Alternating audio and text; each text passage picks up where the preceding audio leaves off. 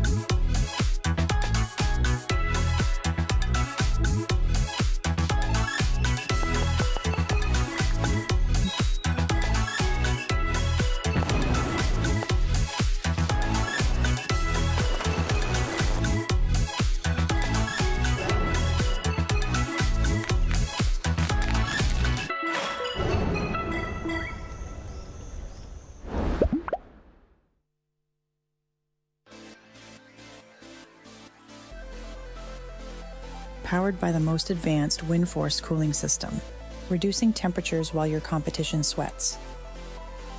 For the flagship Aorus Extreme Water Force, premium liquid metal for GPU delivers up to 10 times better heat transfer efficiency and is accompanied by multiple layers of protection. This is the Gigabyte GeForce RTX 50 series. Play hard, stay cool, feel the chill.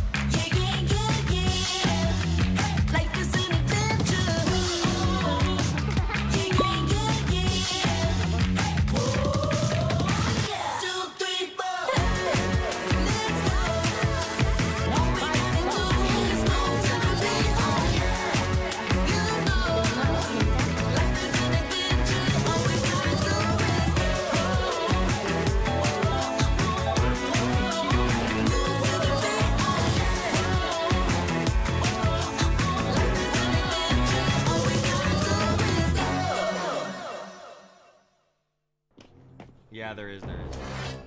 How much have you looted?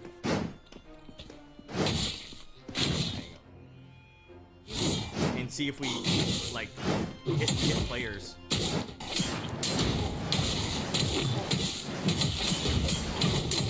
Get them.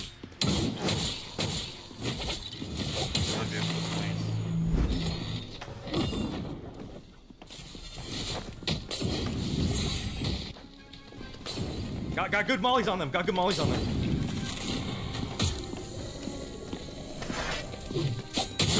I got them right here. Oh, he. Nice. Careful. Heal up if you have to.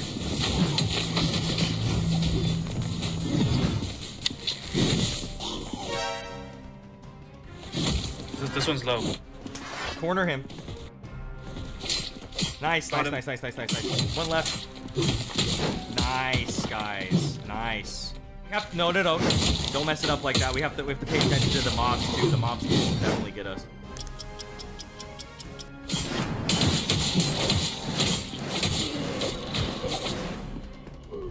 He's trying to run away.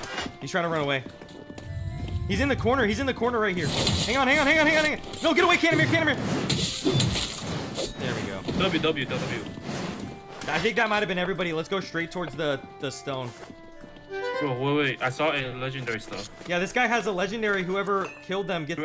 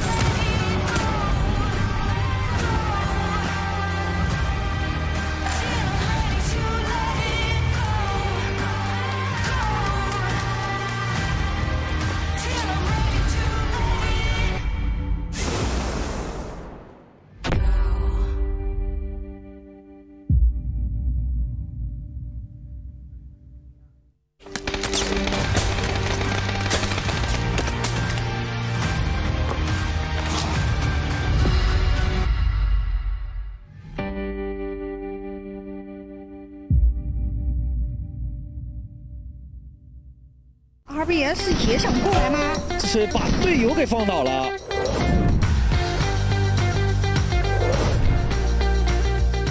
Realizing that they shouldn't be isolated here, a great spray forward here, immediate reaction, finds one, tries to knock two here, isolated perfectly, but now let's see one more time! 나가는 거밖에 답이 없거든요. 자, 떨어지긴 했는데. 아, 자, 지금 확인하면서 들어올 준비. 네, 자, 하나. 자, 여기 이거 둘, 스텔라. 그리고 눈앞으로. 스텔라. 거기다. There, if Petulance actually connects with the 27 damage, not quite the headshot that he really wanted from all of that. The off angle could be big here. Two down. This could be the death. 이거 컨테이너에서 맞겠다고요? 들어가는 게 더 우선. 침수차예요. 人了，快走完了，这里又跑到 Apr 脸上去。但小董刚下车被左右包围了，先接个罩子楼，还有兄弟过来，一个车怼脸上，他灵活的闪过了。还有人在车上横了，完了。 Up, immediately appears over on Crosshair Paddle, but look at what we have here. Couple of flashes, step blades, all troll over inside of Haisaki. Fluky is soaking up the damage and lost up. It drops to 10. Somehow stays afloat. The Blues are already closing right in. The rest of Cypress. Alcunzia, they're going to crash potentially into this one as well. Here we go, but Matt has a Panzer waiting for you. Knock, knock. Who's there? It's Matt. He is a Panzer. They're going to get the knock on the Relo as well. Alcunzia, they're done. Now, looking at the rest of TDT, they're looking to just completely crunch, but the same could be said about FW Rush forward! EMPX가 진행시키고 있었는데 넘어가는 각을 보고 있잖아요. 약간 상승세를 갈 때마다 올릴 때마다 DMPX는요 귀신같이 와서 잡아버려요. 就在这波再继续换，不是 HQ 是5个人吗？你看普通雷也是往17那扔的。是的。 这个雷3响，1雷3响，炸2个队。是的，子龙在出枪，子龙还可以再打药，不急，子龙慢慢玩。这个时候，他脚下有盒子啊，对，还有好多盒子啊，慢慢玩，有点来不及打药了，冲出来子龙，哇！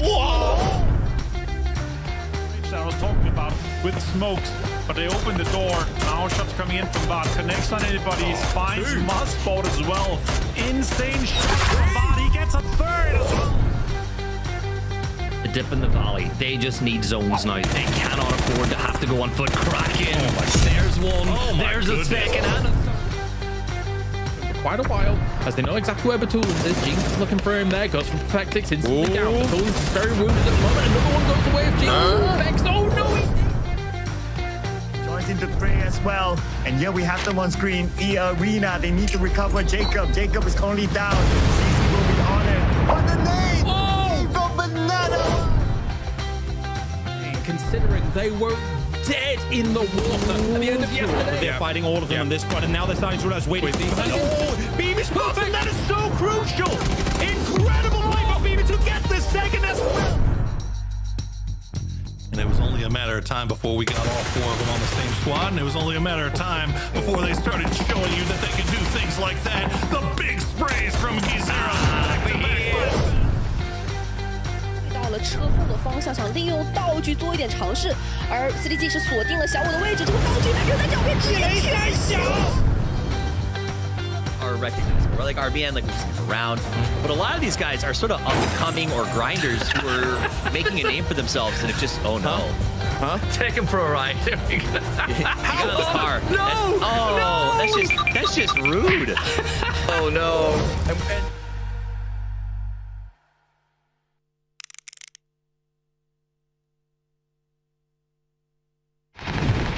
Big updates to map consistency, an expansion of the recall system, and the results of those aim punch tests. All this and more as we dive into the Update 35.1 patch report. First up, as we talked about in the 2025 roadmap, we're starting our big moves towards standardizing key gameplay elements of the Battlegrounds experience. This will be a phased approach over the next several updates, and we'll begin with items. You'll see things like the zipline gun, emergency cover flare, and stun gun appearing across all Battlegrounds, while things like the thermal scope and blue chip transmitter are being removed everywhere. Take a look at the roadmap for all of our upcoming plans, or the patch notes to see the specifics of this first set of changes. Another way we're unifying the experience is by expanding the recall system to all maps, which means it's now available on Karakin and Paramo. Each map will have its own specifics for the system, so check out the patch notes for details.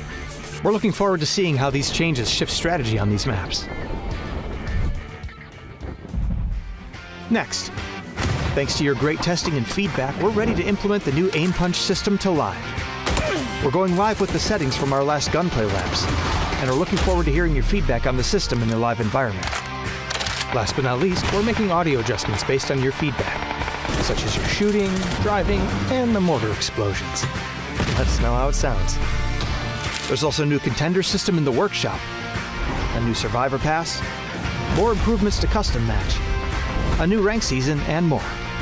So check out the patch notes for full details. Update 35.1 is here, so hit up a blue chip tower, call in some friends, and give your enemies a personalized lesson on how aim punch works. We'll see you on the Battlegrounds.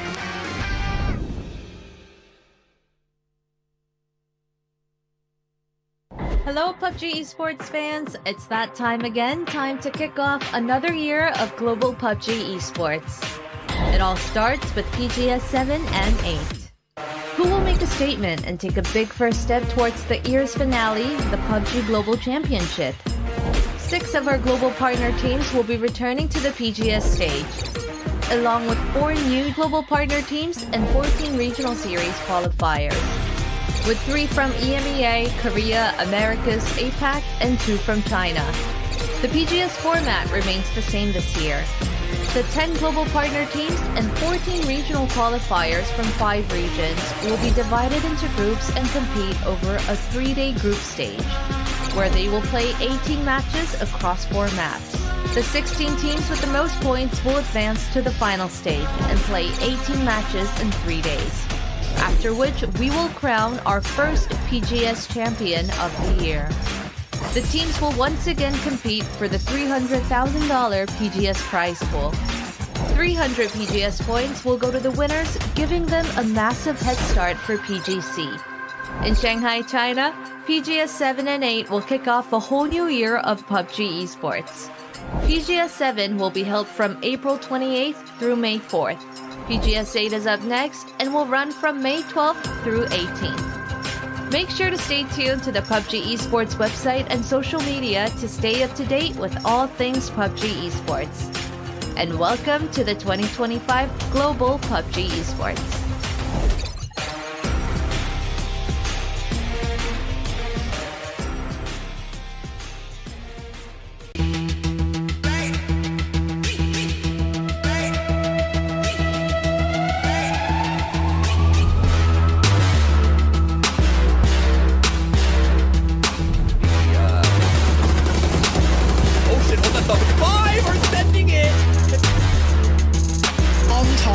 府，拿下了花被淘汰掉了，冠军的悬念也没有了。 미누다가 기전하면서 루시오까지 완벽하게 장악했던 팀은 단 한 팀도 없었어요. PGC champion, the expendable. And Lou, last player, can he make something happen here? He finds Sancho.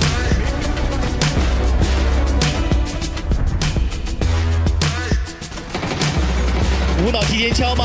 哇哦！大 A 直接大脚步拉上来。 위치를 알고 있으니까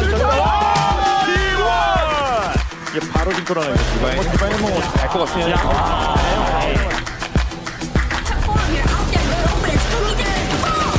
They just couldn't find the final member, but Atri decides to just rush down or leg it up. We really want this from all of that, but at the same time, the other angle could be big here. 2 to go down. This could be the detonator. Oh, he gets through. Dribble, not speed, takes on though, comes through. Matter of time before we got all four of them on the same squad, showing you that they can do the big sprays from Gizera. This utility now flying. Falcons are getting shredded by Util, and they're just still leading.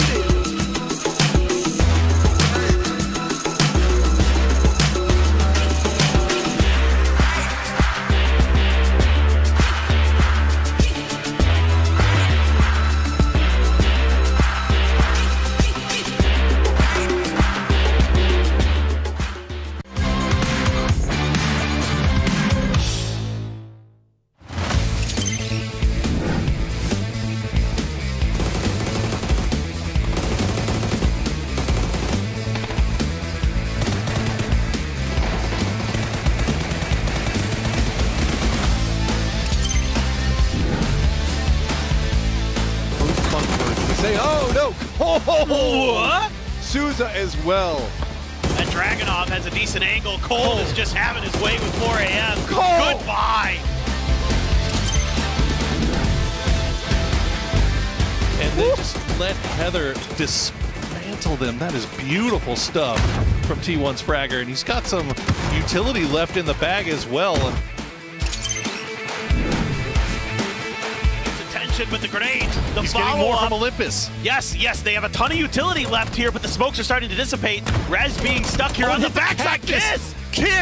He finds the push from Perfectix, and now Lou is the last one.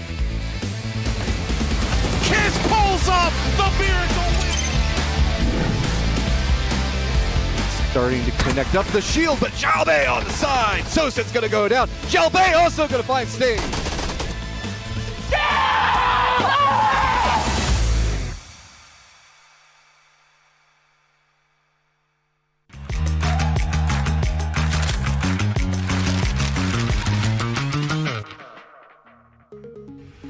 Welcome PUBG Esports fans to PGS Preview. We are here to catch you up on some of the most interesting stories from the regional series, so you will have everything you need to watch on day 1 of PGS 7, which will kick off in Shanghai, China from April 28th through May 4th, followed by PGS 8 from May 12th through 18th.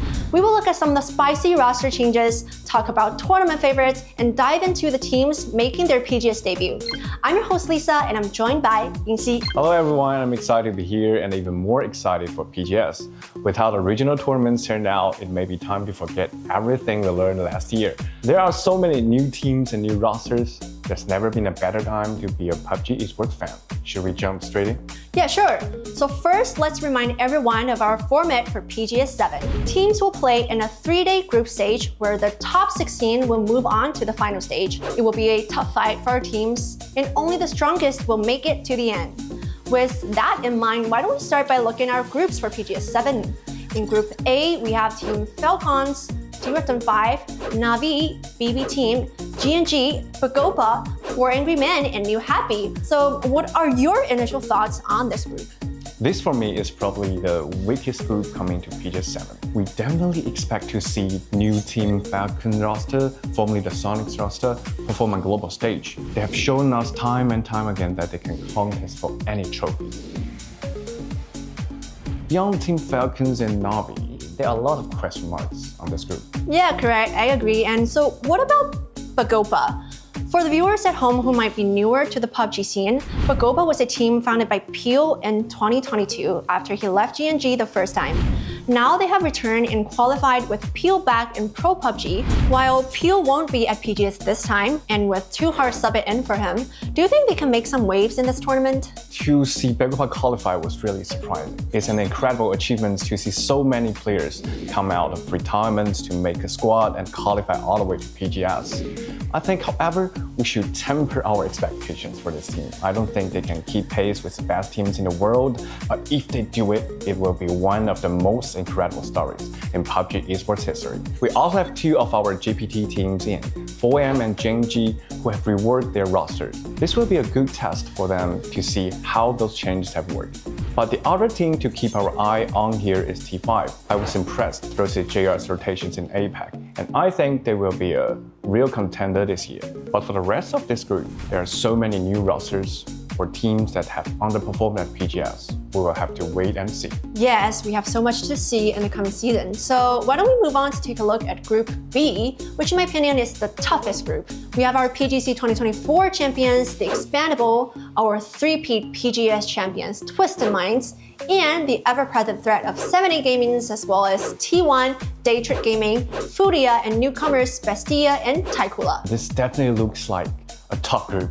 Twisted Minds may have finished 5th at PEC, but as you said, they lifted 3 PGS trophies in a row last year, which is a record I doubt will be broken anytime soon. They always find a way to be a threat at PGS, and Example put up over 20 kills in PEC Grand Finals, so he still looks dangerous.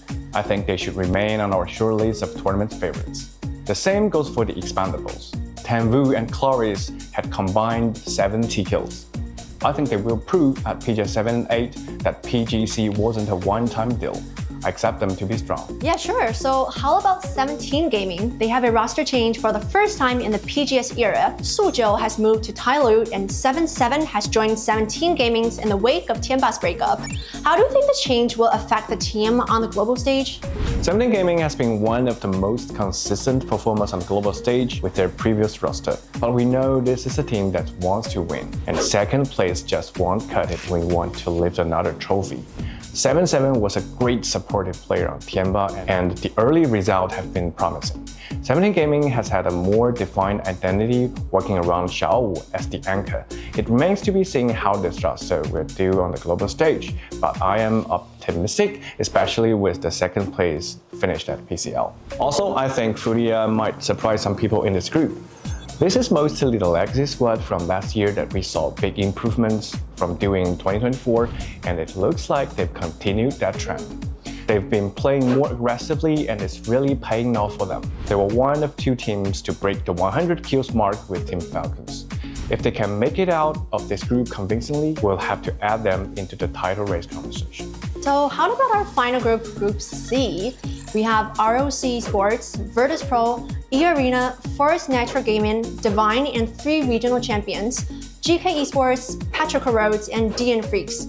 I know a lot of people are excited about Mingming joining XLab on Patrick Rhodes. Do you think they will live up to the hype? I think they will. XLab and Mingming, 2 of the best fraggers in the history of the game, and they already look like a world-class duo. On top of that, XLab had an unbelievable performance in PCL finals. He topped the charts in every meaningful metric with 45 kills and almost 7,000 damage, which was more than 1,000 above second place. I expect Paro to be near the top of everyone's power rankings coming into PGS 7.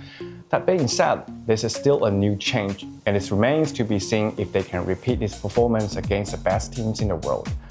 Either way, I know it will be exciting to watch. What about our 2 other regional champions in the group, GK Esports and DN Freaks? DNF finished the PWS finals with 4 chicken dinners and 2 second places in a 12-match grand finals, beating second place finishers T1 by a margin of 74 points. Meanwhile, GK Esports shocked PEC, claiming the title with an entirely new roster. How do you think this will change the group dynamic? GK Esports has a very interesting story already. You have Diffix, formerly of Navi, Quizzy, formerly of VP, and Spyro, formerly of BB Team and Twist Minds. these are a lot of very good players who just haven't found the right home. These players alone have a combined 8 PGS appearances. On paper, this is a team that looks like it could compete in PEC, but for them to go and win in their first event together was a real surprise.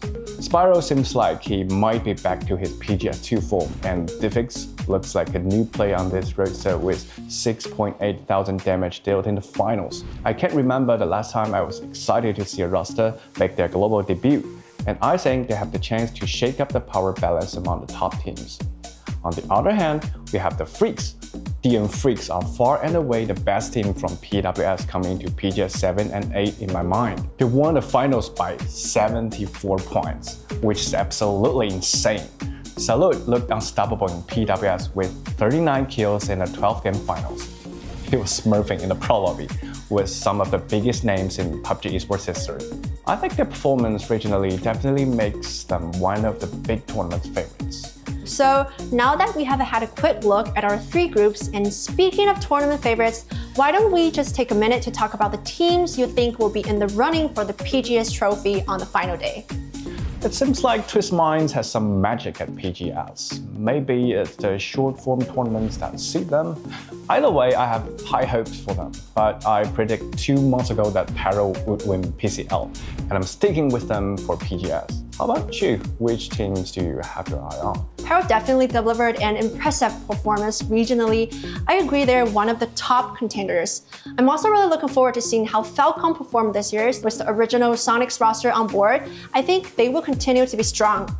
Since this is the first global event of the year, every team here is a world-class squad. It sets the stage for this year's first true clash, so I'm really looking forward to seeing how it all plays out. I have actually one more question for you, Yingxi. Are there any interesting storylines you will be following at PGS 7? I know for me, I'm excited to see the rematch of our PGC contenders. For example, we have Expandables, TSM, Freaks, VP, and T1. They all had a shot at the trophy going into the final match of PGC 2024. That was an incredible way to finish this year. I hope we can see something similar at PGS. For me, I'm looking forward to seeing all of the new and returning teams. We have 5 entirely new teams: Bestia, ROC Esports, Divine, Taikula, and GK Esports. We also have teams we are seeing for the first time in years like Begopa and Forest Natural Gaming. On top of that, this was one of the most active offseason in PUBG Esports history. We haven't even talked about E-Arena yet, who managed to sign Narins in the offseason.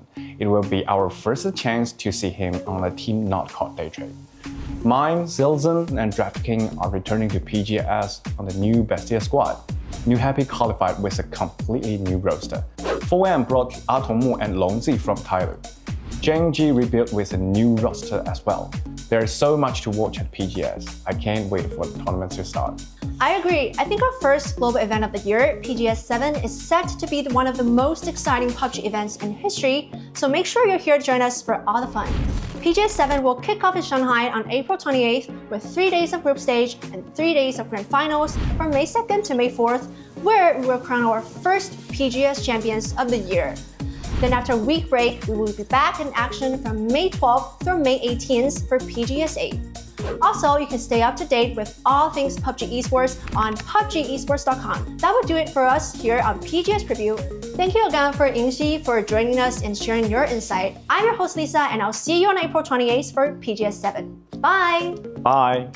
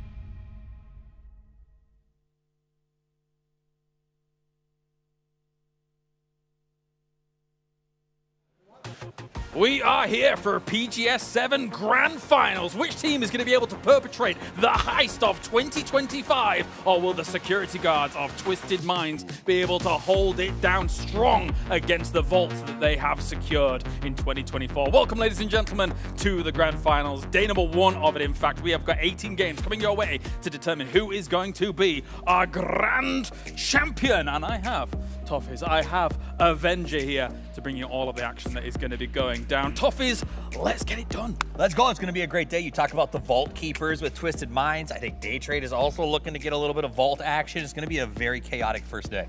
Avenger? Yeah, I'm excited to be here, of course, and get the year kicked off with the global scene here. The meta is shifting slowly, and new regions arise. Definitely so. Let's talk sponsors first and get that done and dusted. We got Crafton and Hero Esports bringing you all of the action throughout what is going to be here for not only for PGS 7, but also PGS 8 as well upcoming. So lots to look forward to. If you're looking to overpower your game, you got to go to op.gg, helping to keep track of those stats. Yeah, and of course, thank you so much to Auros for joining us here for our PUBG PC sponsorship here for the official PC partner. Yes, thank you very much to them. Next up, we've got AMD, our official CPU partner, making sure that everyone's powered and good to go.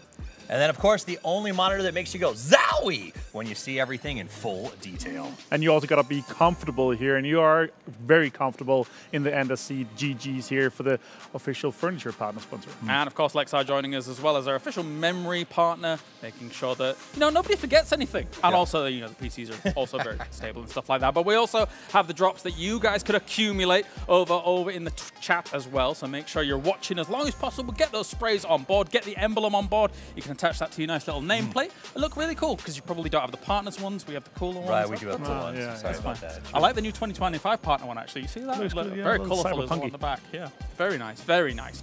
All right, we got a lot to talk about, but we actually get to all of this. Regional representation and who's been able to make it, because EMEA kind of in the bin here, Avenger, so far, but we do have some good representation. Yeah, we do. We have some fantastic guys, obviously, here, some defending champions, but also, yeah, it's been looking very good. APAC obviously having 5 teams here. It is.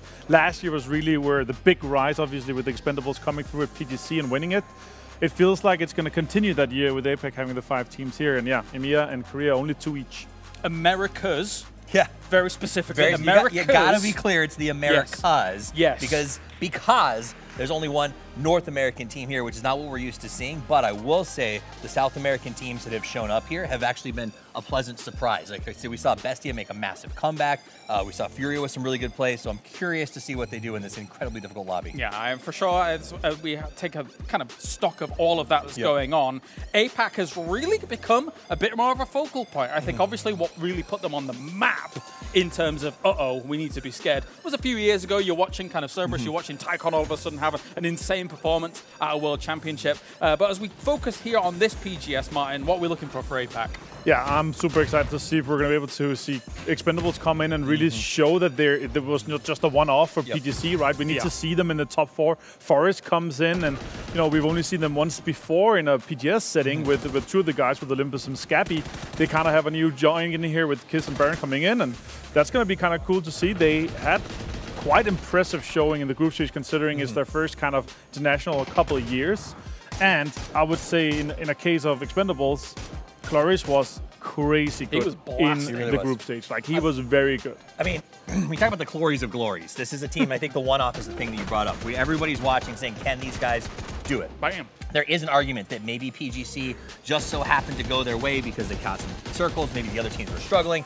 But I think their opening showing here was very respectable, particularly on the back of Glories, and says, hey, whether or not we're going to win again this year, there's no arguing that we are a top-tier team to lead a top-tier region. I would say that MVP slot that he was able to acquire in PGC made him brimming with confidence, and that's why we saw him on the international stage being like, no fear, no care, we're the world champions, and it certainly materialized that way. That being said, though, at the top of the rankings was Day Trade, Martin, absolutely destroying the competition in groups. Yeah, they very early on got a very good start on their second day, and that just filled them with so much confidence. They ran at every single team, even our back-to-back-to-back champions, Twisted Minds, and dominated them multiple times, where it's like, okay, they're not losing any of their 1v1s. Their utility is extremely on point, and it's just so good to see Daytrade kind of level up their game for this year. You know, I caught up with their team right before today. I just out of curiosity grabbed a translator and said, what happened? You know, why were you guys performing so well? And they said, you know, we were really mad at ourselves in regionals. And so our goal was we played nothing but intense battle royale since regionals in order to just focus on mechanics and aggression and working together as a squad. And apparently it has made them comfortable, and they said very excited to go out there and play, and they feel loose. That's our way to practice. I guess. I didn't know that was going to be the case. But I thought they were kidding when they pointed out, and the translator's like, no, and he double-checked, and they're like, no, we just play an insane amount of this. All right, all right. Fair play. Well, let's compare them to the Vault Keepers in Twisted Minds. 3 PGSs back-to-back. Daytrade obviously had a spectacular group stage overall, and we're comparing that to where Twisted Minds was in obviously one of their 3 PGS victories. Yeah, the biggest PGS victories for the group stage, obviously, but still, I would say the biggest kind of focal point for this, for me to look in here, is the difference down to second place. They were 29 points ahead. No other teams were in triple digits here for PGS 7, for Daytrade. Yeah, BB Team and Twisted Minds, sure, 98, 99, but that's an insane amount of points. And obviously still one more kill here, guys. Yep. That's a record as well. Twisted Minds is obviously given for us thinking about who could be a champion. My question to you boys is, and I'll start with you, Toff, is can Daytrade replicate that kind of group stage performance? You know, if they weren't able to prior to getting here and seeing the confidence build that they're walking into this with, I mean, imagine you're a team like Daytrade. You come in, you play really well, and then you look at the graphics and the show, and you go, the only way that you could find a comparison to our performance is to go back to one of the best teams in the world. That's fair. Best ever performance, and we still perform better than them on a couple of those stats. If you weren't confident as a team in the green room, like that is going to get them so gassed up going into today that I think they're really going to make a big run. I have another take here. I think for this, where they were in a situation 1 or 2 games in on their second day where they had so many points, and the majority of the teams they ran towards was still trying to ensure qualification. Fair. And when they're backing off, when those teams are kind of slowing down a little bit and not facing them full on as aggressively as Daytrade was, then it's a different case where they have the upper hand, they have the advantage because other teams are backing off and trying to slow down. And that's where I think here, especially when there's this much money on the line, PGS qualification on the line, PGS points on the line, and potential global ranking points on the line, that it's going to matter a lot as well. All the other teams are going to be in a completely different mindset, and the meta is slowly shifting towards we got to be consistent, we're going to take smart fights, and we're going to make sure we get as deep into the end game as possible. Well, regardless of performances in the past, we're very used to seeing Daytrade here, but we have a little few newcomers in terms of organizations, I should say, making their way here to the PGS final stage. Starting things off with good old Bestia. Again, the Americas, I'm going to keep saying plural, holding strong. So that's the singular, and we talk about them as like their debut, their sort of big showing here. But keep in mind, their shot caller is someone who has won a PGS before, so there is that added advantage. They added Mime to the roster. He brings a general sense of it, if nothing else, knowing how the flow of the game works at this level, and it does seem to be working. Now, can they keep that honeymoon vibe that they're living on right now, rolling through all of the finals as well as into maybe PGS 8 growing forward? I don't know, but for now, they look good. And of course, on the other side from Korea, we have Bagopad that I don't think a lot of people would have expected to get to the finals without PO, but hey man, they've shown up, Martin. Yeah, they have. It's looking good for them then. They have fraggers, they have experience. One of the oldest average age rosters here, if not the oldest, I think by 4 or 5 years actually. Very, very old here, but these guys have so much experience. They've been playing for a long time. I remember Song Jiang back in 2018 playing at one of the Starlet events. Like, he's been on there for such a long time. And these guys, they have the experience in there, so the kind of calmness is flowing through them. And in spirit, Begopa obviously has PO with them in their hearts. And the little shirt logo, I like it. But Takulo has been very impressive as well, obviously. I think a lot of us look to Spaceman as the one to carry that torch forwards. But in general, as a roster, they've looked good. Yeah, I think coming in, I was like, well, Spaceman's great, and we're going to see what these guys can do. But you saw Cold 119, the rest of the team really stepped up. I do think that they benefited a little bit from the chaos created by some of the hot drops that we saw throughout this group stages. However, this game is a momentum game, and for them to come in with such low expectations from everyone and to perform so well, especially on day one of group stages, that has to translate. I put them on my fantasy team because I think they are going to roll forward with that momentum. That's a bold pick considering the prices. I know. It's like, exactly. You have a lot of options out there. Yes, you do. You can make some crazy teams coming into it. But it kind of makes sense to a degree, right, Martin? Because if you are judging just off of the group stage, you've got heavy hitters like Apr-4 Road, like DN Freaks, who didn't quite hit a home run to get to the finals. No, but still, they're going to get the damage in. They're going to get the kills, and we're talking 18 games. So, yeah, I'm expecting to, even though if Freaks doesn't do well, Salute is going to do well. Yep, yeah, definitely so, definitely so. All right, let's move on and get things rolling, of course, though, as we take a look at everybody that's been able to take those top kills across the board. And surprise, surprise, we're seeing a lot of day trade. You guys have given kind of your takes here and there about how day trade may fare. I'm a little bit, well, I'm British. I have to be kind of skeptical, right? I'm a little bit more skeptical if they can carry it into the grand finals. I saw some crashes there that kind of fed them some points here and there. But, I mean, they were able to hold on strong on some of those compounds, so I guess I can't blame it. They seem happy. They seem light. Belmont said, we understand that we have momentum. Our entire plan for today is to just keep that momentum rolling. They came in loose. They didn't look like they were stressed. And to me, that is a very big deal.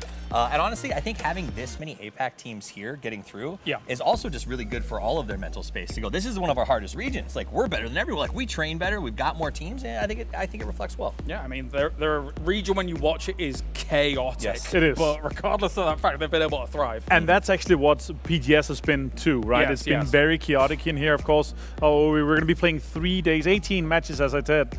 And it is going to be most points, no changes, no nothing. It's standard, everything you know and love. A little bit of change up in the teams also. We did see TKL, Spaceman in there. He also did dominate just recently. He's in very good form coming out of PCL here in China. He was like one of the top fraggers. And now again in the group stage. I'm looking forward to see him here as well. He could be one of those, not sleeper picks because he was kind of expensive, but he could be one of the sleeper picks for fantasy too. Obviously, we come off the back of Twisted Minds having triple PGSs. We have the Expendables winning. Is this one of the more unpredictable PGSs of all time? What do you think? I mean, I want to say, I think in some ways this is actually a stronger lobby than I've seen in some PGSs in the past. Like, a lot of really top teams are in there. I think that because we have so much APAC, it is deeply unpredictable. And I think the fact that we're not going to see tons of hot drops right out of the gate, everyone kind of knows where they are.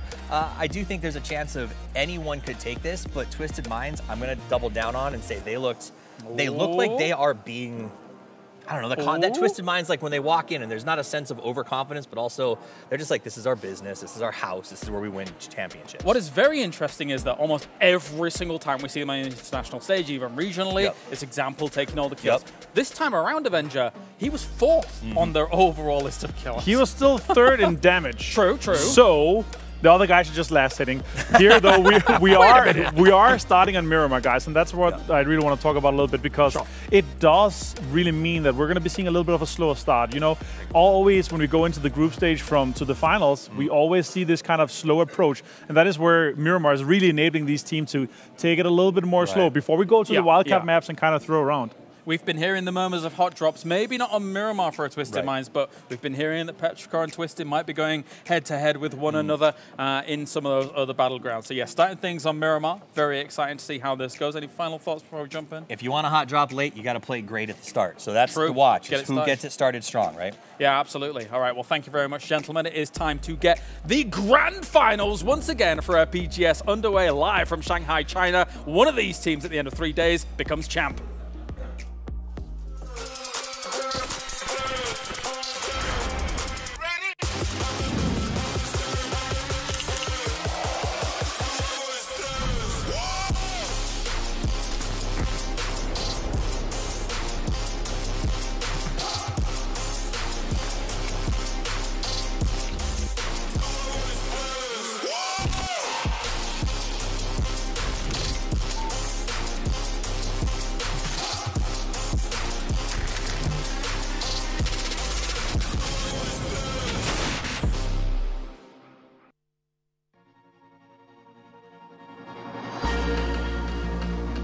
Welcome back to PGS 7.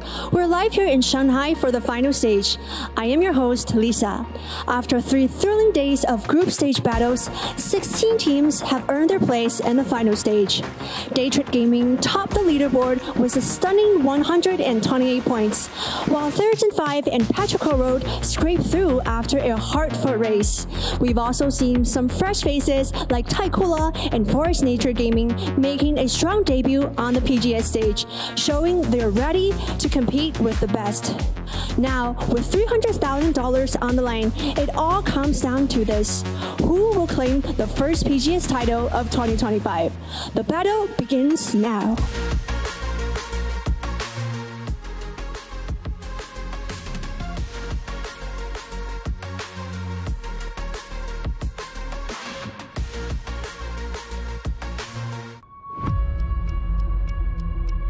Welcome to the stage. "电子体实力说话，不是靠自己的嘴纸上谈兵。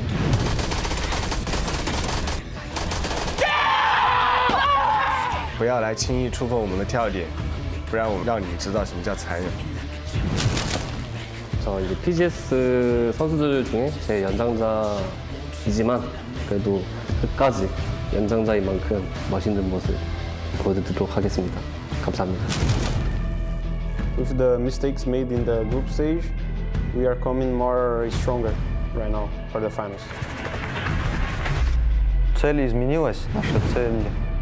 Наша цель это на этих двух PGS-7 и PGS-8 это войти в топ-3. And alive for New Happy. The shot is going to go down. Just one member and BB team. 저희가 불안한 모습을 보여줬는데 그 불안한 모습을 이겨내고 꼭 우승할 수 있는 모습을 보여드리도록 하겠습니다. 就觉得我们可能离那个奖杯已经越来越近了。 I mean, I think we're just having fun because we're winning. Like, winning is always fun, even if it's group stage or finals. 就我们的地盘上面不允许有别的队友来就干你。 Now make it 3 for 1 in favor of TKL. TKL dispatching T1. ก็ในปีที่แล้วเรามาที่เซี่ยงไฮ้แล้วก็เราตกรอบใน PGS 3 ก็ครั้งนี้เราจะเข้าไปในไฟนอลแล้วก็จะไปเอาแชมป์มาให้ได้ 17 or do they want to take the scrap with Lippis able to dodge it. ตัวเดียวพี่ไฟมาทำตัวเดียวตั้งแต่พิธีเข้ามารู้สึกว่ามีการพัฒนามากขึ้นมีการทำอะไรหลายๆอย่างให้ทีมมันพัฒนามากขึ้นปีนี้เทศผมว่ามาแน่ครับจะทำให้เป็นแชมป์ทุกรายการให้ได้ Ну, я думаю, уровень с каждым годом растет, от турнира к турниру появляются новые команды, которые в форме, но и мы тоже пытаемся не отставать. Мы все время улучшаемся. Посмотрим, как будет. Мы тренируемся на таких турнирах, мы хотим победить, но в приоритете у нас более значимые турниры это ИВЦ и Global, конечно. Bọn em thì cũng đã từng vô địch BGC rồi và cái sự tự tin rất là cao nên là những cái giải thế giới không có giải nào bọn em nghĩ là bọn em sẽ bị loại Việt Nam vô địch. Get him beat up a little bit. Grenade throw, it's right on point. Flashbang favor, and now spray comes through like more. Với tư cách là nhà vô địch BGC 2024 thì chúng tôi sẽ trở thành nhà vô địch BGS 7.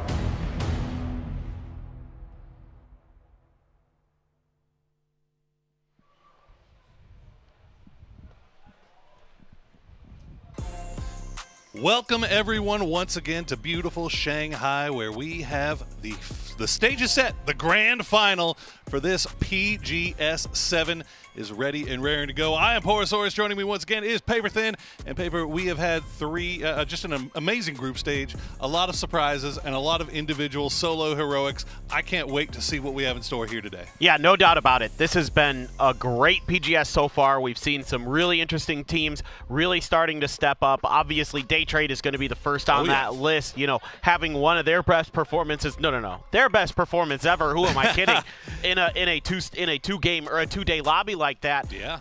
And so they're all eyes on them. Like, can this Thai team keep that momentum forward? Or is a team that was dominating their region, like the Freaks, like Apr-4 Road, gonna show up here today and destroy in our finals? It's asking so much for a team like Daytrade, a team like Twisted Minds, teams that have been here before, that have done it before, to repeat those insane performances, especially when you consider the lobby that we have now feels so incredibly strong. Even the new coming teams like Forest Gaming, Taikula, are all popping off as well. So it just feels like this one's going to be even harder to find that successful consistency in. It does feel that way. And I mean, you bring up a good point, right? You've got Twisted Minds, the defending PGS champions. You have the defending PGC champions in the Expendables as well. I mean, Clory's continuing to look like an absolute god, just the MVP of PGC. not missing a beat here so far. So who's going to step up? Are we going to see Example pick it up? We saw him be a little bit weak for Twisted Minds. He is generally a player who shows up for those grand finals, a multiple PGS MVP himself. So a lot of those teams are going to be kind of on everybody's radars, like the big names. Are they going to be able to show up here? Well, you talk about consistency. I mean, you go back in time and look at the historical performance from some of these big name players in these grand finals, and Example's name is at the top of the list, right? I mean, you look at almost every single one, 35 kills, 55 to 6,000 damage in every single one. You could set your watch to it. It feels crazy to think that they would do something other than that, even despite the slow start. But we are ready to go and get into this first game of these grand finals on Miramar. The boys are ready. You can hear them in the background. The boys are very ready. It has been loud behind us. They're letting them know, man. I love it. The beginning of these matches are so cool because you could just hear so much commotion behind us as everybody's just kind of talking about the game, how they want to approach these scenarios, you know, what they need to be looking out for, you know, going over some of that last-minute prep as we get ready to drop here. We are going to be starting out on the Dusty Dunes of Miramar.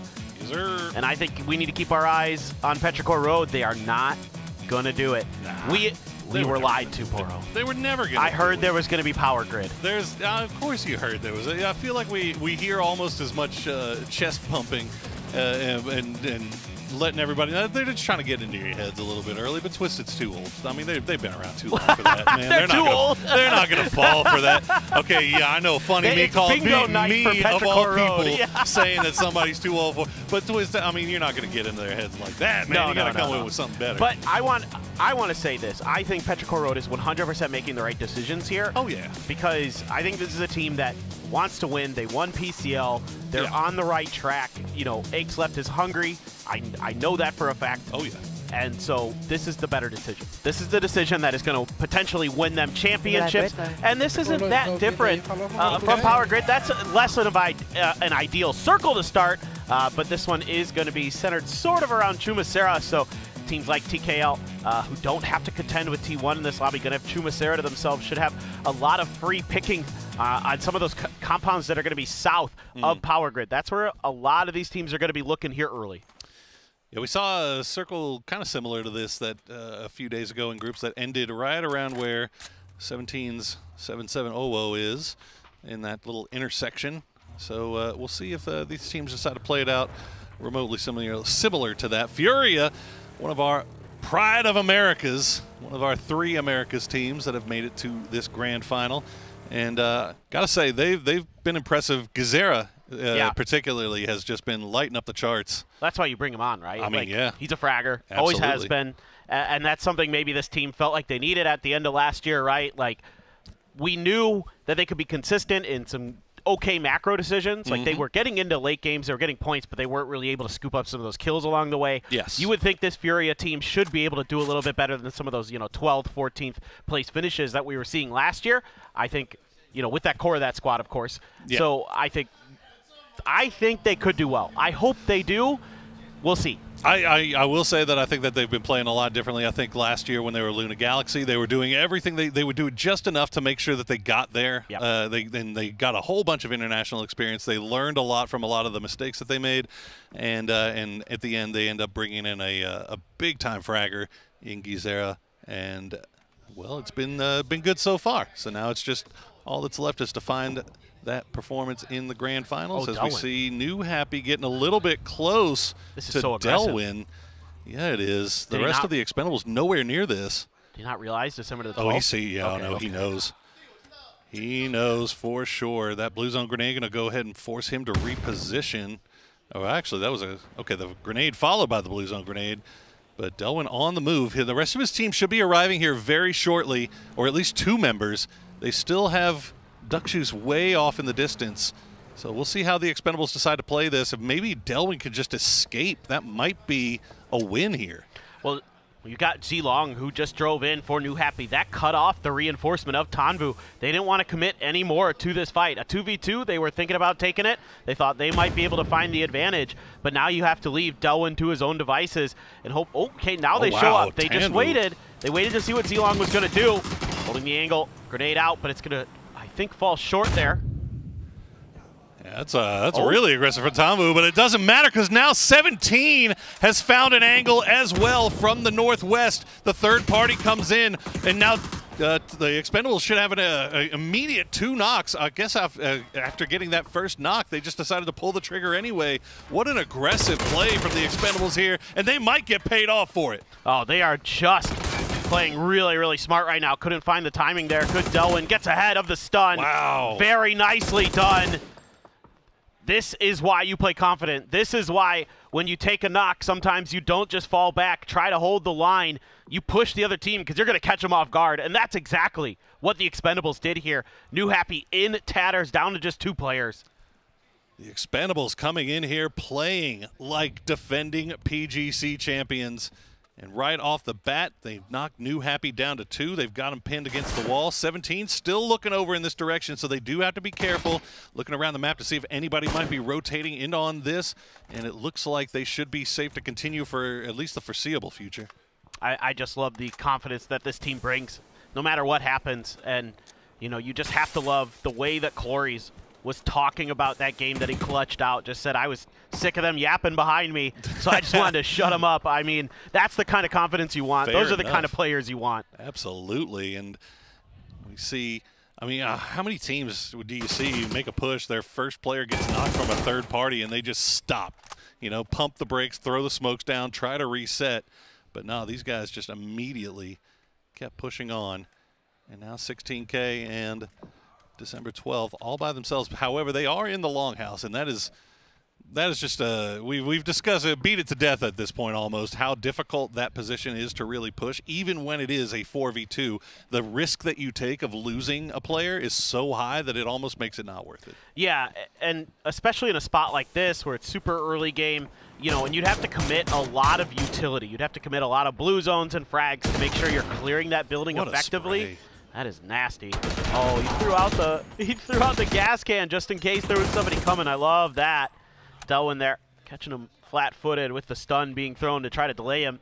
Up on the roof, though, for December 12th, taking a bit of a confidence play. Hasn't seen anybody coming behind him. Now, we know, because we can see on the map, that Bestia is making their way through Los Leones right now. But so if he were to go up there again, have to be a little bit careful that someone might find an angle on him from his easterly side. And for now, I think this has calmed down. Might be a little nervous about day trade, but they're still getting their ducks in order, it seems, after looting up in Chumacera. Not getting too terribly close. Taikula is also kind of hovering around in that area, but very split, so not really in a position to do any serious crashing. So it looks like the Expendables and New Happy will just be uncomfortable neighbors for the foreseeable. As we check in with Petrichor Road, they've made their way into, at least duo, into the north side of Picado, and they left 2 on the cliffs overlooking. Well, let's see if Petrichor Road is going to dust it up with Donawa, or excuse me, DN Freaks at all. And they are just taking their time, doing some diligence. I mean, still phase 1. Again, you're just looking for any extra advantage you can find in situations like this. Like, find a little bit of a forward position so you can get closer to where the center of the current circle is. You can try to get some of those priority compounds. I mean, we see in the late games in where this circle's likely to go that it is that flat open terrain where the compounds are extremely valuable, and you just want to try to get into that late game by holding those down. Now, teams are good enough that they'll crash you and crazy stuff can happen, but that's kind of the general thought pattern that teams are going to be employing, and I don't suspect that that's going to go anywhere anytime soon, that fight that we just saw. Interesting seeing E-Arena having Larix up in the glider. Not a play you see very often on Miramar. Now, other maps are Rondo Tego. You see it all the time, but Miramar, you don't see the gliders come into play too often. So I think E-Arena coming in from that south side, coming into Chuma, wanting to get a look at what was going on that high ground of Chumacera, and the best way that they could come up with was to have that glider in the air. And as a result, Norins has taken that high ground for free. And meanwhile, Theraton 5, they're starting to make their way in just past Monte Nuevo. Yeah, I think I'd like to just touch on E-Arena, and Sure. their macro game is really good. It's because of those gliders, I think. So I think, you know, they're our heaviest glider usage team. Absolutely. So they've been getting into a lot of late games. Now, their execution in some of those late games hasn't been flawless, but, you know, you never know. You could turn it on in one weekend and all of a sudden you're PGS champion. So if they could keep up that same sort of macro and find better fights, better micro, they can definitely make a run at things. This is Furia way up on the northern side, just to the west of San Martin, so they have some easy sledding. There isn't anybody that's really going to be on that road in their driving path for quite a while until you really get to T5, so it's going to be pretty quiet for them for the most part, but of course have to do your diligence, have to look out on those high peaks to make sure there isn't an anchor player back there, and maybe you never know what a team might have gotten caught up in a fight or something. And get a little look at what the pings are looking like from Furia there, and just all about everywhere, but all up in that same general vicinity as the circle's going to go right down towards the dead center. And as you can see, pretty much every team, with the exception of maybe 2 or 3, have at least a foothold in this new zone. And already people jumping into their vehicles, starting to head that way. Looking at Bestia, getting a little bit close to that new happy Expendables duo. And yeah, you can see Furia, Forest, Falcons all have options ahead of them here, as Freaks look like they have found a place to settle in for the time being. I think this could be a pretty advantageous position for the Freaks if that fight between the Expendables and New Happy kicks off. There's a chance they could third-party that, take that position, kind of use that as a staging point. The problem is if it doesn't, they're on the outside most likely of future circles. So they will be the ones forced to make a decision somewhere and forced to maybe start that fight. Plus you've got Bestia rolling up just on the other side of the road of Salute. So this is a little bit more similar to the Freaks we were seeing in PWS. Take up a lot of space, rely on some of your individually skilled players to just hold down compounds by themselves. But they weren't doing that during the group stage. So this might be something they get away with. Even if teams suspect they're in that vicinity, they might not suspect that they're leaving it so lightly defended in the case of Bestia with Salute across the road. Yeah, well, that's the big question mark right now is what kind of information does Bestia have on what's across the road from them, as we see Forest trying to make their way into that western side of Chuma, while the Taikula gang just kind of spraying around. They spot out Forest. Olympus also using that glider, so the APAC gliders becoming a thing here in the grand finals, as they have been through much of the group stages as well. Yeah, I'm all about it. All maps. Especially. Why not? Yeah, especially in circles like this. You know, if you can find that one compound that's been left open that people don't think is open or something like that, you can give yourself a huge advantage compared to a lot of the other teams around you. So better safe than sorry a lot of times, and that glider gives you a lot of ability to be safer in your early game rotations. Of course, they do die pretty quick, but that's okay. Teams are usually kind of circling close enough that when the plane, you know, loses its ability to continue flying, that they have a way to just turn and land using the gliding ability itself. Bagelpot on the move just outside of Brickyard. Furia, we saw in their map stream when we saw them kind of showing their waypoints, this was one of the destinations they were using with their waypoints, so they've decided to try to play from the Brickyard, play up some of these mountains that are on the west side, see if they can make a way through there. Bagelpot, a lot to prove for this team. You know, getting here, probably a surprise to some, myself included, frankly. I would say so, yeah. Frankly. Same. Yeah, but with Two Heart playing the way he has been, I mean, I've been saying it, it's 2021 Two Heart all over again. I mean, he just looks like he's a god with the DMRs. Just can take fights by himself and break things open. Those are wanting shots. I don't think anybody's... Oh, he's going for the tire. Got it. Yep.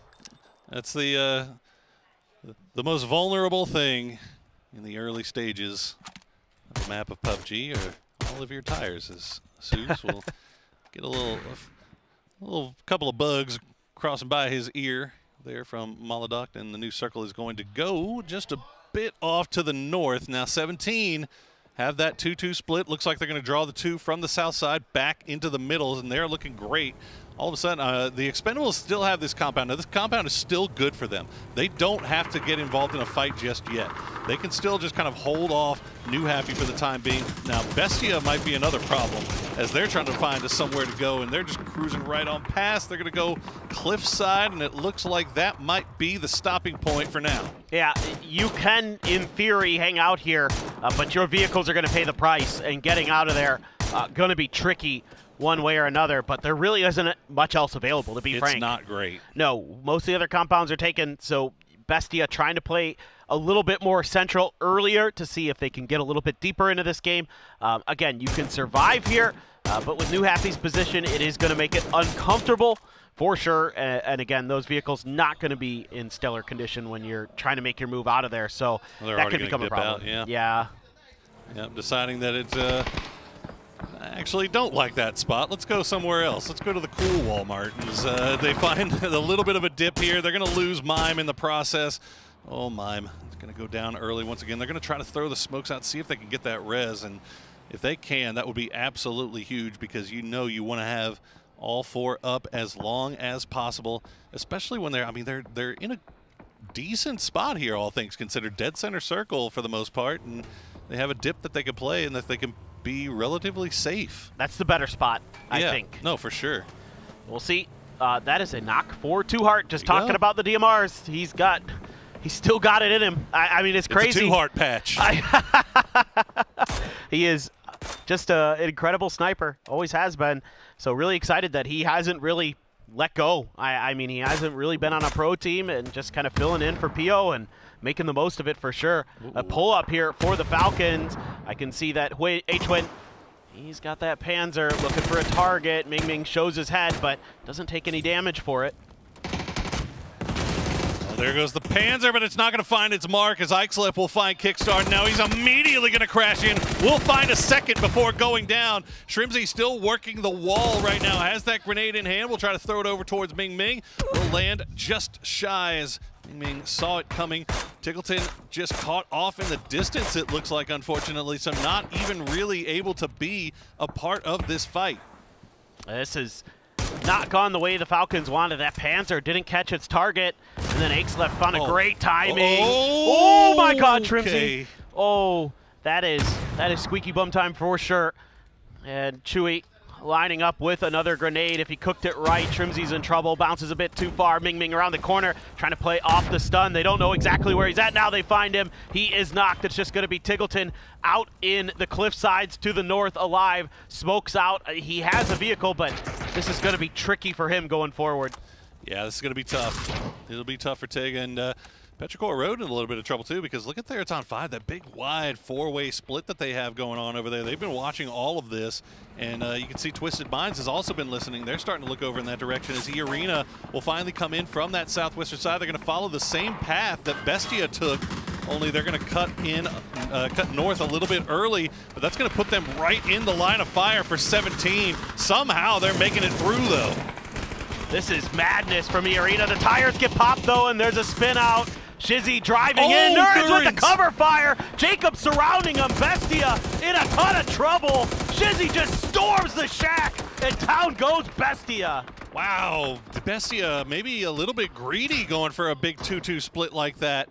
But once again, E-Arena finding themselves down to one man with 3 knocked, and they're going to be able to get everybody back on their feet. I feel like this has happened to them like 4 times now. This is nuts. Yeah, I mean, they had to make a move at some point. Teams, that's why you're seeing teams like the Falcons here, like EA, making moves that look aggressive because there's no other choice. This circle is flat.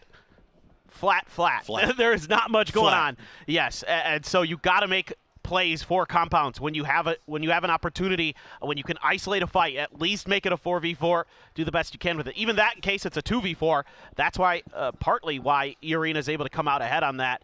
Now you got Forest trying to scale their way up towards Daytrade. Daytrade very fanned out, pretty aware of their western side, at least seemingly initially.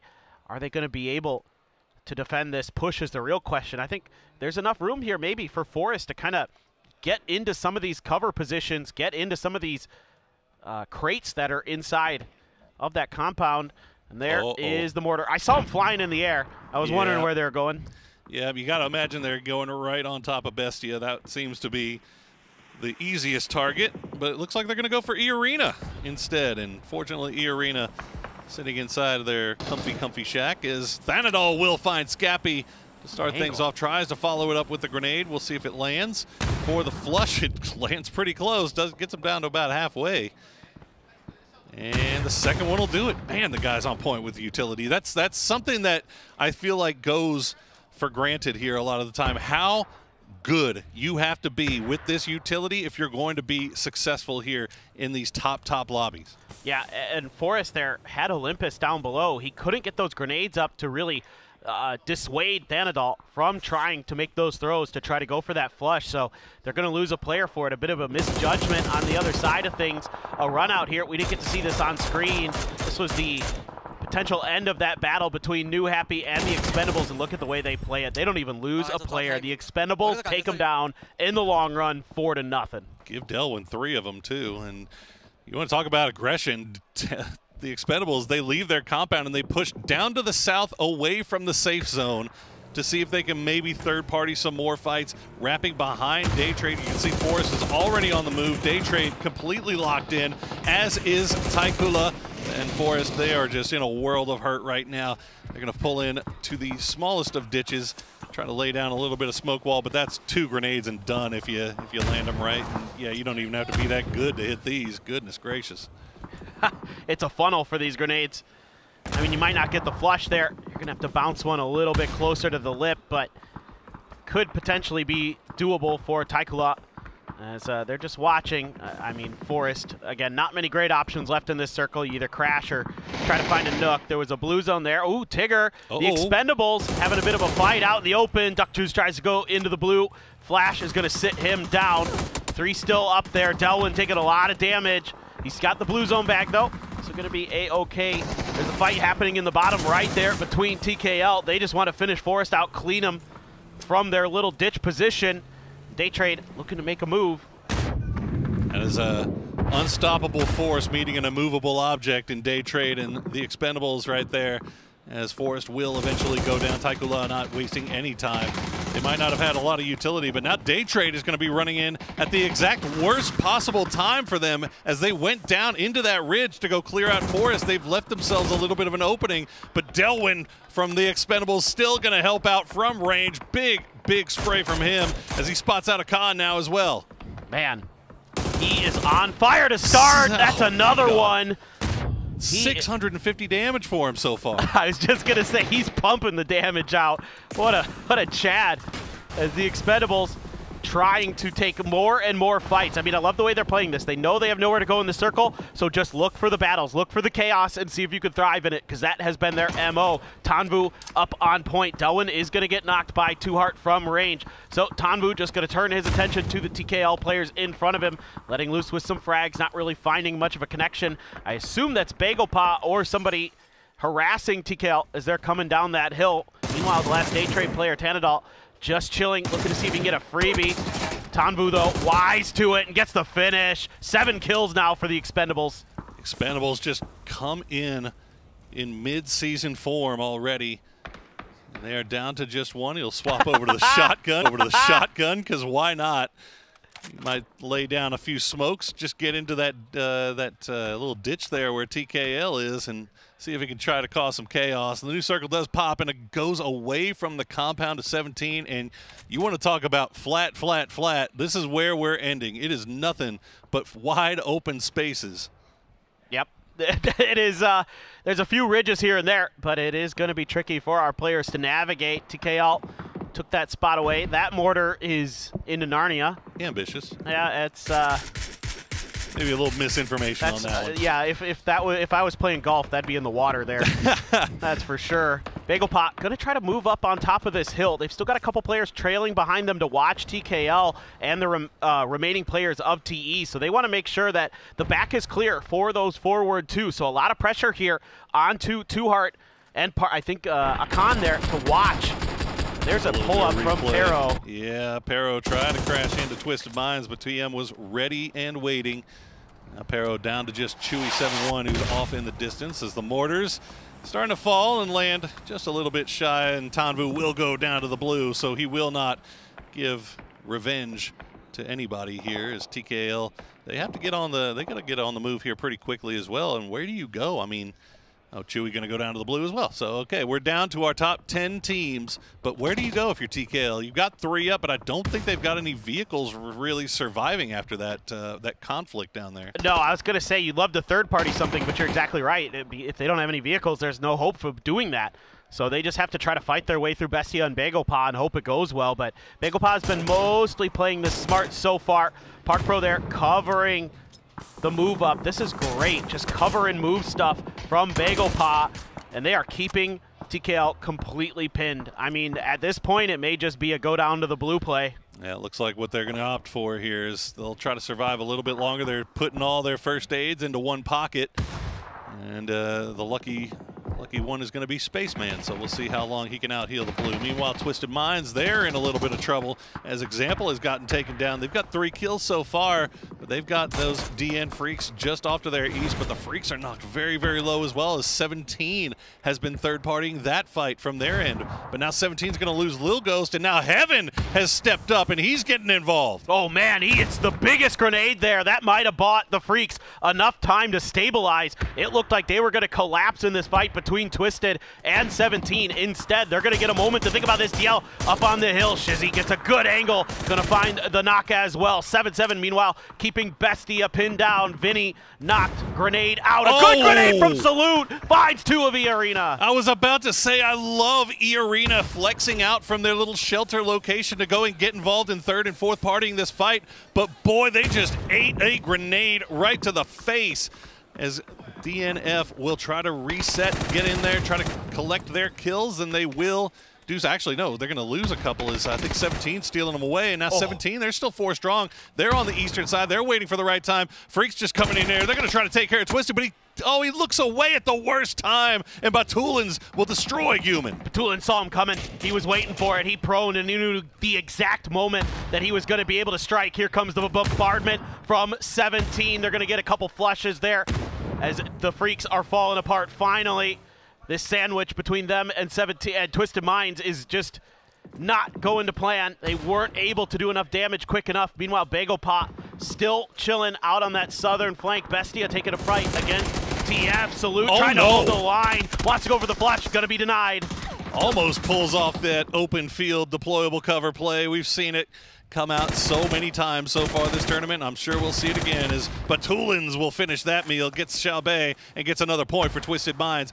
Got to give credit where credit is due to 17. They stuck around. They hung out. They did not get involved in this fight until they felt like they had the numbers. And as soon as they push over, they started collecting a few more kills, but they do lose one there. A 2-man Twisted Mind is still just as dangerous, and they have to be careful about how they approach this. Yeah, BagelPa was trying to find the move, the timing of the move, and instead they got shredded by a bunch of different teams. They get 6th place in this one, E-Arena and BB Team. Look at BB Team, 8 kills. Again, is this not classic BB Team, where it seems like we never see them on camera, and then all of a sudden we get to the late game, it's top 5, and they've got 8 kills, and they're in prime position for the win. They are doing a phenomenal work on the southwestern side of this zone, and now they've got the most real estate to themselves. If they catch out Mime, that's the one thing I'm worried about. They got that snake in their midst. That last player from Bestia, that might cause them a problem.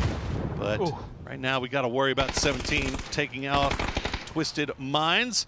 It's not a hot drop. It's maybe a little bit late for that. I mean, these 2 teams have been kind of methodical in this game. Taking fights, taking space, you know, with those powerful positions that they're going to play in these circles from Power Grid and Picado respectively. And now some blue zones coming out to keep 17 dissuaded. Ooh. Just barely able to get back behind the truck is Batulins. Blue thinking about maybe some more utility. 17 gonna have to make a move here pretty soon. Here comes the util, and actually BB Team starting to shoot into the backs of Twisted. That's gonna open the floodgates. 7-7 out front, already one knock in front of him. He needs to find the other player. Has the moment, gets the flush. Looking for Lou, who's just sitting in the smoke. Yeah, Lou just trying to slow down as much as he can. He had to drop that smoke behind him because they had BB Team coming from their backs. And so Lou will find a little bit of a valley to hide behind and hope that 17 and BB will prevent them from going against each other, while Mime hides in the smallest of ditches, just trying to be as sneaky as possible, gaining placement points for his squad with every passing moment, as we see 17 just kind of reset. Is it going to be a little bit of prime time here? Maybe prime time? Is it prime time? I would love to see it. He's got a chance. I tell you what, he's got a chance because all these other teams on the edge have to fight each other. I mean, E-Arena can chill in the middle in the shack, but 17 and BB team have to kind of keep each other at bay, and then somebody's going to have to make a move onto this plateau. That's on the other side of this hill. Some stuns are out. Blue, not much he can do there. Stuck behind the foldable shield, and now he's got to keep the hunt. Yeah, it was pretty easy push there for 17, but good on them for rallying everybody together. I think they smoked off BB team to make sure that they could make that push into Lou without having to worry about that third party from BB team. So disciplined stuff coming out from these squads. This is high-level PUBG right here in this end game.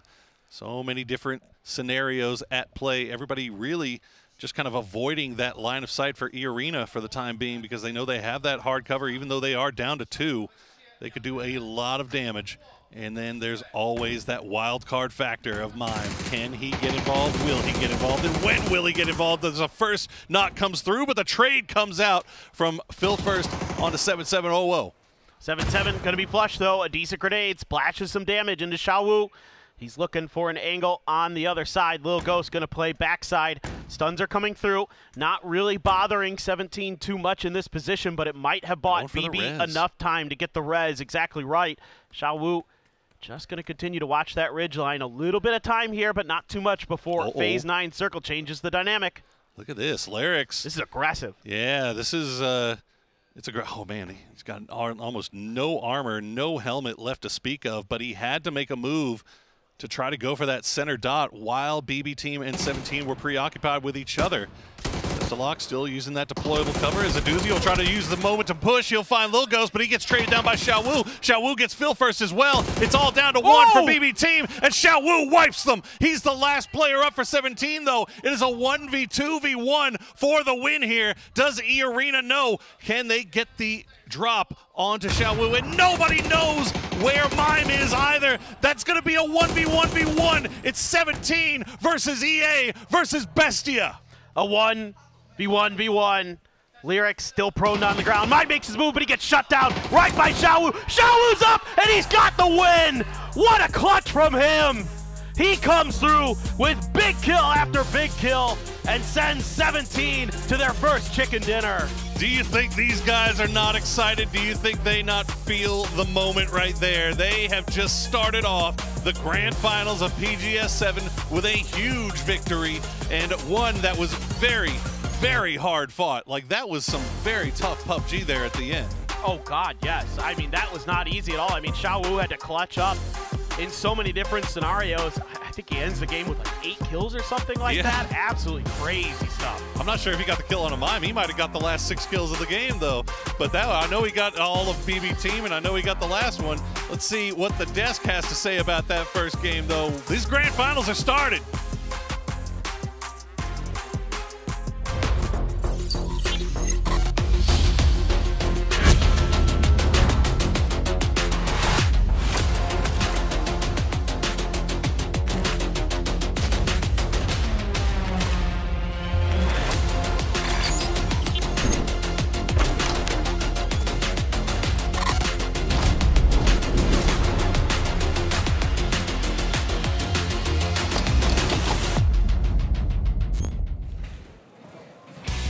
Home soil is holy here for 17 Gaming. They get themselves the first victory of PGS 7 Grand Finals, and that is a big one, especially since it was down to the wire between all of these teams at the end. We were popping up in the back, the team rooms were popping up in the back, Toffees. It was all on. For a second, I thought it was prime time, Mime time. Almost. He got up and just had nothing to say as E-Arena was waiting to spray him down. It's like when you're holding your hand up and like, no, exactly. not getting anything to say in the classroom. Yeah, but he did get a lot of placement points there. Obviously, the 5, that's a good clutch. Arena also being able to get in there. The 2 versus 1 didn't work. They put one in the middle to kind of have an off angle, then tried to challenge Xiaowu DD. Absolutely not. He was on an absolute crazy run there himself. So many 1 versus 1s won, but also the BB situation for him. How did he pull that off? That was just crazy. I love the prioritization though from 17 Gaming. They could have technically tried to deal with teams like Arena on that side, right? But they were like, okay, no. What is our biggest threat here? Probably the BB team on the other side. The winning move. Yeah, very important to shut them down before everybody else. I think they moved more in the final circle than they had to in the entire game up to that point. They dropped in. They were a problem for everyone from the very start of this match, and they came into the end game with hubris and confidence across the arena today. We heard people talking before it started, you got to put 17 on your team. Like, these guys are going to go off uncontested. It's incredible what they can do. I managed to grab one of the 17 players. It wasn't Xiaowu, DD was still Ghost. So, but still, uncontested, you cannot deny that 17 Gaming is looking fantastic. And with this, sure, it's a pseudo home turf ending for them, right? It's close, as you said, to where they are, but still, so many individual fights that they had to take, so many teams they had to remove, and it wasn't any teams. It was Twisted Minds, it was BB with a really strong position, and then some 1 versus 1 actions there.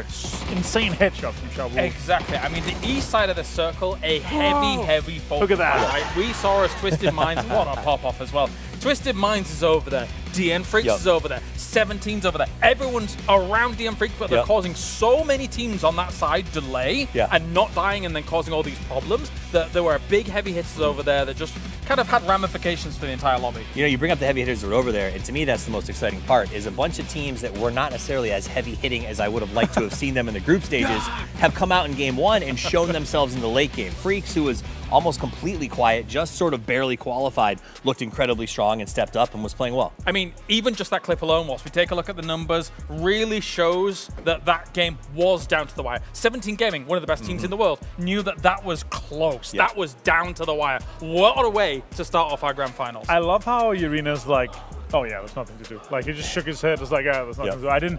He knew he had a somewhat inferior position, especially with Xiaowu having that ridge. The way you can peek quickly on that ridge, the way you can reposition without giving away too much, it was too insane. 9 kills, guys. Almost the 1K club with 941. I wonder who's going to be our MVP from this match.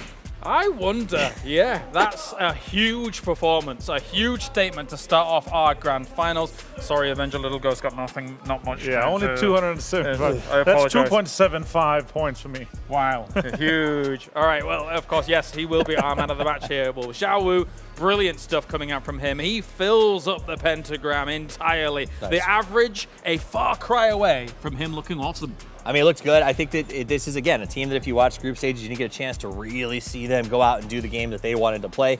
This is not only home turf advantage, it's a confidence builder, and not just home turf in terms of where they dropped uncontested, home turf in the sense of they slept in their own beds. They came here this morning. They feel comfortable. This is literally home turf advantage, and it is blazingly obvious. He had the least kills on 17 Gaming in the group stage. He has 6. Now in one game, he gets 9 kills, guys. That's massive. Wow. Really? Yeah. Okay, well, of course, at the same time, though, they get themselves 22 points. Wow. Also, I would say as well, let's do a little EMEA thing for a moment, a big game for BB team to start things off. Martin, this is a team that I have been saying for a long time as a roster can win an international championship. I got to point out, the entirety of EMEA is in the top 4 in this game, guys. Yes! All 2 of us. No.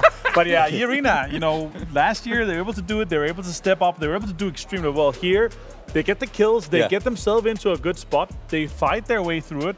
And sure, they had that northern side. If 17 Gaming decided to go on that side and clear them out, they'd have been in. But as you said, it is the winning move to take on the strongest force first. For sure, and see how far can we get. So all of EMEA in the top 4 for our first game. All of America's in the top 16 for this game, Toffees. That hurts a little bit. Sorry. Mine was there at the very end. He was. Let us at least have that. And then he got up, and then suddenly everyone was like, get him. They were like, where'd you come from? No, you mentioned BB team, and I do want to stick to that. I love watching these guys play. You know, you said in the green room, you think this is a team that has a championship on the upcoming. I think so, eventually. And I think so, but it's because they sort of like quietly run this macro game that you don't really see coming, and then boom, they're up in your face. And I will chalk it up to They were talking to us earlier today, and they said they ate a bunch of mealworms yesterday. They've been enjoying mealworms for dinner, and so that maybe motivated them to get the victory. They may have not realized. I don't think they didn't know. But in the fried rice that we had, they had the same fried rice, Yes. and we know it was. It was good. Tasty. It was crunchy. I gotta say, I enjoyed it a Presto lot. was a bit confused, and then he told the rest of the team, and they were also confused. Just saying. And maybe they realized, guys, look, we're fragging out, we're killing a lot. Maybe they have to go back tonight to continue the performance for the Maybe weekend. that's the secret, right? The Good mealworms protein. of the lobby, they continue eating at everything. They continue getting the kills here and there. We Wow. joke, but we did eat it, and it was pretty delicious. Well, let's take a look across all of these teams as well. I do want to bring up the fact that DN Freaks, as much as, yeah, you don't get too many points here, oh my days were they a thorn in the side of those teams on the East. Yeah. I brought it up earlier, and for them to be able to delay teams when I think they should have been absolutely crumbled on, it shows that they're able to really be resilient, and there is still the chops there for them to really go far in this final. Yeah, I guess the question, though, is when we see them get into the way of these things, they're not walking away with tons of kill count off the back of that. So are they being a roadblock, or are they being a speed bump? And I think that's where the rest of the day is going to be answering this question of, are you ready to be a roadblock? You have to remember, they're taking on 17 and Yeah, Twisted that's true. Minds. There was two really strong teams, and they're holding their back quite respectively. Miramar again, let's head over to the commentators. Game number 2 underway here, PGS 7.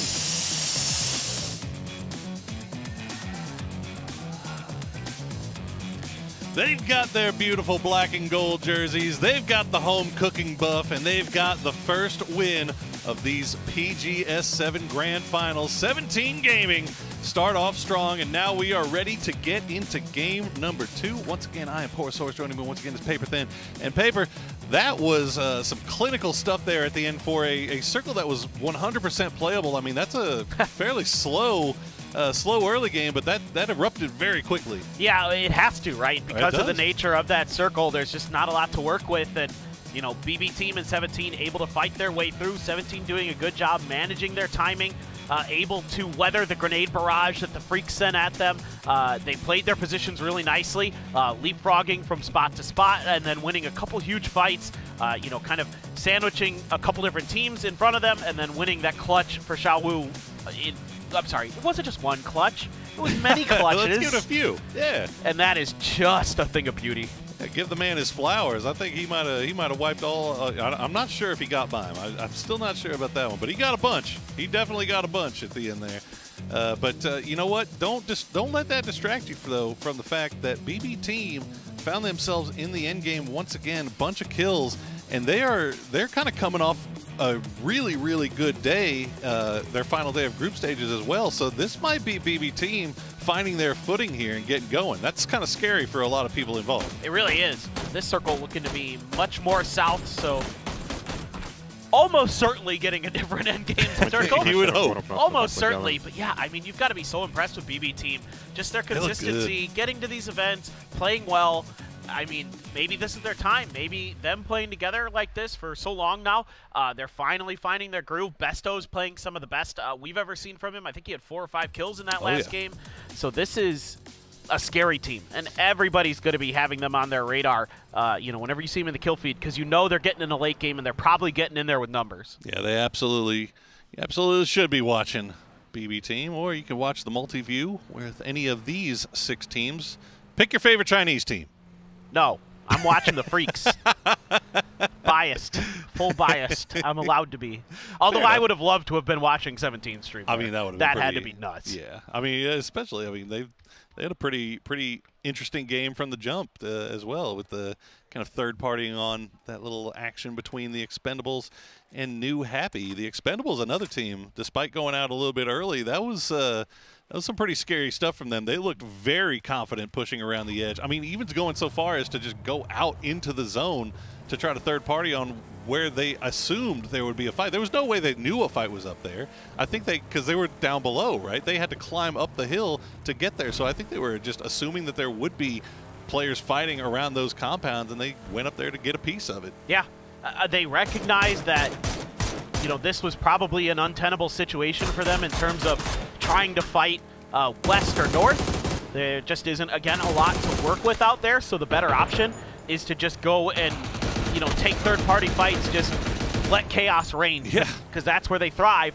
You know, you saw how confident they were right out the rip in that fight against New Happy. So why not continue that? And I think it's 100% the right decision. They still come out with 7 kills, 7 points a game is good. It's, yeah, usually not enough to win you championships, but it's a good start, especially given the way that game started for them. Just got confirmation in that replay that Xiaowu did, in fact, kill Mime. So he did, in fact, wipe the entirety of the last 3 teams in that lobby. So big W there for Xiaowu and all of Xiaowu's fantasy owners, as that is a nice little pickup for them. Sitting in first place overall with 22 points. But we have a quick interview with Daytrade's Flash. ก็รู้สึกเยี่ยมครับก็ดีใจมากครับเพราะว่าทีมเราเล่นดีมากเลยครับเพราะว่าเล่นได้เยอะมากแต้มครับก็น่าจะเป็นเรื่องการเชื่อใจกันมากกว่าแล้วก็มีสมาธิแล้วก็ไม่เครียดไม่กดดันครับก็ถ้าให้10ต้องให้10ก็ให้เท่าไหร่ให้10เลยอ่ะให้10คะแนนเลยครับคิดว่ารักษาได้ครับเพราะว่าทีมเรามารอบนี้ก็มั่นใจมากเลยครับก็อยากให้ทีมไทยทุกทีมแล้วกันนะครับได้เข้าไปเล่นในไฟนอลทุกทีมครับทีมไทยติดตามเชียร์ด้วยครับ Well, he looks like he's feeling pretty confident, as well as his other 2 arms. You know, so they're feeling pretty good about things, as they should. They came in here on a red-hot streak. I love that. That's so. I mean, that just shows you how good things are going in the team when you can have fun with each other like that. But certainly they were just frying. I mean, out of control. Still, even 4 points for them in that first game, not bad. Again, a lot of these teams are faced with those situations where there's not much you can do in that circle. E-Arena, by the way, we haven't even talked about them, makes a great move for that Shack to kick Bestia out of it and gets themselves 14 points to boot out of that game. So really good decision-making from them. Again, good macro, results in good points. So that's what you're kind of looking for E-Arena. Twisted Minds is Twisted Minds. I mean, they are, they are who they are. We know who they are. We know who they are. They are who we thought they were, and they are good. And only got 7 points off of that one, but that's still, nothing to be ashamed of when getting into that late game. They were put in a really tough spot there up against the wall and managed to survive for a pretty long time. This Chewy getting a little bit close to the Expendables. Uh-oh, the tire goes out and Chewy's all by himself. Can land 1 shot, but Duck Juice will get the last laugh as they will collect their first point of this game number 2. This has to be pretty surprising for Petrichor Road, driving through there, not expecting the Expendables to make this early setup on this position. They're a team who you never know what they're going to do game to game. Are they going to set up a trap somewhere? Are they going to early rotate so they can set up a trap? Are they just going to run at you because they feel like it? I mean, they're just so confident. They can do so many different things. Their strategy playbook is so deep. They can play good macro. They can play good micro. They can be aggressive. They can wait things out. So they are a really dynamic team. That's why they're the defending champions for PGC. So that's another awful start for Petrichor Road, though. That is not something you want to have happen to you in the early parts of the game. Well, we'll see how they do with 3. They're going into the north side of Los Leones right now. BB team, meanwhile, they've already found a little bit of a spot to play just to the south of Chumacera. They've got E-Arena, a big wide split just below them. Freaks, meanwhile, they're hugging that southern road as they were wont to do in these past couple of southern circles. They like kind of like having that coastline at their back and playing uphill, really, and going to the north. They found success with it. So we'll see if they find a little bit more of that here in this game. For sure. That's one of the wins they got, right? Or the only win they got. And so they kind of understand that in this part of the map, there's enough cover. A lot of times you always talk about how high ground is really good and gives you sight lines, blah, blah, blah, blah. But in certain parts of Miramar, low ground is also really quite good because it affords you cover to make moves later and later in the game to kind of scale your way forward, right? And so that's why, the old Na'Vi used to play that way a lot back in the day. So this is kind of that similar strategy, and I really like it. Plus, they're doing what they did last time, which is they're setting up an early trap if anybody else does happen to rotate down that road, because they know they're the first ones there. We saw it, I think it was against Pero yesterday, or 2 days ago. So that's kind of their MO for these circles. Yeah. Just, and I think you're absolutely right. That particular part of the map, when there is no high ground to play, what do you do? And I think that you bring up an excellent point, like especially when you can kind of play on foot, right, and kind of make your way up. You can be on somebody's doorstep before they even know it, and you're well within utility range, and all of a sudden you're chucking grenades at them before they even knew you were there. So we'll see how Freaks plays this one out, or how the Circle decides to let them play it out. As BagelPa, they showed us this. They love this island. They did. They showed us this little wrinkle in their rotations last time. They leave 3 on the mainland and send 2 Heart down to Partona, and get a little scouty action on what's going on just ahead of the rest of the team. But this should be pretty known by teams like E-Arena, that this is the way BagelPa's been rotating. We saw it 2 days ago in the last day of the group stage. So certainly here in the finals, I could see that E-Arena at least considering something like that, that a team was going to come up off of one of those bridges. And you can see it there on your screen. I really like that we're showing this right now because that's giving you a good view. I do too. I really like this. And I'm curious if that's pings for where they anticipate people to be, or that's the question, where they're thinking about going. That is the question, because we saw a couple of pings that were right on top of areas that were being played by E-Arena. So we'll see if they get a little bit close here. Forest, Natural coming in from that western side, still playing that southern road. They've got Therton 5 just off to their north. You can see them just disappearing on your mini map there. But Therton 5 look like they're going north through Chuma, whereas Forest is going south. So should not run into each other, although Forest's first issue may come in when they get a little bit closer to that E-Arena BagelPa split. New circle pops, and it is going to go far off to the east, and we get a South Los Leones resort circle once again.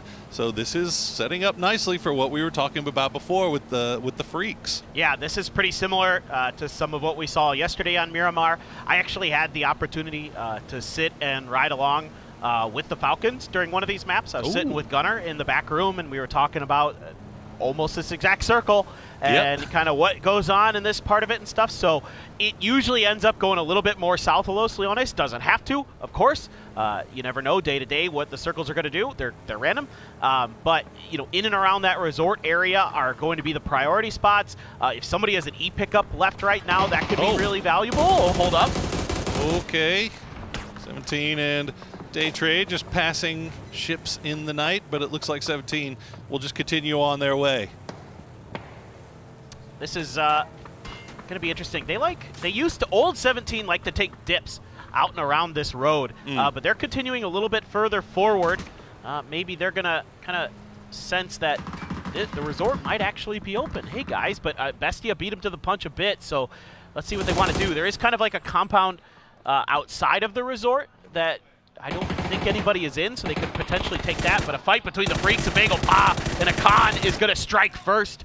Heaven sent right to his namesake, and the Freaks already a player down. Maybe BagelPa coming in on that southern road. They caught Freaks as they were kind of in the middle of transitioning from doing that camp, in quotes, on the south side to starting to think about where they're going to play next, and they end up catching one out. And unfortunately for them, that's going to knock them down to 3. Of course it is, because we just got finished talking about how well the Freaks were set up for this. Yeah, right? It is what it is, man. Sometimes it happens. But Petrichor Road, after losing... how many have they lost? They lost 1, so they still are sitting dead center of the circle, and it looks like 17 have made a home just off to their south. But again, the terrain being what it is, it could be right on top of each other, never seeing each other, and Taikule is going to get right involved. Lil Ghost will have to do what he can to keep them from peeking that ridge line, but he's getting shot at by Nan, but it doesn't matter. Xiao Wu and Xiao Bei, they've got the utility on point. This is beautiful. What a blue zone right in the middle of Taikula. And now you've got Spaceman trying to go for a heal. Has to smoke. Nope. It's going to be Jacob. Might have saw him go into it. Just kept spamming into that smoke, and he's going to claim his prize. Taikula goes for a pull-up onto 17, but cannot find enough damage quick enough to do much. And they have been thwarted. 17 holds the dip for now. And you got to give credit to Lil Ghost there. Despite the fact that he didn't end up with any kills there, his job was just to make sure that they did not crest that ridge line free and just throw utility down right on top of them. He kept them from doing so, and as a result, his teammates were able to lob theirs right on point on the other side. So they keep all 4 alive. They keep their ditch, and they'll be safe, looks for the time being.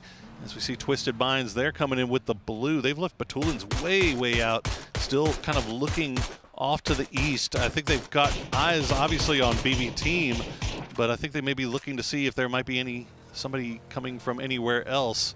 As, okay, new circle going to pop, and it's going to cut just to that east of that resort. Kind of curious how Twisted wants to play this, because in a lot of the games yesterday, they were a little bit quicker to the punch to getting in towards the resort, but the first circle was a little bit further north maybe, so they played it a little bit slower, anticipating that maybe this wouldn't hardship, but didn't gamble correctly here. And, you know, again, going back to what Gunnar was telling me, the coach for the Falcons, that this is a tough circle to play from that northern edge, from the Los Leones side, from that western edge, because there's a lot of vision that teams have on you. It's really hard to fight through it. So these central circle locations are so valuable, and that's why you're going to see New Happy, teams like that, making dives early to try to get position. 17 already did it, Petrichor Road already did it, but New Happy is under the gunfire of Furia. And actually, it's going to be Clories who steals that point. That grenade didn't catch enough, and Clories is good for the finish. Yeah, goodbye. Oh, Gizera going to steal that away, okay, too. So they each got one. Okay. Yeah, that's fair. All's fair in Love and War. And New Happy at least managed to get 2 through that gauntlet. December 12th in Zilong. We'll decide how they want to play this one out as a duo. They still have plenty of room to play around, obviously. And this, actually, the eastern side of this zone, really clear here. Is, oh, yeah, there you go. What, just on point. From a prone position, being that on point with the grenades, just everything landing and cooked perfectly to perfection. Nasty, dude. Absolutely medium rare. Yeah. That is, okay, I'll agree with you on this. That's the best way to do a steak. Absolutely. Gotta love that down-home cooking that 17's bringing today. Oh, man. That is just so good. I mean, you were talking about it in the first game, right? And we saw it a couple different times in that game and here, where those grenades are making such a huge difference. Yeah. You know, with the Freaks almost winning out of a battle with some really timely grenades, and then right there, 17 just dispatching with a little bit of help. Little bit of help. Well, Twisted Mind's going to need a little bit of help right here as they finally have to make their way in from the north side. Unfortunately for them, Falcons kind of in a split position, but it looks like they might be willing to take this fight as the blue zone is still slowly arriving, and I think they didn't like the fact that they were getting shot at, or maybe they were getting shot at sparsely enough to make them think that they could catch these guys out, as they got a damn good read on where H-Win is. But where is everybody else? Example, still waiting for his opportunity to start popping off, as we have seen him do so many times before. And this is a fight neither team wants. I mean, going up against, you know, 2 of the best on the planet, you know you're not coming out of this without some losses, especially at this stage of the game, Phase 3. But Falcons has to dig in. They have to take this because they have other fights in front of them, regardless of what happens here. Same with Twisted Minds, unless they could just pull off. They're the ones who have the opportunity to maybe change directions. It's just a question of whether or not they will. This is what we've seen a lot from the Falcons. They like to hold these northern edges. The compounds to the southwest of Los Leones in these circles are where they want to play, because they're going to be coming in late from San Martin. So they are really just going to have to dig in here. They need to pick up these kills where they can, and they're looking for the Twisted Minds players, and they're going to have the advantage with the blue zone right on top of the EMEA squad. Yeah, it's not very helpful for Twisted Minds that they are taking some serious tick damage here while this thing plays out. And Posa, well, you're going to find yourself in the lion's den there, my friend. Unfortunately, all 4 17 members ready and waiting, and Furia are going to send Haven back up to pick up Gizera and think about where they want to go next. Now, Forest, what they've managed to get through after leaving their cave location, they're going to try to crash right into the north side of Resort. Resort is occupied by Bestia, and it is a hard thing to hold down that entire compound with 4 people. But right now, Bestia doing a good job as they'll find Scappy with that grenade. Kiss just barely alive. Oh, boy. He gets a little lucky there. That grenade is any closer. He's in trouble. Twisted, losing Example. Your top fragger there already taken down. Batulin's looking for that flank angle. His counterpart, IGL, H-Win, well aware. Trying to keep the vehicles in a safer spot, so there's an exit path for the Falcons. But now they're losing players. Perfectix gets 2. All of a sudden, springing to life. and the Falcons were trying to backpedal, and Perfectix found the perfect moment. Just beautiful teamwork on the part of Twisted Minds right there. As soon as Lou was forced to drop down, Perfectix pops up, and what a grenade by Shrimzy. He absolutely read him like a book. And now Furia is out. Falcons have a foothold in this next zone. Well, actually, not even in the next zone. They still just got to find their way in because Theraton 5, they have not left just yet. So it's a 2v4, and H-Win, well, wouldn't be surprising to see him running around with a Panzerfaust in hand, would it? Nice molly from Shrimzy to at least force his opponent's hand a bit. Has taken a bunch of damage already. Gets the headshot. That might go down. Yeah, they got him low enough to where he go down to the blue zone. And Shrimzy, oh no, Patapong with the aggressive push. And H-Win will take out himself, but he'll take out Fluky with him. And Theraton 5 now in a little bit of shambles. This might open the door here for Twisted Minds if they can find the timing, but they are pretty beat up from the blue. DL off screen finds a good grenade. Perfectix, yeah, it's just Batulin's the only one left for Twisted Minds, so loading up with whatever health he can. I'm just gonna make a desperate drive. Only 2 first aids left. I mean, he's got to find a dip, and he's got to find it now, but he hits the tree on the way down. It was a little bit off when he drove off the cliff, and he's gonna pay the price. Yeah, I think as you said earlier, for Falcons rather, and Twisted Minds, that fight up there in the north was one that neither one really could afford to take, and in the end they go down early as we see the new circle pop. It's going to go northeast of Resort. BB team once again in a nice position. 17, they've got a nice spot for themselves as well. The Expendables, they're in a compound. This is not, I'm not used to seeing this from them. I'm used to seeing them running around with knives in hand, just screaming, running at people, but now they've got to stay inside their own little tower for once. They're like the zombies in 28 Days Later. They're just running at you. Like they look, everything was cool with zombies until you saw that first movie where zombies could run. Yeah. Right. Like, then all of a sudden, okay, now all of a sudden zombies are a little bit scarier. You know what's interesting? What's that? I watched the first Romero movie, like the first zombie one from like the 60s. They could actually kind of run in that one. Oh, okay. So that wasn't like a. Well, explains it was why. Actually kind of in the original. Well, there you go. Explains why they were a little bit scarier earlier on. But oh no, Ike's left gonna get double teamed here from Day Trade and BB team. Looks like he might be resable here, and Nan's going to go ahead and send it in. And should be able to get him back on his feet. T5 still in it. Patapong has not gone down, but he has eaten a bunch of blue zone off in the north side. He has not had to make that wild send just yet. Bagel Pa getting everybody into this southern, southeastern side, really, and they've got a lot of real estate to play around with here, as it looks like we've got a big congestion of teams centered up around Resort. Yeah, I mean, for Bagel Pa, that's a lot of how they played situations like this earlier. That's a good spray from Xiaobei. 17 not taking their feet off of the gas pedal, finding a quick flush as well. On to Nan, some good damage from Belmoth, and it is going to be Aches left. He gets knocked by Tanadol. So good combined fire here from Day Trade. They want to clear out this northern flank so they can take a fair fight against 17 if necessary. 17 as well, tunneled in towards Ming Ming. Where do you go? On Ming Ming. Where do you go, brother? If it's not 17, it's Day Trade, and neither one of those are teams that you really want to have. Oh, now Molodok, too. Why not have another one join in on the party? Ming Ming, you are the most popular man on Miramar right now, as you will stay alive for just a little bit longer as the blue zone encroaches, and now Thanadol will flush out Ike's left, so it'll be all down to Ming Ming.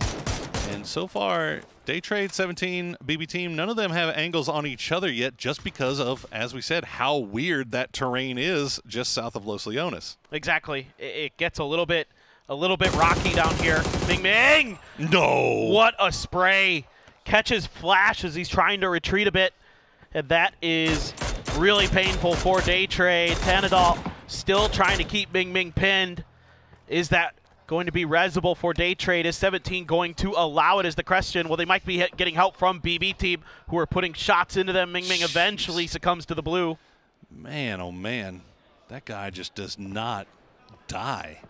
Like, he is a terror. Well, Flash back on his feet, so Day Trade back up to full strength. They still have their valley that they can play here as we check a replay of that Falcons and Sonics fight. And yeah, you can see, oh, they lined up perfectly for Perfectix here. Yep, instant double.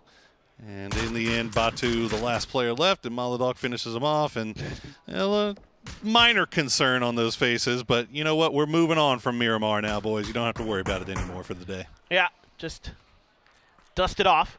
Flash does have the Groza, level 3 gear to boot. So nice pickup for Day Trade. He actually made it out. He did. Shout out Patampong. He's doing a nice job. We're adding some points. He might be a thorn in BB Team's side, although I see them spinning around. Yeah, I see them keeping track of at least that angle of the potential of it. So did they see him coming in, or is it just good awareness, good understanding of the map on their part? Hard to say, but either way, you got to like the diligence you're seeing. I think they had an idea that there's still one more, but they're looking over there, but they're not intently focused over there. They just keep kind of checking it out and then going back to look at. There we go. Okay, Patampong is down in 11th. BB Team collects another kill, another point in the bag for them, as they still have a compound on this northeastern side, just out of zone. But right now, E-Arena trying to see if they can take the fight to Begopa.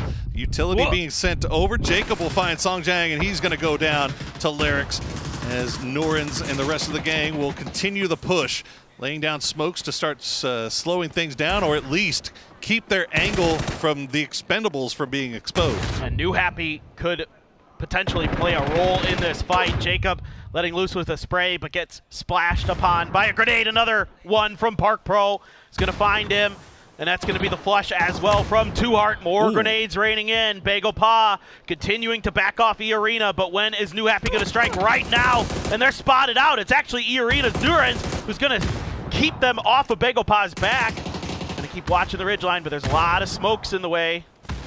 Norin's got the good angle right here. He's playing around the edge of that smoke as much as he can. I'm surprised the Expendables haven't actually left their compound to get involved in this, but they, I think, reading the situation correctly, knowing if they just stay in there, they will most likely be in this late game. A lot of smokes, a lot of things slowing down. Park Pro, he just wants to get right in there. He'll go down eventually. Begopa is eliminated in 10th place, but Zizzy the last one up here for E-Arena. And there's the grenade from Delwyn as he collects a few more points for the Expendables. Oh, the timing, perfection from Delwyn is rocking and rolling here today. Tons of kills. Total PGS kills for 17, now up to 800. Your PGS 1 champions, the inaugural PGS, looking to repeat history here again. At the beginning of the year, DNF had to scooch out from the resort compounds that were to the south, trying to work their way up along the side of the hill. Have to keep their eyes up along that fence line. Never know when someone might strike. Mime, he's got that Lynx. Could do some serious damage to any team that's coming out of this resort. DNF would like to try to wait this out, just force a fight, and then get in there while Bestia is trying to deal with Forest. Yeah, Bestia just kind of positioning themselves to take care of whatever comes out of this resort as best they can, but unfortunately Day Trade kind of has nothing else to look at besides them. They got one eye keeping an eye on 17 just off to the east, and everybody else looking down to the south. But they need to find a way to get inside this next zone because they really don't have anywhere else to go right now. 17 still has that compound where Little Ghost is. The grenades are going to come out, try to find Forest, but they're going to fall a little bit short here for Freaks.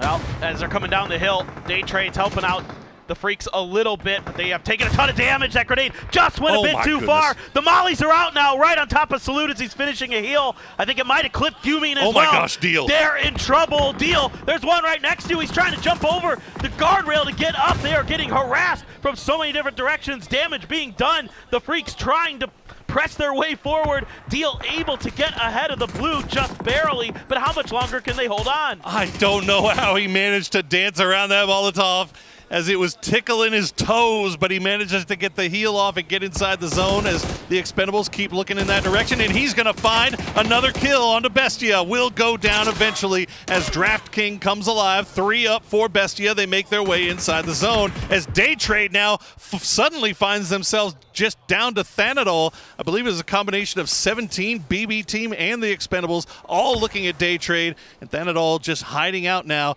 on just on the other side of the hill here from Bestia. Do they see him? They don't. Ooh. Man, Thanadol trying to do what he can, throwing every last bit of his utility. Phil First runs out of bullets as he's tracking to beat the Bestia players, and Little Ghost is there to collect. Mime was already very weak. That was easy money. Grenades, though, bouncing past Xiao Wu. So he is able to get this first 8 off. It looks like BB Team, the only one with 4 up. 3 for the Expendables, 3 for 17. 1 for Bestia. This is shaping up to be a banger finish again. This is shaping up like it might be a BB Team back-to-back to start things off here. Or actually not a back-to-back, rather, because 17 got the first win. But BB Team and 17 once again will meet here in the end. But the Expendables, they have something to say still. They're playing on that southern side. If they can get rid of Vinny here and just turn their full attention over towards the north, they have to worry about that snake, though. They have to worry about the eventuality or possibility of a wrap, because you see what they're working with here. There's so much vision that they don't have, that they don't know where it could be coming from. Yeah, I mean, the name of the game now for the Expendables is just wait. Patience, yeah. Exactly. Just hope these other teams tear each other apart and you can come in and collect. You know, just be safe, be cautious. You know, you're already a player down compared to BB Team. You don't want to lose anymore if possible. Duck Juice, yeah, okay, you're going to get the spot, but the smoke going to come down. Should keep the BB Team players relatively safe from there. It's just a matter of crossing behind those hillsides, and that's about it. I mean, it's patience. That's the name of the game. Stay away or stay alive. Delwyn has that little bit of high ground that he can muster.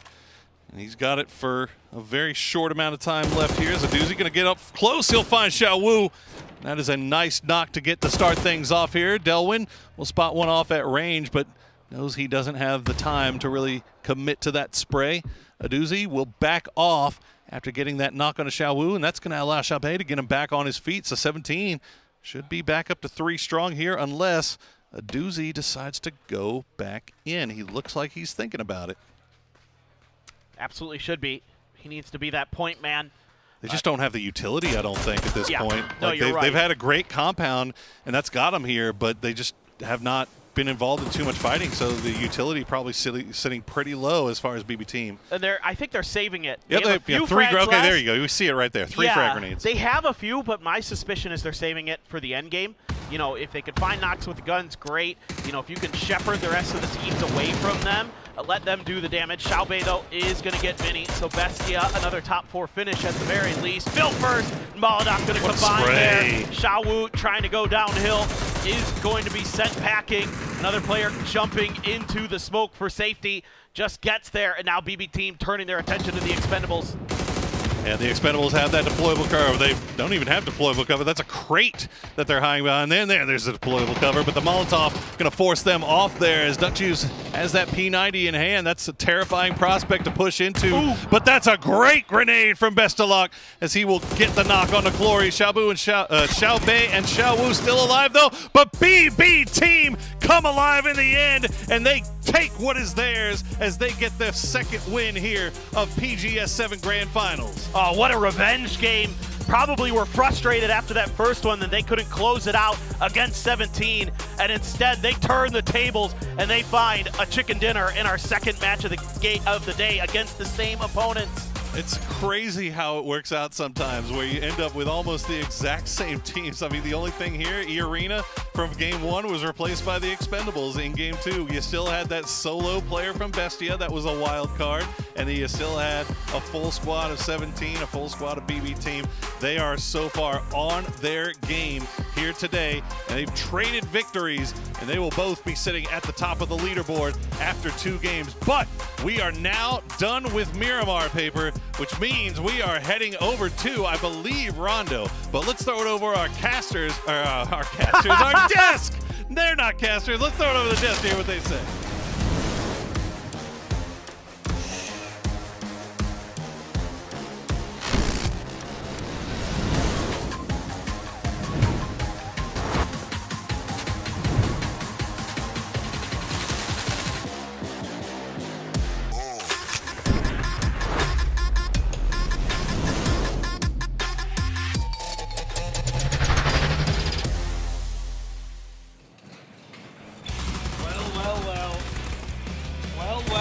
We have got ourselves BB Team running it back as they get themselves to the top of the circle and finally get the win. After coming so close in that first game, it goes to show the mealworm buff. Mealworm buff. Mealworm buff. Mealworm buff. Yeah, that's crazy. That honestly, the way they're able to close this down on multiple angles against Expendables, against 17 Gaming, and doing it against a 17 Gaming that just came off the high of a clutch of Xiaowu like that. They were so that is impressive. They got knocked out in that first game. They took it personally, and they're not playing like a bunch of hermit crabs. They're going out there and playing aggressively in the late game, finding territory. They spread out around that north side. They accordion back in, and they made some really good moves. Yeah, just kind of crabbing along towards the edge of that little ridge line there. Very impressive stuff. You even saw just some of the frantic shots coming in from BB Team at the end, knowing that 17 Gaming, where they were, wanting to shut them down through the smokes. So a bit of a banger of a game towards Resort. I gotta say, I actually really love this area of how much terrain cover there is, how many dips and divots, and then this whole kind of ridge along this line, separating a little bit. When I saw that circle pop away where we had the northern side of 17, I thought it was going to be too much pressure for 17. There was too many teams close to them, it felt like. It felt like with Day Trade, they're going to come in and push them. We're going to see Freaks come in and push. Nothing. They held it strong, and it wasn't until BB and Expendables really turned the heat on them that they kind of crumbled. The Day Trade one was surprising to me that they didn't push on that position, but at the same time, I think they realized, okay, these buildings and the position that 17 has is too much for us. Let's try and swing down to the bottom. And they all of a sudden they're like, wait a minute, there's like 2 or 3 teams. Yeah, we can't do anything. I think you also saw the shots coming out and the knocks they were getting up there, and you sort of think, well, I can go uphill against BB Team on the back end, 17 here. Like this is either way, it's not going to work out great for me. So maybe I take a fight with a little less gun skill to go the distance. So 17's got to be having incredible confidence. Also, another one that we saw in that late game, Bestia once again sneaking into this top 4 to find points where they don't have a lot. Sneaky. All right, well, maybe they need some mealworms. They're going to get themselves 1,000 damage on the board, but I mean, sneaking in is good. That's nice. 3 kills go their way. BB Team with the 9 kills. And I think, again, we have to kind of reiterate on what we were kind of saying about BB Team in the previous game, Toffees, right? That actually, northeast of this circle, not too many teams really contending them up there. We weren't even really watching them for a lot of that game. And then you come to them at the top 4 and you're like, oh yeah, BB Team's there again. You know, whether it's in-game or sort of even walking around the studio, you don't really know. They quietly make these rotations. They kind of just shift their spot. And then once they're there, you're like, oh my gosh, you know, you don't see Best Luck till he's standing behind you, and then you get shocked. Yeah, he does something like that. And of course, Molodok here going to be taking that number 1. He's also very quiet whenever I see him. He walks past me and he goes, hello. Hello. And that's it. But he's going to be saying hello to the man of the match for this one. Nice. Fantastic stuff. This may end up being his first international LAN man of the match, maybe? Now that I think about it? I'm not confident enough to agree fully, but it sounds good and Thank you. Yeah. Just agree with me. Agree with me, Martin. It's a record now that he's here. The first record. No, joking. Martin, agree with me. Yeah, sure. Thank you. Whatever you want to do. It's historical. You're the analyst discourse. Yeah. No, but yeah, good to see him here being able to pull off this 6 here. The impact that he had. He was fighting on both fronts at the same time. So the other guys are kind of holding a little bit, right? So he was. The guys on the team enabled him. So he's able to kind of go in and swing around a little bit. The spot that he had in the circle was fantastic for that. But I will say this, them being able to take on both Expendables and 17 at the same time with this amount of impact was kind of insane. Plus, they did not have an advantageous spot. They kind of snuck in there a little bit. They had that northern side. A lot of teams, they couldn't do it aggressively. They had to hide. They had to kind of play a little bit defensively behind some of the rocks. But it puts them 32 points, guys. Sure, 17 Gaming's in the lead right now, but look at the lead that they have down to second place right now. 12 points difference already. I mean, BB Team from a non-optimal position is able to defeat the PGS defending champions and the PGC defending champions. Looks like I think you might be onto something big when you say this, that this might be a year where BB Team just continues to grind forward, because they looked shockingly good in 2. Just a matter of time. Just a matter of time. Planting the seeds already so the storylines can go through. Wait a minute, what do you mean? Oh, you mean him? No, you. No, you. No, me. Yeah. All right. I'm supporting you. I'm watering your seeds. I was picking up Tornado Energy for 2 years before it really actually occurred. So I got to do another thing for another year. Yeah, seems surely, Martin. Surely. Yeah, I like it. And with how everything worked out in Miramar, sure, the early game was a little bit slower, but the late game was very explosive here. Sure, also because we had some kind of crazy, kind of curveball endings here. It was rare to see so close to resort. And sure, the other ending was kind of in the middle of the open, so the teams kind of fought their way in. And the explosive times was more in the mid game rather than the late game. Honestly, a great primer for the rest of the grand finals, especially considering 17 in those 2 games looked awesome. And this is a team that is a PGS champion and so many times second place in international. Yeah, I mean, they're one of those teams that sort of slow grinds their way into those wins. Usually to see them start strong means that they're going to be able to really kind of play their game when they want to slow it down at the back half of this thing. To the converse of that performance, though, Apr-4 kind of let me down on the first 2. And Falcons, despite one of the coolest little plays I've ever seen from Shrimzy with the grenade to blowing the door open. Cheeky. It was, but they just can't seem to make good moves into big points. All right, well, we're going to go to a break. When we return, we have the wild card maps on the way here for our first day of the grand final. Stay tuned, more PGS on the way.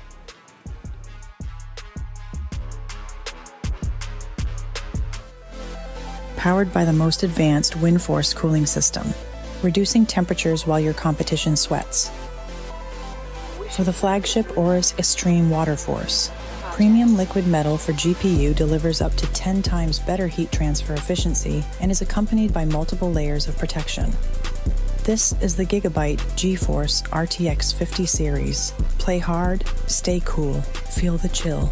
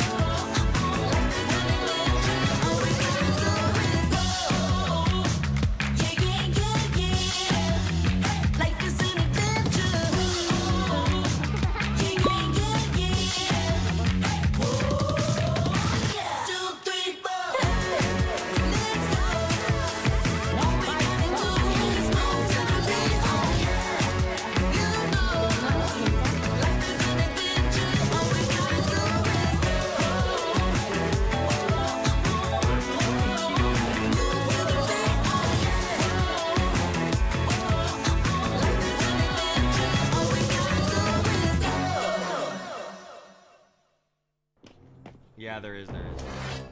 How much have you looted?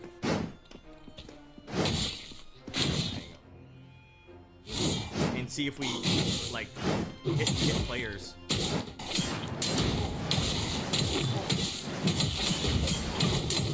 Get them.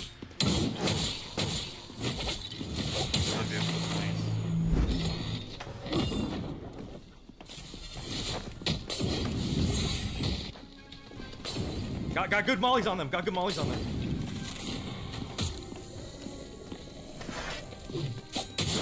I got them right here. Oh, he. Nice. Careful. Heal up if you have to.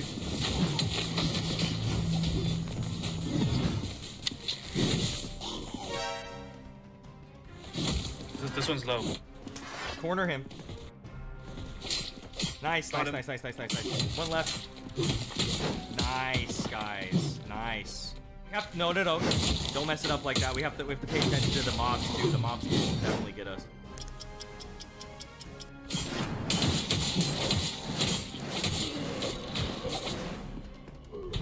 He's trying to run away. He's in the corner. He's in the corner right here. Hang on. No, get away, Canamir. There we go. W. I think that might have been everybody. Let's go straight towards the stone. Oh, wait. I saw a legendary stuff. Yeah, this guy has a legendary. Whoever killed them gets...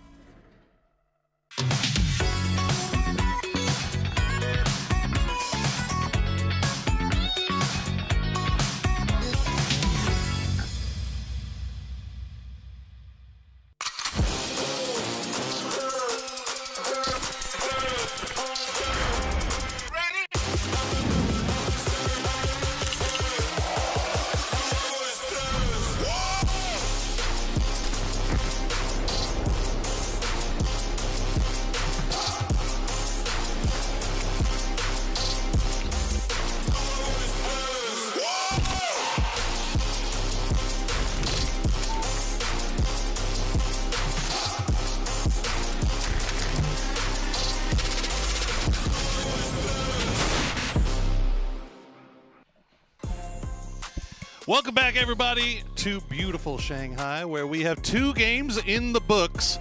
And now we are headed to the wild card maps to see who will try to compete with 17 and BB team. They have been popping off. Paper Thin. Hot start. Hot start. Hot start. Love to see it. I mean, for BB, you know, had a quick chance to talk to them in between the maps here, and they just, you know, just said, hey, there's only 2 games. You know, yeah, we're playing well, but it's just 2 maps, so we gotta keep, you know, keep our momentum.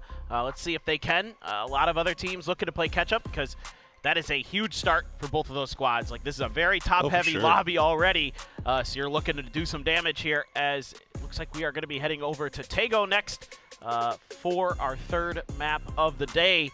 And this one, we'll see. I mean, this one's been pretty mild compared to some of the others, but still, Tego can get spicy depending. We've had a lot of Western circles, so maybe we'll get something a little different today. Who knows? Who knows? All I know is that there's 14 teams that wish they were in the position that BB Team and 17 we're in right now, where they can play a little bit more freely, I guess, with a little bit more less pressure, less tension. I know that there's a number of teams that have started off a little bit slow here on Miramar. Would really like to use the opportunity to use Tego and Rondo to get that ship going in the right direction once again. Now, where will looking at the drop maps earlier, there were not really any potential hot drops that I saw on Tego, but there are some potential close, like we'll call them warm, like lukewarm drops, yeah, so around that terminal area, for example, right? Yes. So 17 loves terminal, and Twisted Minds loves looting around terminal. You wonder the possibility of, you know, these guys going for drops for cars or just accidentally landing too close in the same spot, if that's going to be an issue. I mean, they seem to have avoided it so far, but it's also only been 1 game, right? Yeah, I mean, I think if I'm Twisted Minds, I might be looking for a moment to try to punish 17, either in a rotation or maybe, you know, a spot that they go to loot that you have a brief opportunity to get some long-range shots on them, where you can kind of catch them off guard. It might be a good opportunity to pull something like that out of your hat. You know, we know the homework that these teams do is absolutely insane. Oh, yeah. So I'm sure Twisted at least has something like that thought about. You know, it's in the wheelhouse. Well, and then conversely, if you're 17, you know, you're not worried about missing any events, right? You got that global partner team status. You're looking pretty nice. Yeah. But there's always the potential of just keeping Twisted out, you know? Could do that too. It's always a thought. I think that maybe crosses these guys' minds. But again, we still have a whole other PGS happening after this 1 week later. So I don't think anybody wants to really make anybody too mad just yet when, you know, we've got to spend another couple of weeks here together. You say that, and we've already seen grudges being held from the last PGC with T1 and 4 AM. That's fair. So these players don't let go of that Long memories. Long memories, I think a lot of these guys have. Well, the equipment issue appears to have been solved, and we are ready to head into Tego, and you can hear them yelling in the background as the smoke cannons pop off and the plane gets in the air. And good news here, at least, is it looks like this plane is not smoking. The only thing smoking is the smoke cannons. There's no fires coming off of this thing, so we won't see any flaming wrecks flying across the air this time. Not yet. Not yet. There's still opportunities for gliders to make your wish come true. Exactly. There's always a possibility, right? Well, last time when last we entered Tego, we saw a circle end around that southwestern area, around that just east of Hosan Prison, south of Hosan. Actually, Hosan proper kind of ended up in those late game, I think maybe circle 6, circle 7, where teams were still trying to fight their way out. So that is where we were heading last time. Looks like this time the plane favoring a little bit more off to the north. So we'll see if we maybe get something different this time. Maybe even that northern island. Could be interesting. I like Northern Island finishes the best. Oh boy, that's a lot of damage being done to Bagel Pop from afar. BB team not missing a beat. And BagelPa, well, you were talking about how some of these drops might get a little weird. Seems like some alt drops coming into play. Is BagelPa going to have to pick up? The luckiest UAS or on Earth, I guess. Hell yeah. Just happened to, I mean, if they did not have that, boy, they might have been in trouble. And there you go, look at that. We got it. We got it. We got the Northern Circle, ladies and gentlemen. And that is going to make things very, very interesting, especially around those bridges. Now, we have seen more bridges added to Taego over the past year or so. So more options are available to get across. And then you always have the ever-present E-pickups, as BagelPa looks like they will manage to escape the wandering eyes of Sizzy. But now where do you go? They are on the North Island, at least. That's a good start. Yeah. I mean, and there's enough compounds down here that you could get the loot that you mostly need. Yeah, so it's not the worst situation at all for BagelPa. You know, Park Pro, sure, takes about half damage, but that's not that big of a deal. Who cares? Yeah, exactly. In the grand scheme of things, it's just how far are they going to go? Are they going to go all the way to Hapo? Or do they want to just kind of do some trash loot in the area? It looks like they're going to go. I think they're going to go all the way to Hapo, would be my guess. While Arena is going to claim Hey Musa for themselves. So it is going to be a nice circle again to start here in Wolsung for BB team, who has a lot of options on how they want to play this. You know, how far center do they want to try to go? Are they just going to try to take the mountain that's to the east of them? Is there a compound that they have a prio idea about? The problem could be that, you know, with the Freaks very close in Godom. Oh, this is a doozy, and some other plays here from our previous game. Xiaobei really looking strong, but that spray right there from Molodok really just hamstrung 17 trying to get down that hill. It really was a blink and you miss it type of end game, as Molodok got that last kill there, and then 17, well, the smoke went away, and unfortunately that was it for them. But fortunately for BB team, they collect that one. And you know what? Sometimes it feels like when things are going your way, man, they just keep going your way. You have this far north drop spot, and now all of a sudden you get the circle, you get your preferred way of playing this. So right now, everything coming up BB team. Well, another player that's having a great time so far is Xiaowu. We've got a chance to have a talk with him. Hi, I'm Lisa. I'm here joined by Xiaowu Didi from 17 Gaming. First, congratulations on breaking 800 total PGS skills for 17 Gaming. 首先恭喜17突破了 PGS 的800淘汰啊。So back to the first game, you pull off a 1v6 and still won the match. Just what was happening? It was too crazy. 那我们就回到这个第一局的1v6吃鸡，跟我们说一下当时是在想什么呢？ 我当时什么都没想，就见到谁就打谁。My mind was totally zero and just killed everyone I saw. Perfect. And back to the game. Thanks so much. And his mind was totally zero. He wasn't thinking about anything. He just saw blood in the water. His eyes turned red, and he started collecting points. Well, so far there was a little bit of a situation going on around those terminal bridges. Furia managed to pick off 7700 from 17, and now they are still kind of wrestling around the south side of that bridge, but it looks like they may go on ahead. Twisted Minds, meanwhile, has made their way over. Or did they start up there? I honestly can't remember. Either way, they're in Yongshan now. And then 17, it looks like they should be able to get Xiaobei and Lil Ghost across the bridge to go and rejoin Xiaowu, who has managed to avoid the prying eyes of Taikula. And now Furia, they're going to run right into Twisted. Twisted in a little bit of a 2-2. They're going to start off by losing Lu, who has been having a hell of a tournament so far. And that grenade is going to find example, is going to go down as Furia, they're just catching people off guard this game. They've managed to collect 3 kills for it. Just fantastic timings to start this game, Poro. They find 17 in rotation, split up. They had sent players out early to do some scouting, and they kind of cut in between 17 as 7-7 was trying to group up with Xiaowu on the other side, and this is just great. Oh, shooting with thought the he ace. could go for it. With the ace. Oh no.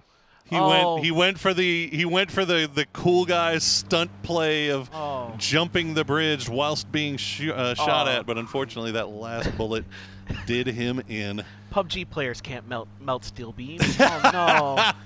Oh no. I guess they can't. No. Proven here. But then they drive, and they're just a step ahead of Twisted Minds there, and they're just doing a great job of reading timings on the map. I mean, it's worked out a treat for him so far. As we see, they actually might have pinned down Batulins as well. And just like that, it is all down to Perfectix for Twisted Minds. As Furia, they have just been kind of farming here early on, owning around that southern side of Yongchan. Now, Bestia in the E pickup, they're just now arriving towards that North Island. We still have 4 teams rather, on the south side, south of the river, that are still making their way over. And we'll see where they decide to go as Perfectix, it's lonely little Perfectix is. Oh, now Delwyn going to run right into Nurens, and the rest of the arena is not really there. It's just Nurens and Jacob, and they're about to take on the full force of the Expendables. You can see them circling around like sharks, deciding whether or not they want some.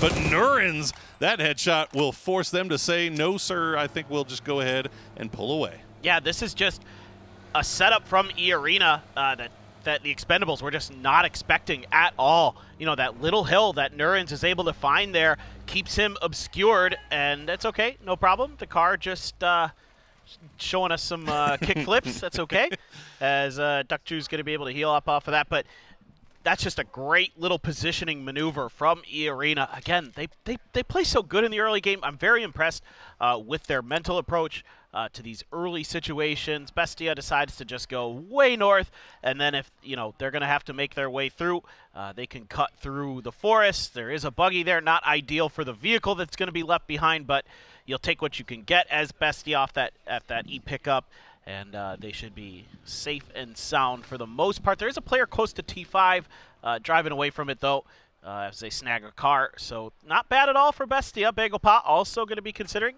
an E pickup of their own, as they were able to escape that early potential scuffle with EA.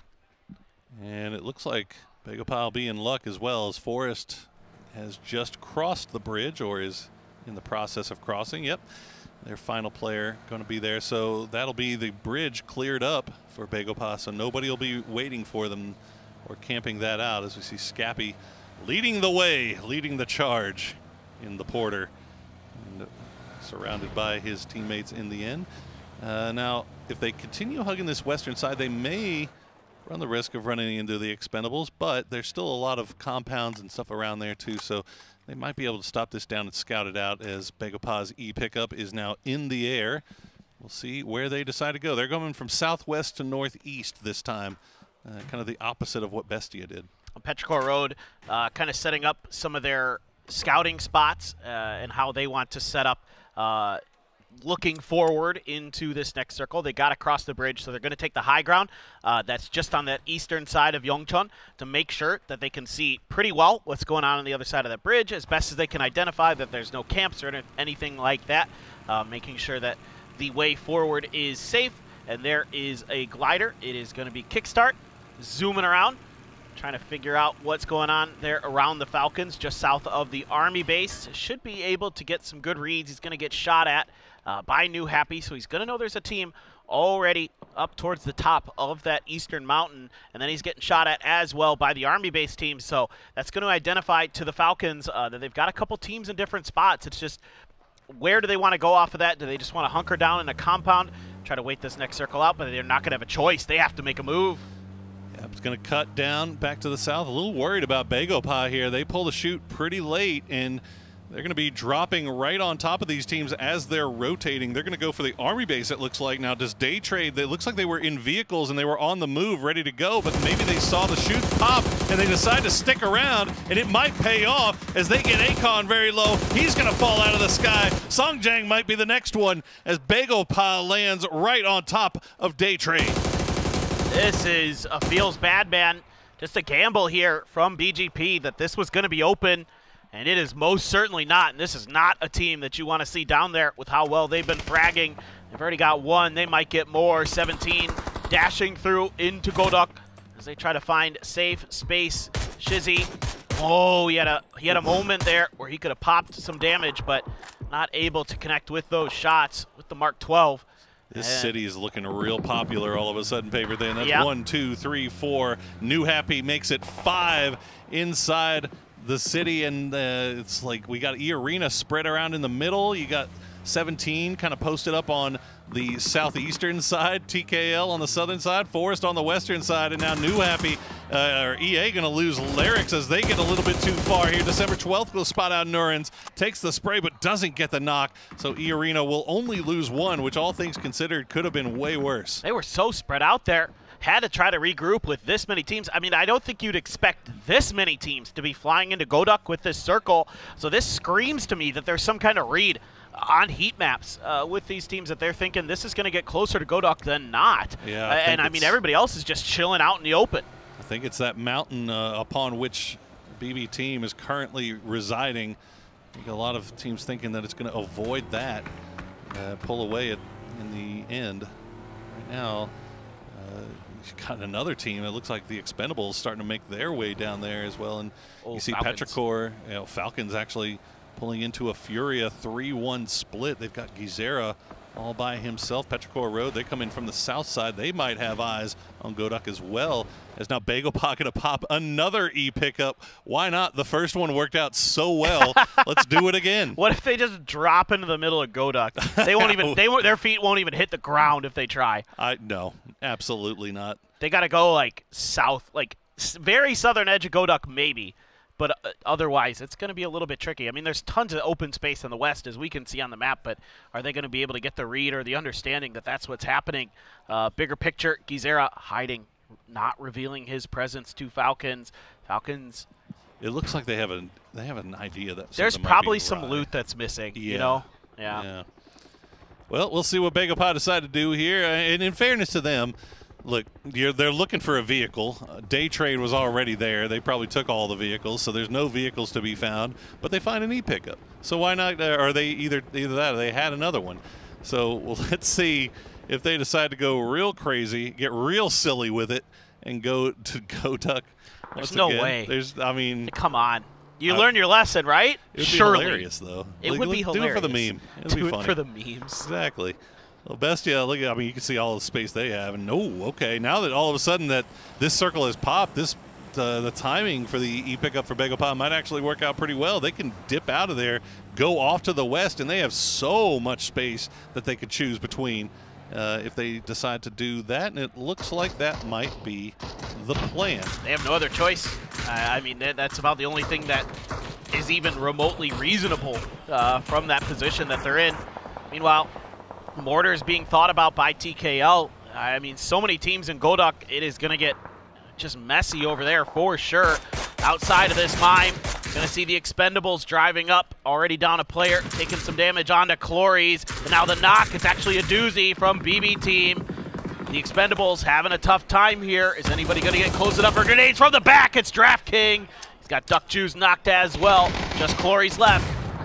And a number of fights going on. As you said, Godok was about to turn savage as Petrichor Road tried to crash into the eastern side of this. I think they were considering going around, but instead they end up getting involved in a fight, and it's a fight that I don't think they wanted, as they are losing players left and right. Ike's left, I believe, the last player left alive, and he is nursing about 5 HP as December 12th is making his way through the arena. Nuren's going to play a little ring around the rosy here, but they win that game every single time. But what a grenade from Ike's left to turn the tables, as Mime is also going to finish off the Expendables at the same time.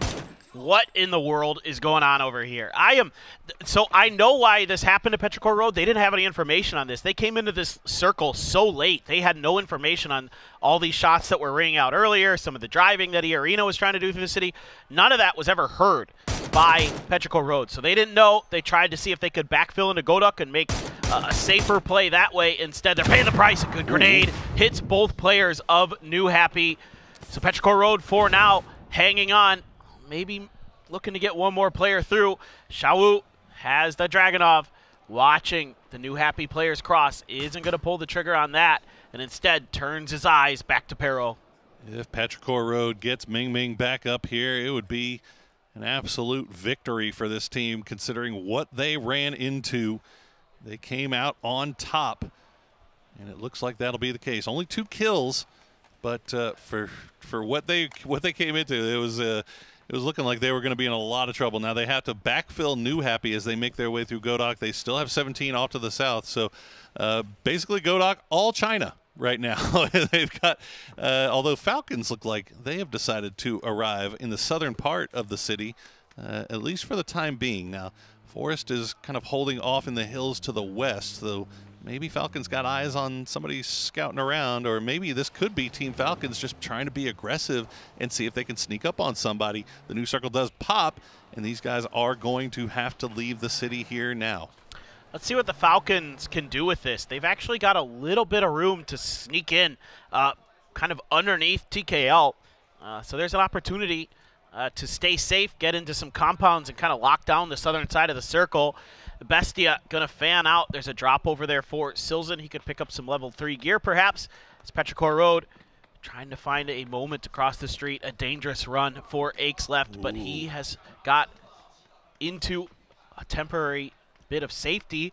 But there is so many 17 players around here, and they surely heard those footsteps. Can't believe nobody was looking at the main road running through Godok at the time. But 17 just holding the line right now, and yeah, Xiaobei is going to hear the pitter-patter of sweet little Ike's left feet. Look what's on his back, too. Oh, yeah. He's and he is feeding that intel over. Xiaowu could absolutely just wreck him. Saw him. You should see him. I think he's got the flashbang, and oh, my goodness. Immediately flips away, flips back, gets the spray, knocks Xiaobei. Xiaowu going to try to go in there. They're going to try to collapse on him. Lil Ghost will be the one that gets him, as Ike's left will flush out Xiaobei and secure that point, push 17 back down to 2. Man, you can just see how individually talented Aches left is there. He saw just a pixel out of place on his opponent and immediately threw the stun out. That's what allowed him to win that battle. Repositions to the other side of the wall so he can at least get the flush. 17, of course, having huge numbers advantage. The call for Peril there to send Aches left on his own and just see if he could find some safety over there. Didn't happen, but the fact that he's still able to get a point out of that is really, really good, to say the least. But now it's hard to imagine that Petrichor Road is going to be able to do a ton here against a fortified New Happy who knows exactly that they have a team coming right behind them. But Ming trying to make the wide wrap near the fence edge is going to see one of the New Happy players out in the open. Is going to continue to push forward. Inuyasha on this rear guard duty. Is he going to be ready for Nan? You would think so. There's no doubt that, that they're behind you. Yeah, no, I mean, you even if you haven't heard the footsteps, you've heard the shots, so you got to know that there's something Park Pro wicked going on over there. As Park Pro, okay, I guess Scappy had an idea that there was a player just on the other side. He already has taken down 2 Heart, and Park Pro gets knocked low. You can see the Freaks going off in the distance there as well as they scrap with Bestia. A number of fights going off on the north side here as BB Team, T5, Bestia all trying to make their way in, and now Ming has found Inuyasha, so New Happy, despite the fact that you said they should know that they're there, they still are getting taken surprise. They got tunneled on something in front of them. Nan taking a ton of damage from that Molly. Ming now going to let loose with the smokes. He's still outdoing his opponent. This time he gets the knock onto 16KK. It's time to press forward. New Happy here. This defense in tatters.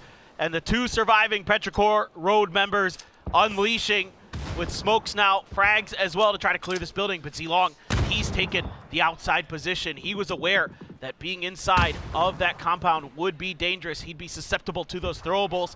So he's going to sit inside of that smoke and try to wait this out. Zilong doing his best to try to collect a few more points here for New Happy, but that smoke wall is dissipating. He will come around on the backside, but look at this. Shots from Salute actually going to throw things in a little bit of a tussle here as Zilong will get the knock onto Nan. Now Ming hiding behind the hard cover. Zilong, he's shooting. Oh, he's wall banging him. Through the fence. Through the fence. We'll get a little bit more damage in, but it looks like they might get him back on his feet here. Salute immediately turning back over, but Ming going to get knocked by Zilong, as Zilong will strike at the right time. We'll try to lay down another smoke here, but 17 is the problem. Oh, we will get him. There it is. Okay, New Happy in the end does finish off Petrichor Road, but at what cost, Clinton? They are down to just 1 player. No, you're exactly right. That was extremely costly. You'd have much prefer to come out of there. What in the world just happened there? Tadadol takes 2 BBT players right out of the car with the AUG spray. Unbelievable.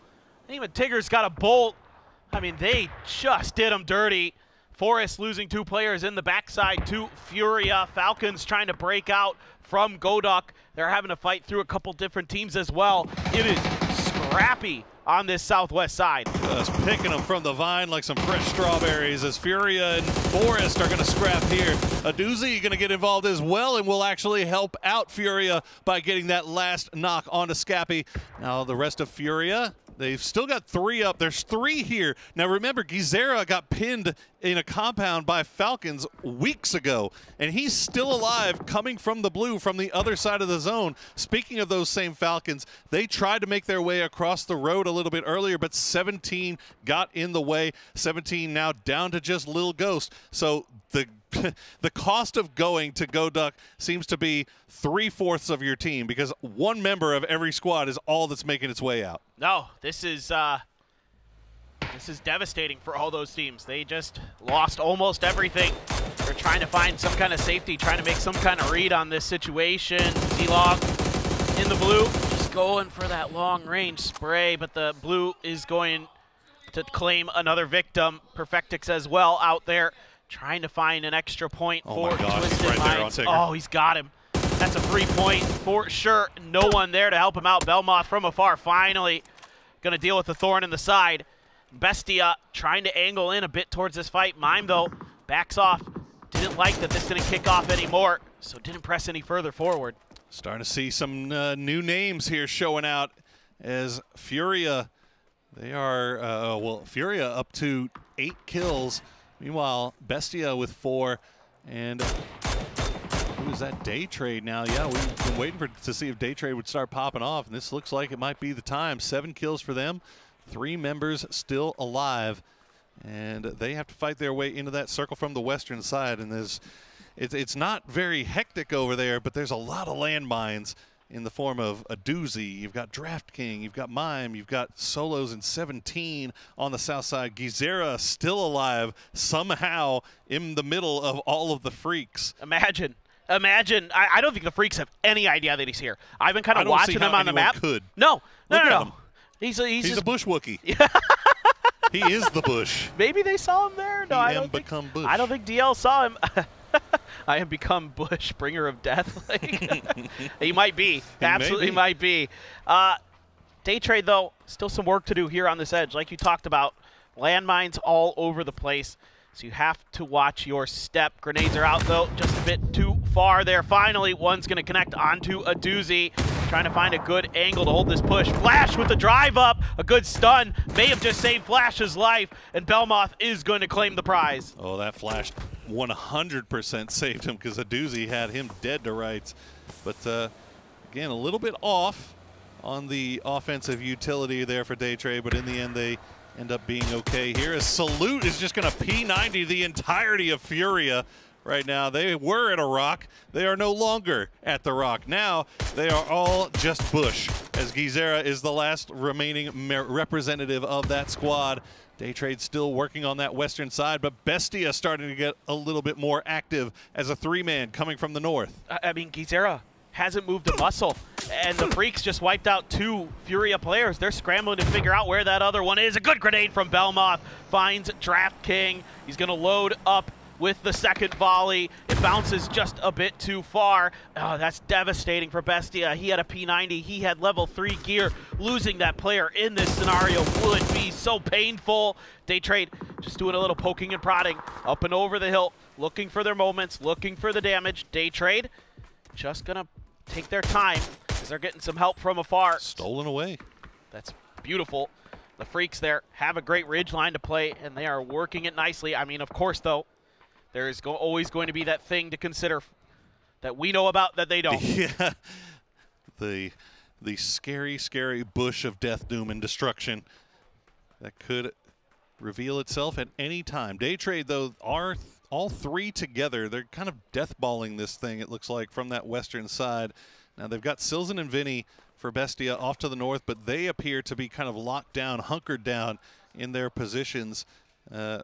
I think they had the deployable cover set, everything. Now Heaven coming from the south side will spot out Thanadol, and that'll hit every single time. You love to see it from Heaven, but can't get the flush just yet, I don't think. Does he have any? Oh, he's got some grenades. Yeah, he's going to smoke this off. I think he tries to go for the grenade here. It's far. Is it going to bounce right?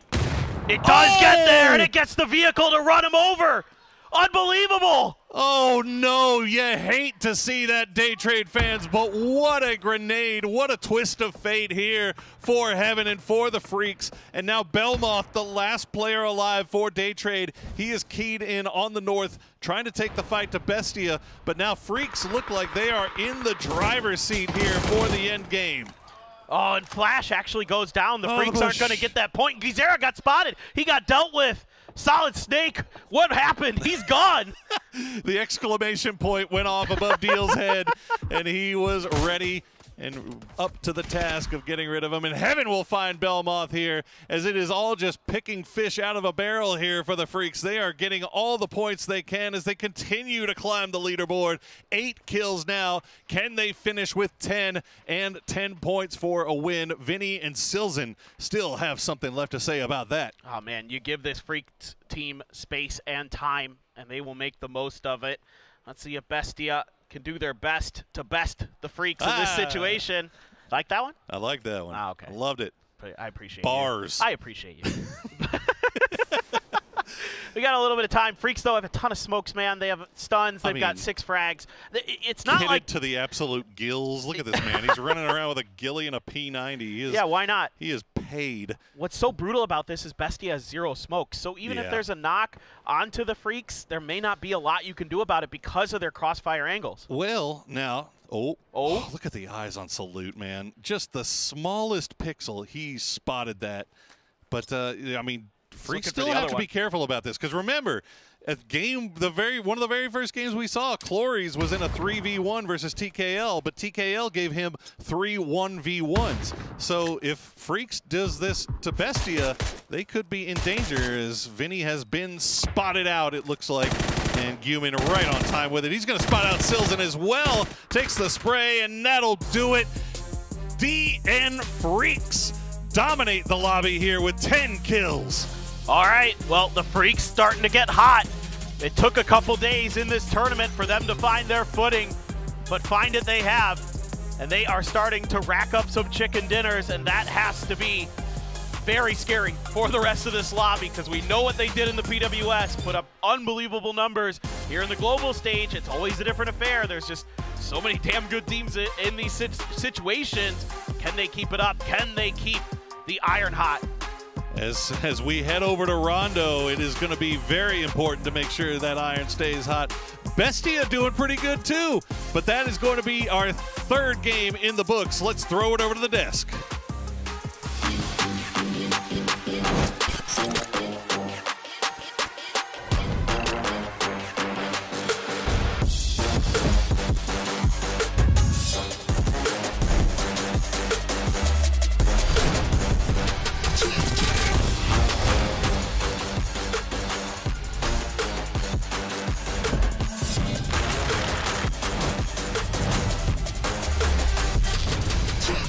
Now.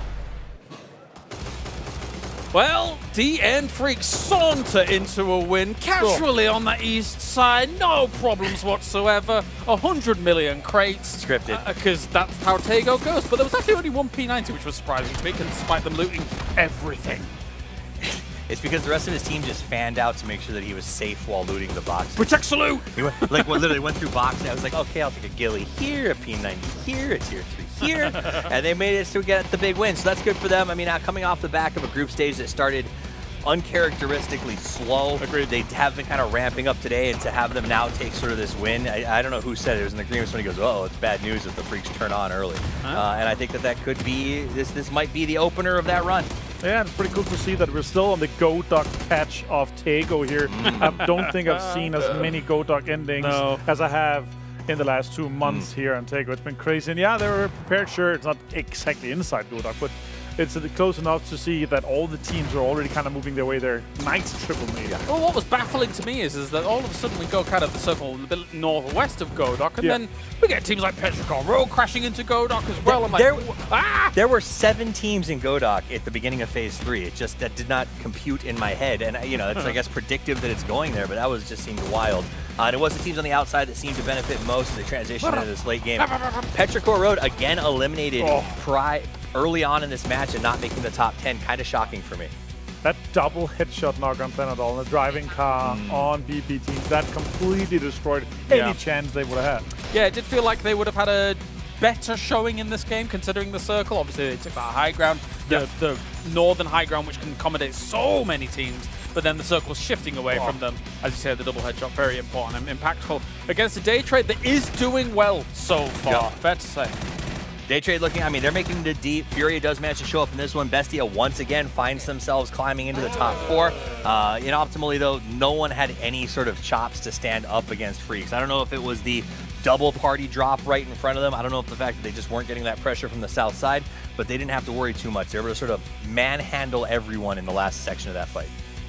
Now we've seen Salute with 3 gear, P90, you know, 1,000 damage, tons of kills, all that stuff like that, right? I want to see that in the normal games as well. We know he's capable of it. You know, PGC champion 2023. This guy could do it. Maybe the pressure is not on him just yet. Maybe they don't feel it just yet, but they're going to be getting 20 points out of this game with the 10 kills coming along. I sort of know what you're saying about that because, I mean, yes, they get themselves #1 with the 10 kills, as you say, 1.8k damage, but they were controlling a crazy amount of space in the mid to late game on the east side, and a lot of their wins and a lot of their huge performances in PWS came from them seizing massive positions, huge spreads, being able to control a lot of that, and if they can get away with it, 1,001 damage. A lot of damage, and I think I really like the way you talked about that control that they had. They didn't have all the P90s, but they set up and they defended both of those drops when they landed down. There was a point where Vinny tried to get down there to get their hands on some tier 3 and some new loot for the team. They already had it locked up, and instead of going and looting themselves, they just, okay, no one gets to have any of this good stuff. We're just going to use it for ourselves and sort of make sure no one can get down there to re-up. That said, I think it's pretty obvious who the man of the match is going to be as it comes out as Salute. You know, this is one of those players that I think a lot of us rostered him during the group stages for Fantasy thinking, hey, man, this guy's going to be the big deal. And he let us down the first day, but obviously now a good choice. I think a lot of people are still going to have him. Yeah. For these finals, right? I think the one group stage, probably not enough to deter some of those Salute saviors. Yeah, I think so too. But also, we have to also look at only 64 damage taken compared to the 1,000 damage done. I think that's one of the biggest ratios of damage taken versus damage done. That's quite impressive with the 20 points, as I pointed out for here. Good to see Day Trade again with a decent game here. They're popping up with 14 coming their way. Furia and Bestia again. The Americas. The Americas. I'm going to keep saying it all day. I'm so sorry. It's true, but then the Falcons, on the other hand, not so much. And again, this is just we talked about the last time. I don't know what's going on. We keep seeing these cool moments. They're just not converting them into anything but really nice highlight fodder. So hopefully they turned around. A big shout out to Furia and Bestia for putting up a good round in that game. 17, again, finding themselves up there, looking really good. And we do see Apr-4 manage to grind up just a little bit higher, though still on the right side of the leaderboard. That said, a few little gaps emerging after just 3 games. 43 points so far for 17 Gaming at #1. Looking fantastic so far. BB team, 35 points. Did think maybe they could have got more from this. Not to be the case. Thanadol had something to say about it, as you mentioned, Martin. Yeah, that was insane. The double headshot knockout of a moving car like that at that speed. You've seen Thanadol before, you know, back when he was, you know, years ago. He was a star player potentially here, and that's really coming to fruition here for Day Trade. We didn't see it in the group stage, but I feel like that could definitely come to effect here in the finals. Didn't eat enough mealworms. No, apparently not. Wow. Yeah. How quickly do we have to say, though, Twisted Minds, Apr-4 Road, where are your mealworms, right? When do we start getting concerned? I mean, it's only 3 games into an 18-game series. But if you look at the right side of the board, Twisted Minds, Apr-4, Falcons, Taikula, who was 2nd place at the end of day 1 in the group stages, all of these really strong all these really strong games who just are not making performance. I thought he said 4 a.m. I chuckled. It was Forest. Oh, Forest. Oh, on 2 points. Still fun. That said, there are some big name teams in the first 3 games that have not managed to get their feet under them. Yes, I know it's only 3 of 18, but it is something to start keeping our eyes on. Yeah, I think that's a good point. I mean, 11 points here already, almost quadrupled it for 17 gaming. That's quite a bit of an advantage already, right? If you have 30+ points on your nearest kind of competitor, you have that after 3 games. That is a win per game average ahead of your, defending back-to-back-to-back champions. So I wouldn't say it's looking dire just yet. I want to see what happens on, especially, of course, on Rondo, but also once we're done with the 2 Wrangles are going to have quite an impact, I feel. Day trading good spirits, as you can see them there. I like to see that. Did you enjoy the interview with them as well, where he was like behind him doing the hands? That was adorable. It really fits their attitude they brought. They want to have fun with it. And I mean, you don't actually see it. A lot of that times, it's like a player comes like, okay, I want to be the interview. And it was actually, you juxtapose against the Freaks interview, which followed it. It was very like, serious versus Day Trade was just out here to have a good time. They know the fans are going to support them. They know they're going to have fun. They're just focused on playing their game, and I super respect that, man. Yeah, a lot of our teams, obviously, as you say, especially APAC, really just loves being here, loves playing the game, loves getting an opportunity to show off their skills as well. This team, though, on screen right now, they've won on this stage many, many, many times. Good old Ike's left here, but they need to get more hungry about it, because otherwise they're going to get left behind a little bit. Are they just laughing at it? The Expendables rolled up. They waved to the camera. Another APAC team. They're so happy. They really are, though. Yeah. I mean, them in the building is always a breath of fresh air. Like, it's very rare that I see APAC rosters walking by grumpy or angry or sad in general. I can't, right? No. Yeah, especially Expendables after last year, like, oh, we can now buy a couple houses with the money we just won. Yeah, that will make you a little bit happier. I'm going to be... I mean, it is. And you talk, these players come out here and they win some of these tournaments. It's life-changing money, and it gives them the ability to just focus on the game, and the region has absolutely exploded. So it's been fun to watch, fun to see. I do think some of our teams, while we talk about the airy feel of the APAC teams as they walk around, we're not getting that from some of our other teams. Falcons, Twisted Minds walking through the hallway seem a little more dour, a little more serious about maybe things aren't going quite their way. They're not catching what they wanted to in those first 3. Yeah. But those are teams that have the mental to turn it back around and not worry about it. Tiggleton more used to just wearing vests all the time at the moment. He hates wearing he hates wearing the shirt. Yeah, I know. It's tough times, tough times. Falcons needs a guns jersey. That's what they need. They want to just get the tank top one? The vest. All right, well, let's get to it. We have got Rondo on the cards now. Okay.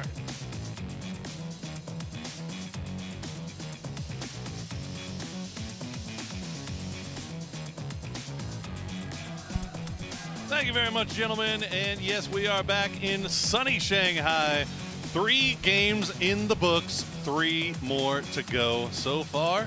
BB team, 17 gaming, and now DN Freaks find themselves in the win column. Now, who will take the final 3 of the day? Rondo will be the first map that we get our decision. I am Poor Source. Joining me once again is Paper Thin. Paper Thin, I know you were excited to see a Freaks win. Yeah. I don't know if you were as excited to see the Freaks win as our Chinese compatriots were to see 17 get the win, but for sure. Excited nonetheless, as that was a heck of a game by them for sure. Yeah, no, I mean, it's just the Freak style, right? Like, they want to take space early, they want to control territory so they can take large chunks of the, mid to late game circles for themselves. They can work with that tremendous DMRing they have from top to bottom. I don't know how in the world DL figured out that Gizero is behind him eventually. You know what I think happened is, like, eventually it just started to all come together. They're like, the circle's getting too small for this. There's only so many places they could be. Check every freaking bush. Bestia's behind that hill line. Like, certainly he's not up there. They would have shot him by now, right? Yeah, like, sometimes your spidey senses just get to tingling. You know what? This is a bad situation. Something's wrong. I got the ick right now. I gotta make sure I check behind me, and that bush is kind of icky. Okay. Yes. Let's see it going all the way north. Test track still in it, but so is a whole lot of the river and the north of the river. This is why I'm here, for these great circles. Oh yeah. Today has been good. We haven't gotten, like, other than the one Miramar game, we haven't gotten any circles that have been too typical. Sure, yeah, it's been well, it's I guess been both fun, Miramars were kind of, but they've been good games. The Miramar finishes were good, so that made up for it. That is true. Yeah. Well, I mean, however many years in at this point, like, every Miramar circle feels kind of true. Kind of, but still, it always provides a lot of entertainment, given how these teams decide to play it. As we check in with those Freaks, they are already sending it towards that center of the circle as they slow their looting down here just a little bit. But it looks like we have a little bit of an interview here, maybe. 그랜드 파이널에 진출해서 기분은 일단 좋은 상태고요. 그 전에 있던 경기들이 마음에 들진 않는데 그랜드 파이널에선 더 좋은 모습 보여드리도록 하겠습니다. 처음에 좀 많이 삐그덕거리긴 했는데 뭐 그렇다고 해서 불안한 생각은 많이 안 들었고 그냥 저희 팀을 믿고 했던 것 같아요. 게임 전에 저조했던 경기력은 있고 이제 저희 새롭게 시작하는 거니까 그랜드 파이널 우승을 목표로 하고 있습니다. There you go. Fresh start. Good perspective from Deal. Now, Paper Thin, tell me a little bit more about Deal. This is a guy that's been around for a while, but maybe under a couple of different names. Yeah, for sure, right? Playing on Donawa previously last year. He's a player who's been on a lot of people's radars, mine included. Would watch him back in scrims back in the day when he went under the alias Bobsonghead. Was extremely talented, and it was this thing where the team he was on was okay, but he was stellar, and he was destroying like prime Genji and like good Donawa and like, but you know, before Donawa became that super team, but you know, like teams that were really, really good in the PWS at the time, he was like 1v4ing. And I'm like, who is this kid? He's like putting up 9-10 kills by himself in these scrims and just dunking on some of these other teams. That reminds me of a little bit. Who's that? Mr. Salute. Yeah. Yeah. And Soul. Yeah. Even Soul he has back that when he was back on those MB Square teams where, you know, he was just kind of just running the lobby.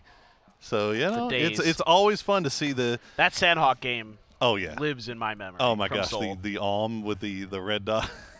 The good old days, guys. We're in good old. We have good old days syndrome already, just a little bit. But you know, it's fun when you get to see a new player, or a player rather like Deal come in and really just kind of finally get their chance with a good roster and really show the world what they can do. And right now, the Freaks are on the clock, especially in 2025, as they are looking about as strong as they've ever looked. Well, they're going to take control of kind of the center of the circle. It's like south of the river, and there's a lot of high ground up there, so they should be able to kind of do what they normally do, maintain their positions. Oh, hold on. Lou's got a Panzer. Oh, boy. Scary, scary, scary. Things you love to see. Just a oh, I do love it. Panzer in hands. That Panzer he hit on day one was it was pretty nasty. Like that, sometimes like that even had Batulins excited. That Panzer. Yeah. I was talking to him after the game, and he's like, "Did you see that Panzer from Lou?" And I'm like, "I did. I was there." I mean, say what you will about hitting the mortar shots, hitting the long perfect range arcs on the Panzers is almost just as exciting here as the rest of Furia has arrived, and they know that Twisted is coming. They hear the engines. Lou is just biding his time, waiting for somebody to show their face, but Furia not biting. And I don't know if they just feel something's going on, but they just haven't gone for it at all just yet. And Twisted kind of setting up for a fight here, and Twisted could use a fight to go their way as they're sitting in 9th place with only 11 kills so far. And he was able to dodge some of the early utility from Furia. Has that J9 in hand, JS9. Looking to put it to good use. Great short-range gun. Easy to control the sprays, but able to get down in time. Haven even finds a knock onto Batulins. So again, a little back and forth. Quick flush for Perfectix. First kill of the game. Throwing down another smoke, and you know, Twisted Minds trying to get some revenge for what happened to them on Tego against Furia. You know, I will say this. Twisted Minds, obviously, amazing team. Can I take anything away from them for what they've historically done at all? But, man, it feels like these fights are taking a lot longer than they used to take for them as they are just kind of maybe a little bit slower paced in how they're approaching things, a little bit more cautious. I don't know. Either way, they've got Zakraken and Posa still here. Now, Furia, meanwhile, has sent another one off to the south, but Gizera is going to get spotted out by Petrichor Road. This is the problem, right? This was all happening just south of center dot on this new zone, as Perfectix will spot out Posa, and that might open up the door as Furia is just trying to head for the hills, and Twisted Minds doesn't want to let him. Oh, Aches left, though. Going to find that angle onto Perfectix. He is backstabbing Twisted Minds and Furia in this fight, trying to find some free points. Petrichor Road wants to get the ball rolling, Batulin, though, gets Kizera, and he is gone. And Ming actually going to steal that one. So opportunistic is Petrichor Road in this match, and it is paying off. Well, at the end of the day, Twisted still comes out on top, despite the fact that it might have been a little bit more slow. Oh, are we doing some jousting? Are we doing some sky fighting? Is this Ace Commander here? What do we got? Olympics? Olympus will seat swap and do a little AUG spray before heading off in his own general direction. But, yeah, no, all said at the end of the day, Twisted Mind's still looking really, really nice towards center of the circle. Aces of the Pacific here. Yeah. Got the APAC teams doing it out. But, yeah, it's hard to hit, like, from the side seats of those gliders to another glider that's flying by you. Really tough. Yeah. Even at this level. BB team chilling outside of the circle, but there's some teams in front of them, so they're peeling back. They don't want to get into any scuffles early. Lyrics is really far behind the rest of E Arena, and he might get picked off. Ooh. BB team can kind of figure that out because he's in the glider, so is a doozy. Yeah. Okay, I thought a doozy was maybe they were just doing a little jousting from there. So it's 3 on the ground, 1 in the sky for both teams. A little bit confusing to look at when you're seeing it on the map and you just see 4 cars running around, but looks like BB team will be able to avoid E Arena for the most part. And they've got a formula, right? BB team has a formula that they've been sticking to so far today, and it's been working really, really well. And that's just avoid early confrontation, find the empty spot, and just, you know, sit there, wait it out, see what happens. Yep. Play the macro game. You know, don't let any of this early kind of ego battle for position or anything like that kind of get the better of you.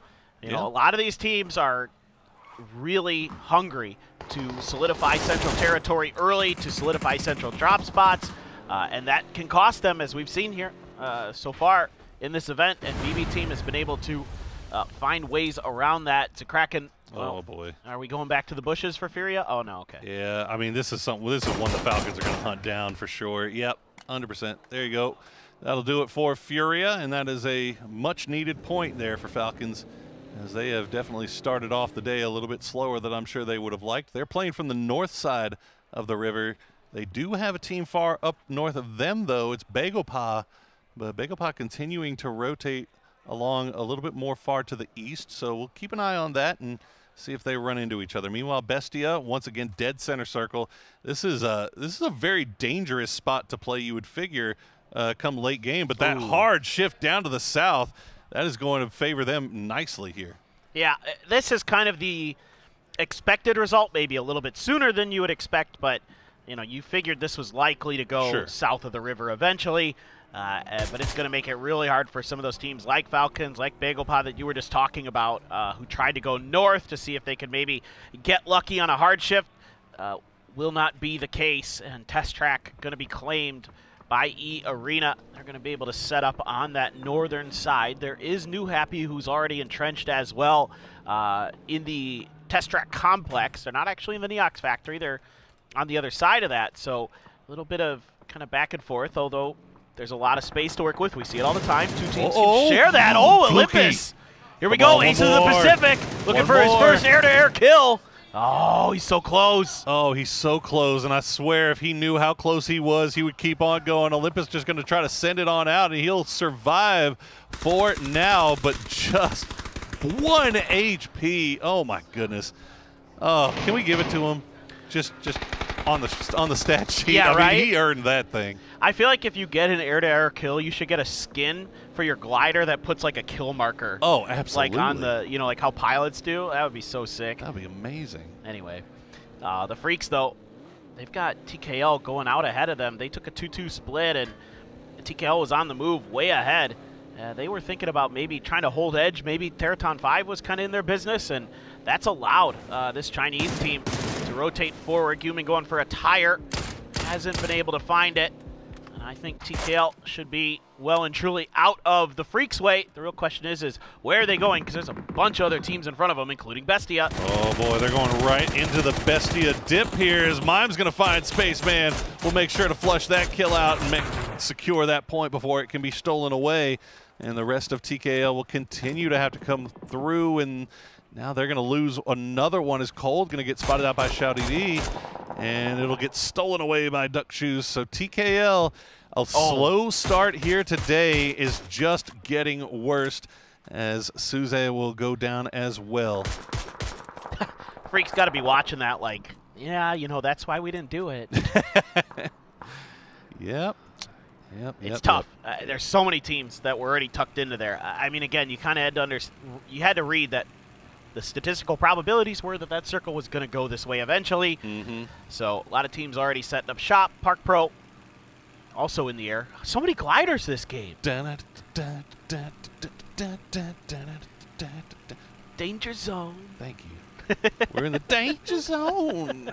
As Park Pro's got these green ears on today, it looks like. We're looking pretty nice and trying to figure out where to go as they came in very well. The rest of the team still hasn't crossed the river just yet, coming in very, very late. The Falcons kind of reconnoitering over on this western edge, just off in the distance. You can see Test Track, a doozy in the skies as well. Going down towards that south side, he should be able to see that Falcons rotation coming in here pretty soon. Oh, yeah. There he is. Yep, you can see him looking over in that distance. Definitely sees it. I mean, there's going to be the basketball courts that Falcons could theoretically stop at if they needed to. Instead, they're going to take a moment to see if they can get lucky against a doozy. Not going to be the case. So, situation has gotten worse for the Falcons. They're going to have to go further east. A lot of teams already settled up inside a Test Track. Maybe a little bit of space on that northeastern side. A drive-through on the Pico bus. Spray out the window. Nurin's good for it. That's Moloduck going to be collected. Now looking for more. That's quite a bit further away, though. So for now, BB team seemingly only going to lose one, but still some room to drive. Little ambitious there on the part of BB team getting that close, but I mean, you figure that if somebody's in Test Track, maybe they'll be split up and spread out a little bit more, but unfortunately for them, they had all four of E-Arena all in the same spot here as, well, a doozy. Your flying days are done, it seems, for the time being. Is on the rock. Put it right on the rock. Beautiful landing. 10 out of 10. Well done, a doozy. That was good.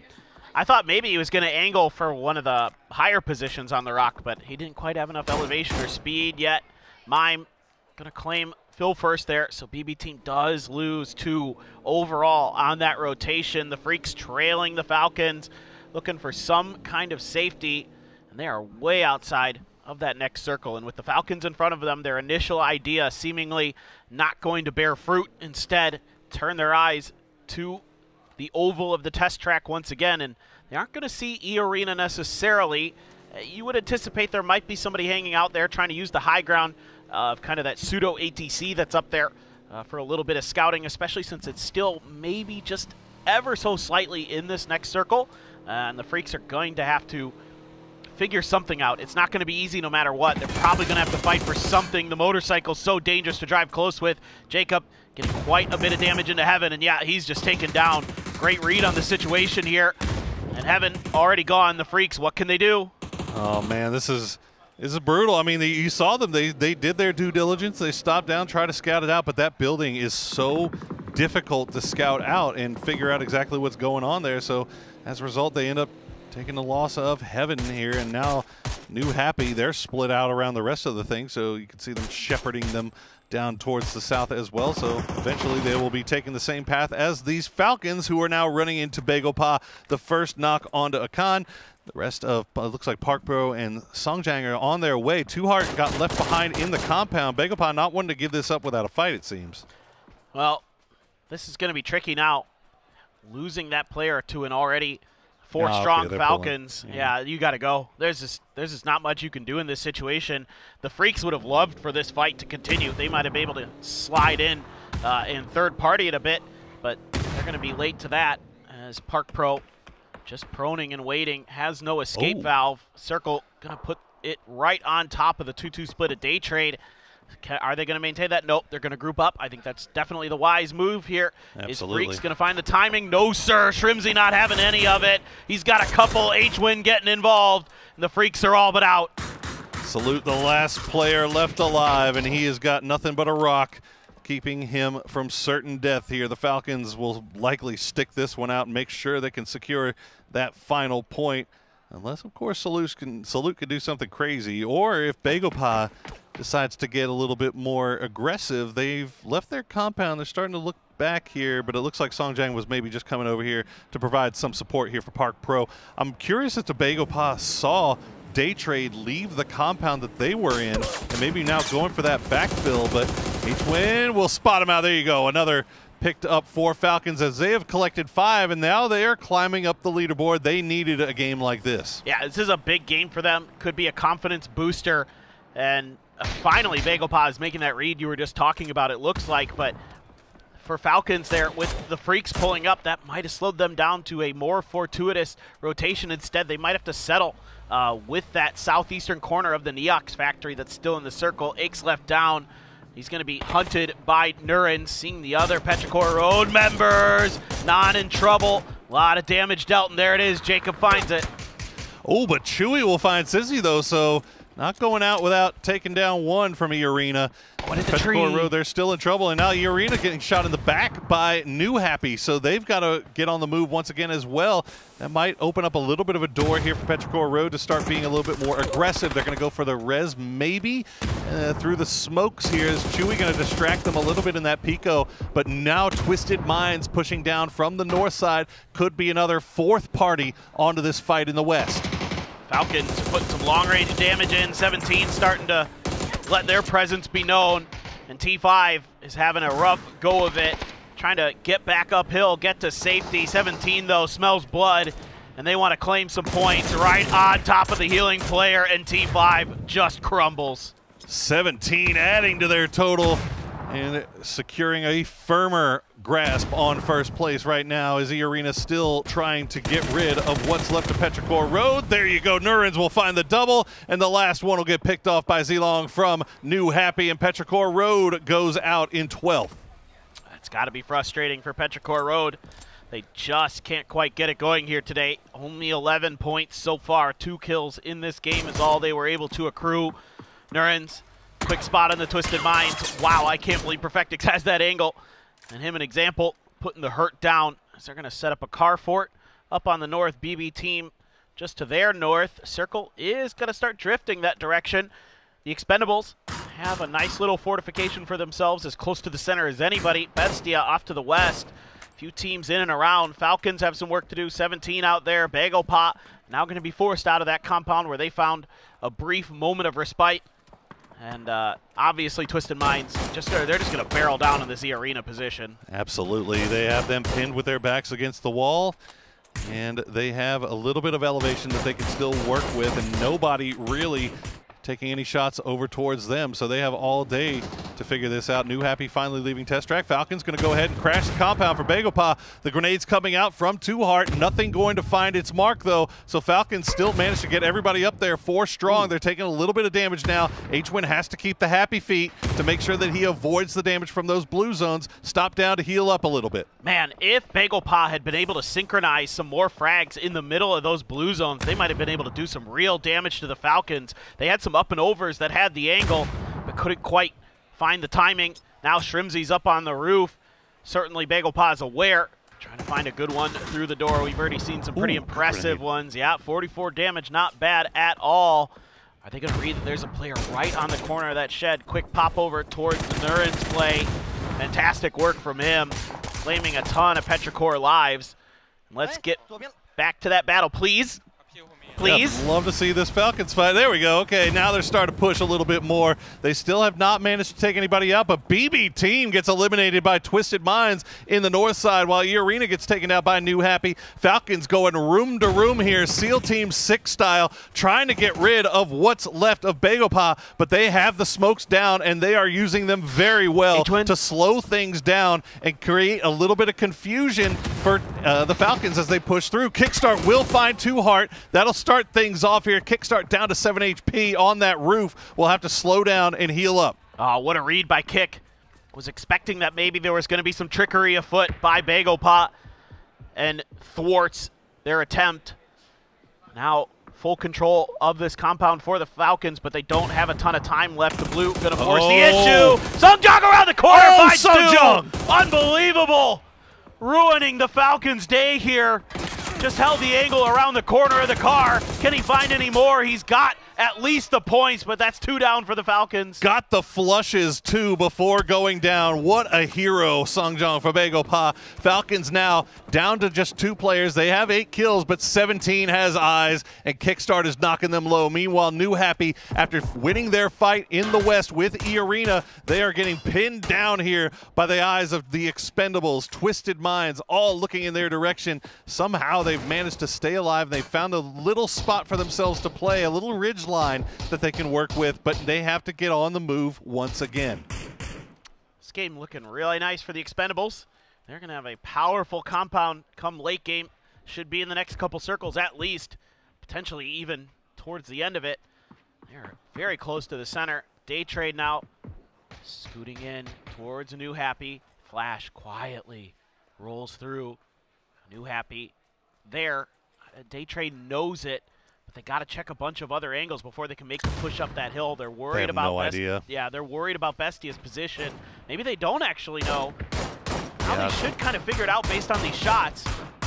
Yeah, I don't think they had any idea exactly where New Happy were. The utility was being sent to Rocks where there was nobody home, but the shots from Twisted Minds and a little bit of help from December 12th to take out his own teammate create a little bit of confusion over there. And no, the flip will not get him. Okay, the deployable shield keeping them alive for the time being, as Inuyasha will get back on his feet, but immediately go back down to the zone. This looks like and feels like a New Happy. We're just going to donate these points over to the Blue Monster. Yeah, I think it. Oh, he did get the first aid off just in time to December the 12th, but that's now just a waiting game for Twisted Minds. Just continue to harass him. He actually got to that tree, but is he going to be able to get the health hit off? No. Oh, there was a heal off between H-Win and December 12th. We had him in the picture-in-picture, and it looks like December 12th, or actually H-Win will win and get that 1 placement point for coming in 7th. So essentially it's a tie, though. Yeah, essentially. But hey, it's worth I'm sorry, trying. 2 placement points.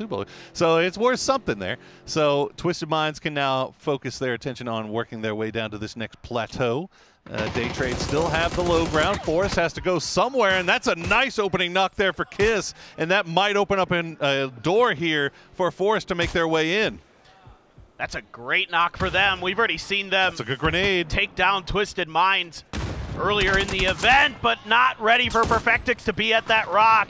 Bit of a misstep there for Olympus. He had a frag in hand, too, and he's going to go down. Perfectix again. You're just walking into him. Perfectix is farming right now as he has managed to get 2 of them. Can he get the last? As well as Kiss is going to go down to Tanvu, and just like that, Forrest is dispatched. Batulis will get back on his feet. Twisted Minds still in it with 11 kills. Perfectix is just putting on a show here on Rondo. He's looked incredible. He's found some great timings, and the shots have been clean and quick. Now, Taylor, that is unfortunate for DraftKings. No more Bush Monsters. Yeah, that one is... he had the ghillie on and everything. Yeah, he did the best he could with it. Had all the right things, but the eye is just too good for our young Day Trade players, as they are now fanning out around that southern edge of the circles. But they haven't spotted out the other Bush But do you expect second What Bush? if we did 2 Bush Monsters? Have we thought of that yet? Surely they won't expect that. Well, it's got Bestia into late games almost every time, and it's been good enough to get him into 3rd place overall so far for the day. So, you know, if it ain't broke, don't fix it.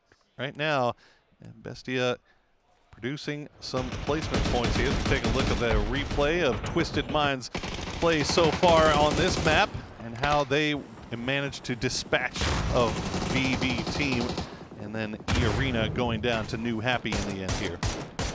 Yeah, and long-range shots for Batu.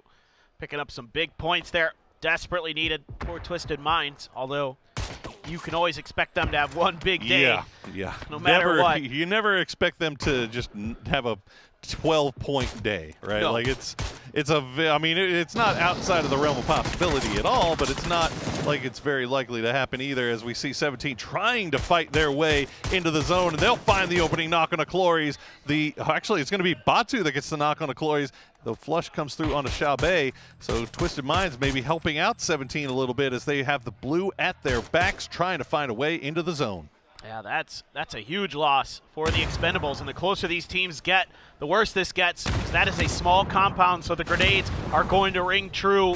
A bunch of damage done. The pans are out. The spot onto Delwyn around the side. Are they going to be able to find the angle? He's just going to push around the corner for it. A grenade from his teammate doesn't matter. Still holds true. Finds the damage, and now Xiaowu looking for more. Stuns are out, but a good counter grenade from Duck Shoes. Xiaowu just storms in. He's done it again. He storms the building and takes out all of the Expendables, but now here comes the push from Day Trade. They see if they can collect these knocks and get a few more points in the pocket, make sure they take out the last player, Xiaowu, hiding in the corner. But Twisted Minds wants this as well. They're coming in from the outside wall. The utility is just coming in from all angles. Xiaowu will go down to Belmoth, but now Twisted Minds and Day Trade playing a little ring around the rosy, and all the while, Mime still alive on the low ground in the bush. Surely this time, prime time. Surely. Surely. I believe. Prime time. He's still in that freaking bush. Nobody's seen him. I love it. Prime time. Well, he's still in the circle, too, so he doesn't have to. Tigger is looking directly at him. Yeah. And he does not see him. Mime being the sneakiest of bush monsters right now. But Day Trade, I think they know that they've got a solo back here. They're going to devote all of their players to coming in here, clearing out their back line, and they want to play this ridge line and force Twisted to push away from the compound into them. So this is very smart play by Day Trade, giving themselves the position for the late game battle right now. But they have to be aware of that snake in their midst. They keep looking back there. They know someone's there. They know. Now they're checking. Now they're checking bushes. Is it only a matter of time? Oh my God. Oh my God, no way, Belmoth. You checked like everything but the one he's in. There's no way. Okay. Oh, did Mime go? I wonder if he crawled to the bush where his teammate went down, and they're like, He's well, like, there's already a box there. There's a box there, and there could be a body. I don't know. No, Mime's he's all by himself. Look at him.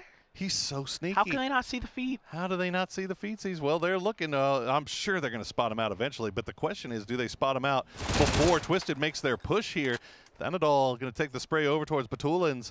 Doesn't land any damage, but definitely lets them know this is going to be a very, very hard battle for Twisted Minds. Yes. If they pull this off, that'd be absolutely nuts. There you go. Mime does get spotted out in the end by Belmoth, and it is a 4v3 for the victory here in match number 4. What makes this really tough for Twisted Minds is they only have 2 smokes left. They have a lot of frags, though, so if they can get those to connect, if they can get them over the ridgeline. On that hill, though. Yeah, figure out where those players are. What did Mime have left in the bag that Day Trade can scoop up?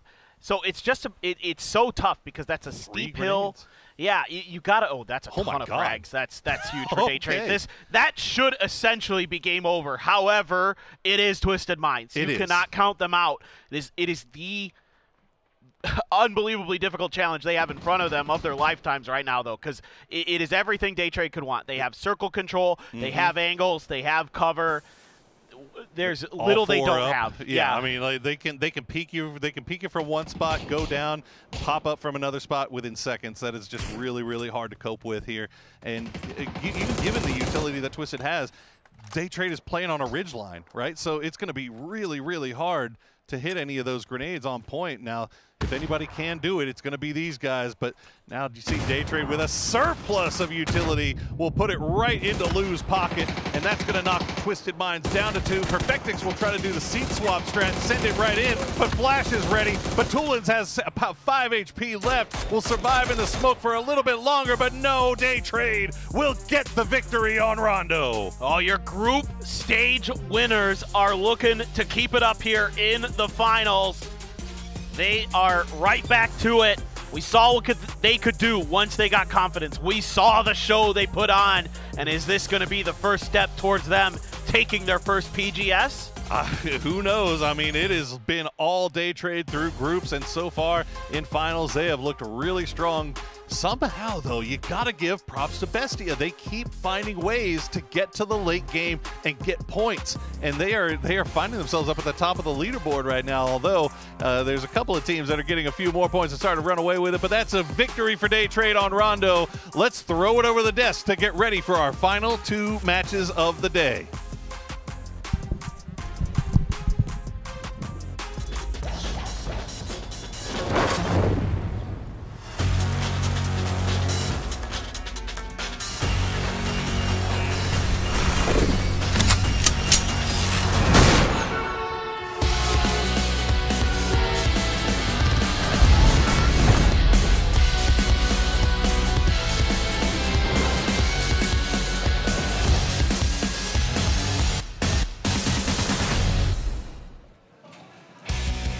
Well, well, well. Day Trade manages to shut down Twisted Minds at the very end. It was going to be tough for Twisted Minds to make anything happen there, but Day Trade manages to round things out. They had it secured for quite a while, considering their position, and of course, they do get the win.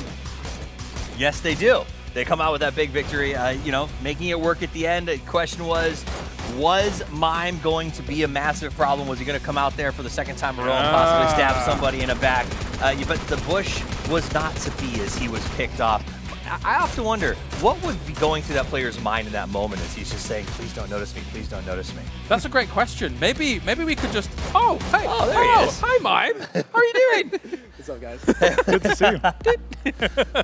So Sneaky Mime. Yep. What? Twice now you've gone through this, like, hiding and hoping. What goes through your head? Yeah. What's the plan in those moments? You know, so I've been working out with the Day Trade boys. I'm pretty sure we've been vibing and stuff. So I'm like, you know what? Do I get a couple knocks and feed the wind to Twisted Minds? You know, a great team. Probably not. Right. So I'm like, you know what? If I get a knock or two knocks, I'm not only not going to secure the point for myself, but I'm going to be griefing Day Trade and also feeding a team that could potentially win the tournament, right? That's very good so insight. It's like, what do I do? I should hide. So that's what I did. And then died for it. Well, did you know that you were about to die? Did you see him? Did you see him ID you? I had a pretty good idea. They were looking. They were looking.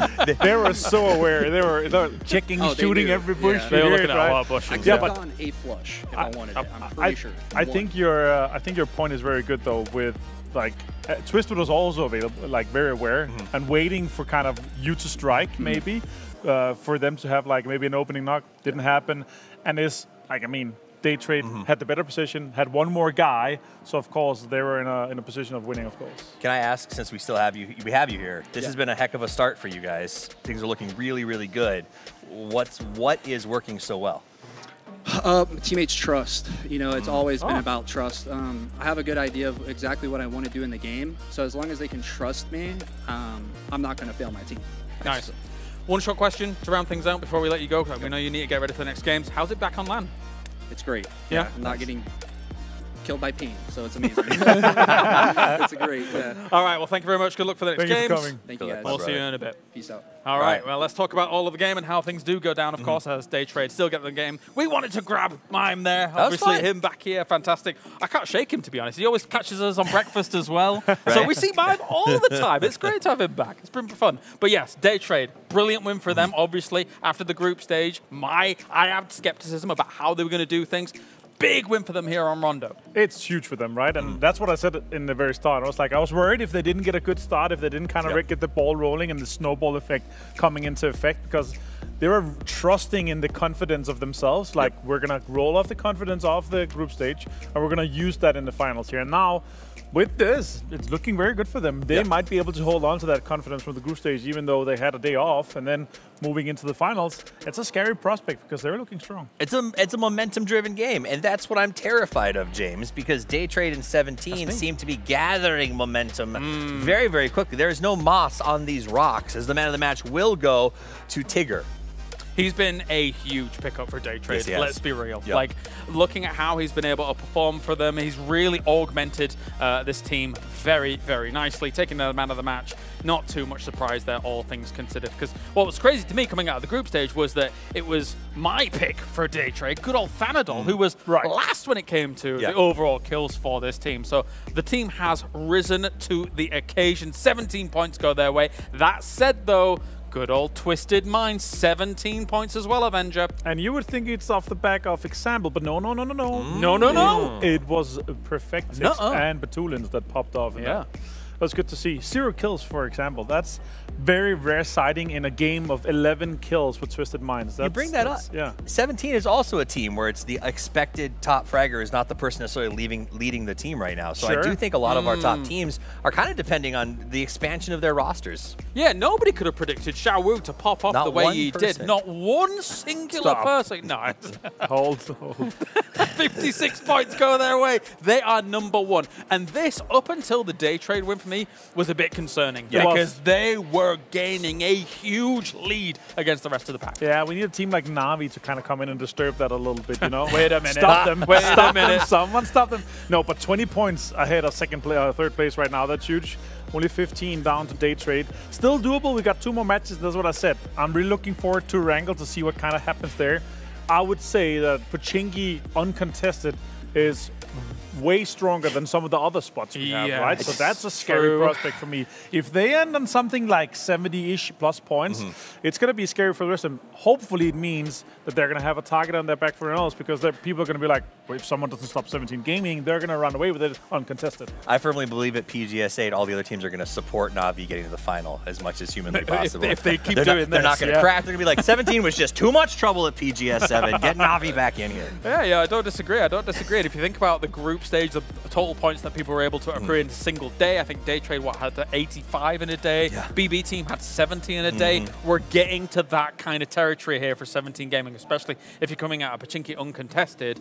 Of course, there are potential outliers around it, but if you think about some of the strength that we might see going on over by school or apartments, those teams have already got their own problems. Yeah, and those were the teams that we were thinking, okay, they're going to be able to, hold onto them for them to not run away with it. We're going to need circles like Sarkis, Stalfer, military game for, for it not to go crazy, for 17 not to have a pretty huge advantage.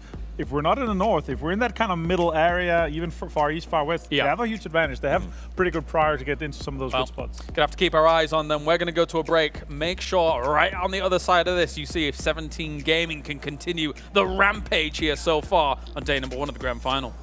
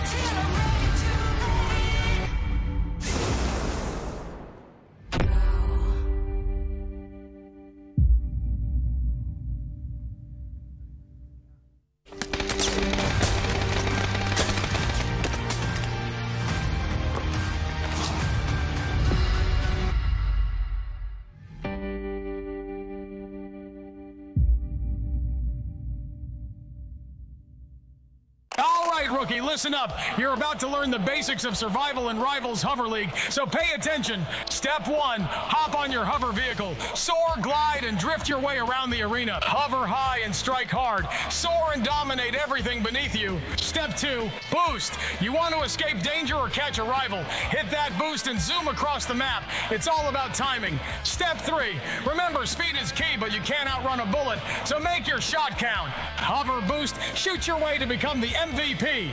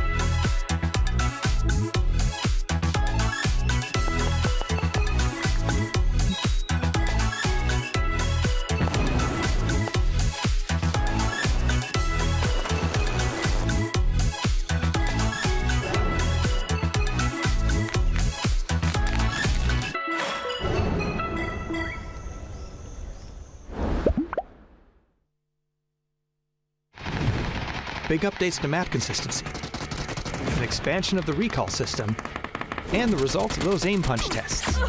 All this and more as we dive into the update 35.1 patch report.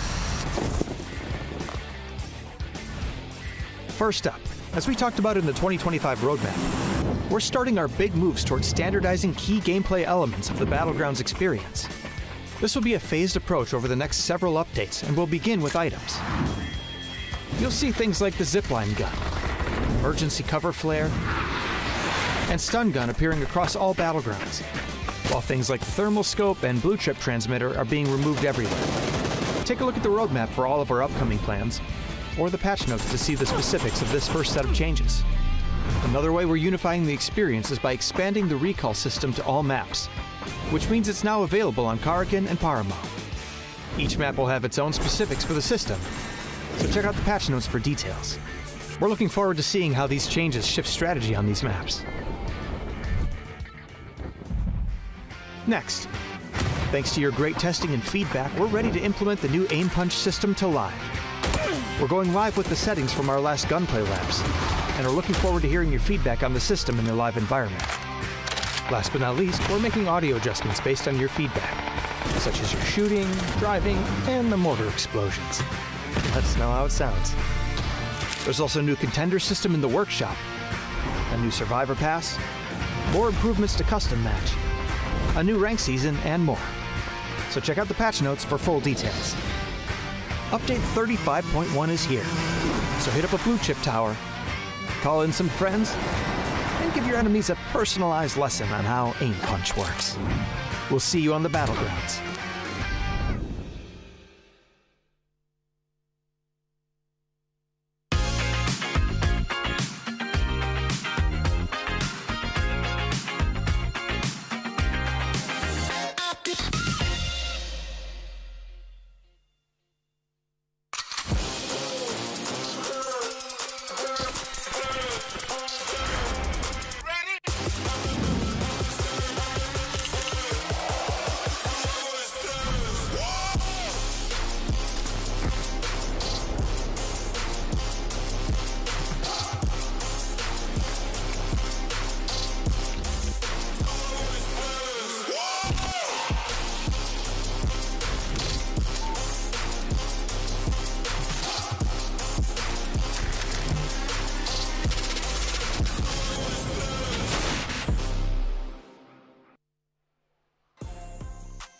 Welcome back, everybody. We have 4 games in the bag, 2 more left for you today as we head over to the grassy pastures, the amber waves of destruction on Erangel. I am Porosaurus. Joining me once again is Paper Thin, and we have had a banger so far here today, Mr. Paper Thin, and it's shaping up to be pretty nice going into the last 2 as well. Yeah.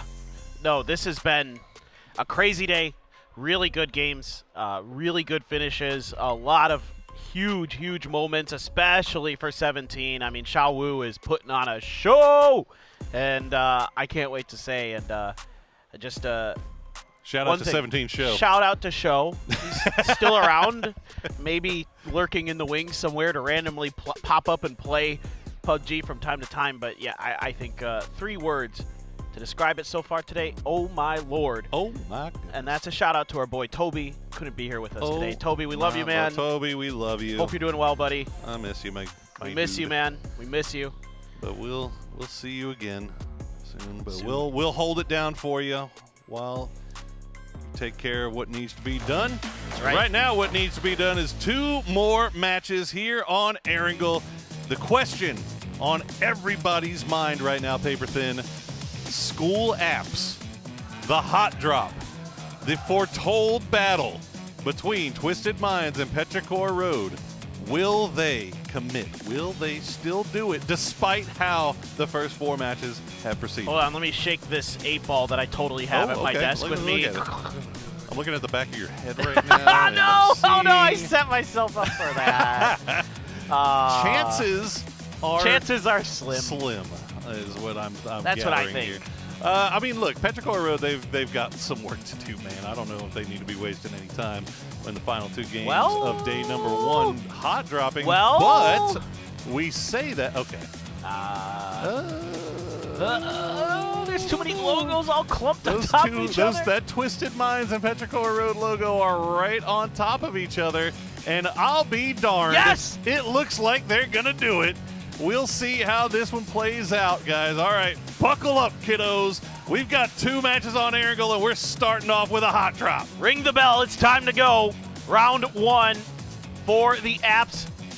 And it is going to be everybody almost on the same roof. 1 player going below. That's Chewy. Just comes down to who gets the gun first. Aches left has a shotgun. He gets it loaded quick. and it is Apr-4 Road slaughtering Twisted Minds on the roof. They're trying to get out. They're trying to escape. They're hunting them down. Aches left. It's good. Chewy's got the vector, and a roar from Apr-4 Road. Just like that, Apr-4 Road is right back in it. They have been having a slow day so far today. They said they were going to commit to it. Twisted Minds said, bring it on, brother. We are ready. And Apr-4 Road takes the first round right to the chin of the defending three-time PGS champions, Twisted Minds, and they keep all four alive. That is the most important thing of all here, Mr. Paperthin. It just came down to Akesleft getting his shotgun loaded first. He got it loaded first. You could see. I think it was Perfectix that we were on, had the shotty in hand, was clopping, it was loading that thing, finishing the animation, and all of a sudden he caught one right to the dome.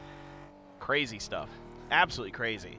Love to see it. Love a hot drop, man. Me too. I love it, especially I love it whenever they play out that quickly, where everybody just drops on the roof and they say, you know what happens, happens. Thoughts and prayers.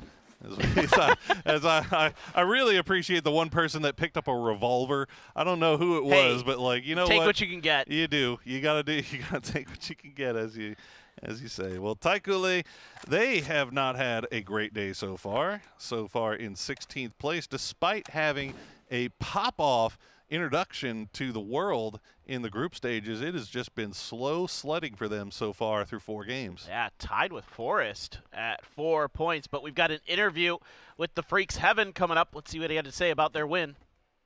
Hi, I'm Lisa. I'm here joined by Heaven from DNF. It was a tough road from group stage to finals. While you show some good moments so far, but however the performance hasn't been consistent till now. So just ask that what changes are you making to stay strong in the finals? 그룹 스테이지에서 결승전까지 이렇게 쉽지 않게 올라가셨는데 그렇게 좋은 모습도 있었지만 이제 뭐 경기력을 조금 안정하지 않는 것 같아요. 그러면은 이제 혹시 파이널에서 어떤 보완을 하실 건지 여쭤봐도 될까요? 저희가 보완하는 것보다는 저희가 간만에 해외 대회이기도 하고 간만에 대회하는 거라서 좀 감을 못 잡았던 게 컸던 것 같아서 지금 이제 그랜드 파이널에 슬슬 감을 잡아가고 있어서 더 좋은 모습 보여드릴 수 있을 것 같습니다. So it's like instead of making any adjustment, I think it's just because it was a big stage in a while. We are performing on a big stage in a while, and we haven't able to get a hang of it. So once we get a hang of it, I think we will be able to perform better in the final. Okay, keep up the good work and back to the game. Thank you very much, Heaven. And yeah, just knocking the rust off a little bit, as performing on stage is always a little bit different than playing it from the comfort of your own home. And so far, so good for those Freaks as they collect the win there. Now put themselves into 7th place overall, 27 points.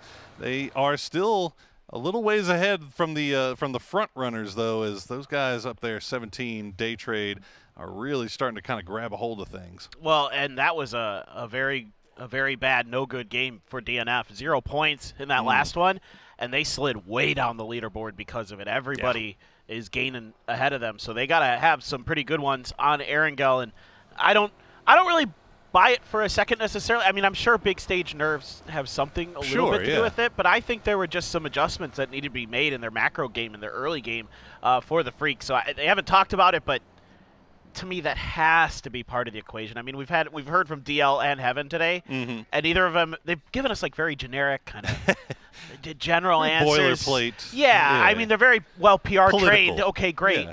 But my sense is it's something very different. Oh, if you missed it, here we go. You get to see the replay in action as sometimes you just happen to pick up the right gun at the right time. Ming Ming and the Apr-4 boys, you can see how pumped up they are about that one. You gotta let them know.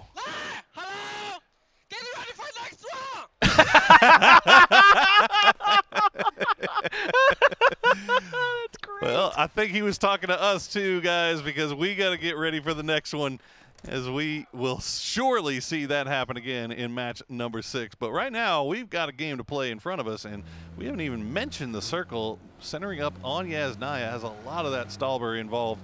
Is going to be a question as to whether the thing is going to shift up north, or are we going to get one of those Yaz Field type of actions. I just want to say I appreciate that Axleft's English is almost exclusively trash talk. Like, you remember the infamous bleep you Shrimsy, you know? I love it. We go to talk to him. He's like, oh, can we get it? He's like, oh, no, it's just not so good. But then as soon as he got, oh my goodness, Little Ghost gonna put a bullet right into the Duns is just Duns, unfortunately. But yeah, it's kind of crazy how Axleft all of a sudden becomes a English savant when it comes to talking trash about other people. Well, go ahead and secure that kill on the Dons, but Taika Lee, after having a really rough day so far, it looks like they were trying to see if they could maybe save their mans, but 17 wasn't willing to let that happen. Oh, this is a couple players going down early for New Happy to E-Arena. Death Road. 2 kills. Just picking the pockets here of New Happy and walking away with a little bit more than spare change. Man, I'm telling you, there is just no safe path to rotate on Erangel anymore. Look at the map.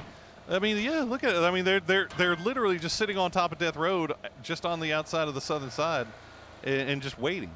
And there's just nowhere safe anymore. Like, you cannot trust your usual pathing anywhere. Now Taika Lee is going to find out again as they get a little bit closer to Forest and 17 as well. I mean, other than Petrichor Road, there's no one in the southern half of the circle. And that's like the one path that New Happy took. I mean, that is just unfortunate, but, you know, maybe, again, could be E-Arena having a read. I mean, their macro game, I'm going to keep talking it up. They do play a good early game. They don't generally make a ton of mistakes, so that right there might have been just a read where they could get away with a rotation trap. I think it's also worth noting that it's a lot of these rotation traps that we're seeing set are being set by APAC teams. So these guys are definitely doing their homework and coming in here prepared. I know there's this idea of the APAC team just being this wild and rowdy region where anything goes, but there's method to the madness a lot of the time here, as we see Petrichor Road doing a little bit of the same thing here, waiting to see if anybody maybe comes and sneaks around this house over on the south side, or north side rather, of Potato Mountain, but it doesn't look like anybody's going to. Yeah, for now it's a little bit of jockeying for position. Teams kind of taking what they considered prio. You know, the Freaks taking a 2-2 split on the north side of the lake. You have Bestia taking a huge 1-1-1-1 split. Big old split. Yeah, from the south to the north of Yaz. I mean, they're all over the map. You've got a lot of the Stahlberg control, mostly into T5's hands. You do have Bestia on the mini Yaz, like kind of platform there. Furia and Bagel Pow over to the east. Falcons are pre-popping a pickup. They want to get in the air. You know, this is one of those circles that feels like it might hard shift because of the water. So you want to kind of maybe get ahead of the curve potentially. Who knows? It might just center towards Yaz as we see the drive up, and it's just a bunch of headshots there for Jacob. And then Shizzy's turn, and he knocks it out of the park. Yeah, that's brutal. That's frustrating for sure. I just have no way of telling that there's going to be somebody there, and you just can't stop. Like some things you would assume you just don't have to scout. You still have to scout, I guess. But we'll see where the next circle decides to take us. Falcons, they had that E-pickup going. They were already getting kind of shot at and targeted down by BB team, and they're going to go ahead and take it. Meanwhile, the Expendables getting a little close to Forest up here. New circle pops, and Falcons will drop immediately down back into Yaz. Actually, it looks like they might be going back to where they just left from. There might be a car or two available. It depends. Or they left one there. So that might be part of the equation with what they're thinking about here. Or they just have to take North Apps. I mean, that just might be the only thing they really have left to them, is to play for some kills, play for some vision. That might be the play, actually. If this thing does cuts down south and goes away from Stahlberg next circle, they're in beautiful position. Yes. So just playing the odds, I guess, more than anything here, as we see Petrichor Road on foot. No vehicles, just running from Potato. What happened here? That's... All the vehicles got stolen while they were fighting. Everybody knew the hot drop was happening as soon as they saw that many players clustered, and like everybody that drops around it, like Razak and everything, is like, ooh, free vehicles, thanks. Well, they got to use on their feetsies. Boy, this is too reminiscent of most of my PUBG games, honestly. This is the only way to play PUBG. I don't put priority on vehicle. Okay, there you go. They got a US just off in the distance. They'll spot that out. So If nothing else, maybe they'll get 4 deep in the U.S. and start making their way up. I'm sure they'll find something else. Meanwhile, the Freaks are going to find TKL on that western side of Stallber. They'll open it up with a knock on to Suze, as Cold will spray down and have to get on the move once again, as Salute is making the push using that low ground to get closer, gets him low, but doesn't get the knock. Yeah, and he's able to follow up off of what Heaven was able to do. They knew they had him weak, and now they're looking for the last member. Gonna claim some points. Spaceman on a sliver of health there. The grenades, the blue zones, everything, trying to find him, and it's actually gonna be Spaceman's own grenade that's gonna claim that denial away from the Freaks. But a nice push here, a good early start for DN. They really need to get it going here in this last game if they want to keep up with the rest of this lobby. Oh, no, they didn't see it. They didn't see it. Either they didn't see it or they just really like their feetsies, as they'll continue running from the south side and continue to loot up as they just take their time. Oh, wait, I think he's laying down an E-pickup, so they found something. Oh, if they've got an E-pickup, then it's all just. Yeah, they're in business. All right, there it goes. It's going to pop, and we'll see where they do decide to go now. Looks like they've got plenty of heals. I mean, they've had plenty of time to loot, haven't they? Like, they've been running around. So that fight didn't last long. It did not. It definitely did not. But where do you go here? I mean, do you try to see what Circle does? It's a I'm kind of surprised to see them pop it so early. To be honest, I mean, I guess they'll still be in the air once the circle closes, but I feel like they might be a little bit.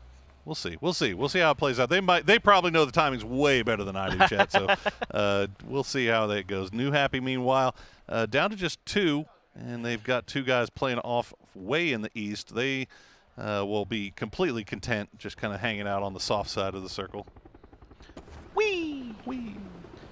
That's the obligatory noise you have to make every time. Oh, absolutely. You're in the pickup. You kidding? Yeah. Also, you have to be spamming emotes while you're waiting for it to come. Exactly. If you're also guaranteed. Doing the team dance. I like to hit my teammates with the doo-doo-doo-doo-doo. Oh, yeah, of course. Yep. There's some things they could take. There's actually that compound that's on the kind of eastern edge, just underneath. That's open. You know, not opting for Expendables Yaz. aren't there yet. That's, or you could just go like far eastern edge, or try to drop in Stallber proper and gamble that nobody's still chilling up there, but that would be mega dangerous. Instead, yeah, they are going to go far east. That's a great read from them. Good eyes for Petrichor Road. Good stuff from Petrichor Road, as they will still get shot at by BB Team. EA making their way through the fields. They got 1 shoe missing, and they're going to go and find the blue house, join the bear. And hope, beyond hope, that maybe the circle will cut down south to them so they don't have to actually leave again, because they're not going to have any tires left on any of those cars by the time everybody around is done with them. I love that Bestia is just grinding this out.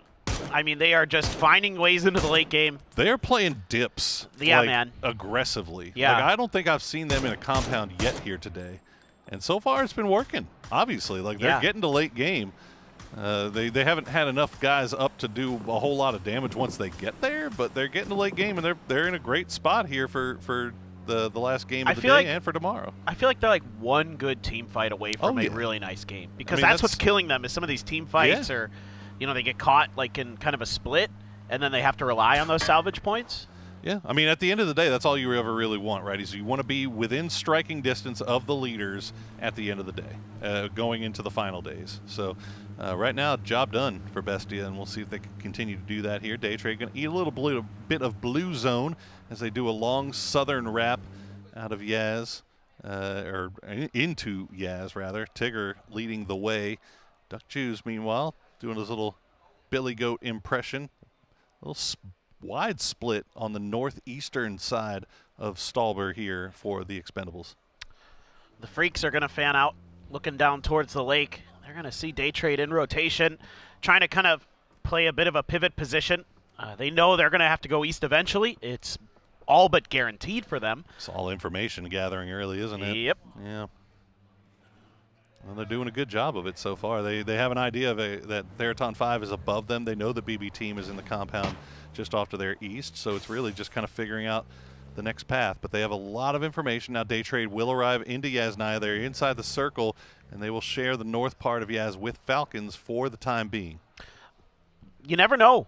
With the Falcons' position, a couple shifts in their direction, and they could be in a really nice position. Some traded knocks there for Bestia. Vinny has a Lynx. Lyric's able to respond with an SLR. Up the hill we go. Delwyn, you've got some players up there. He knows it. He's prepping the grenade.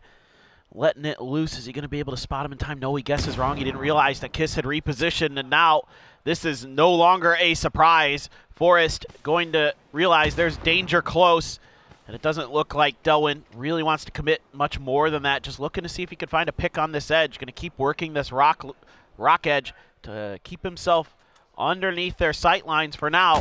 The rest of his team waiting, hoping that maybe that Forrest overextends.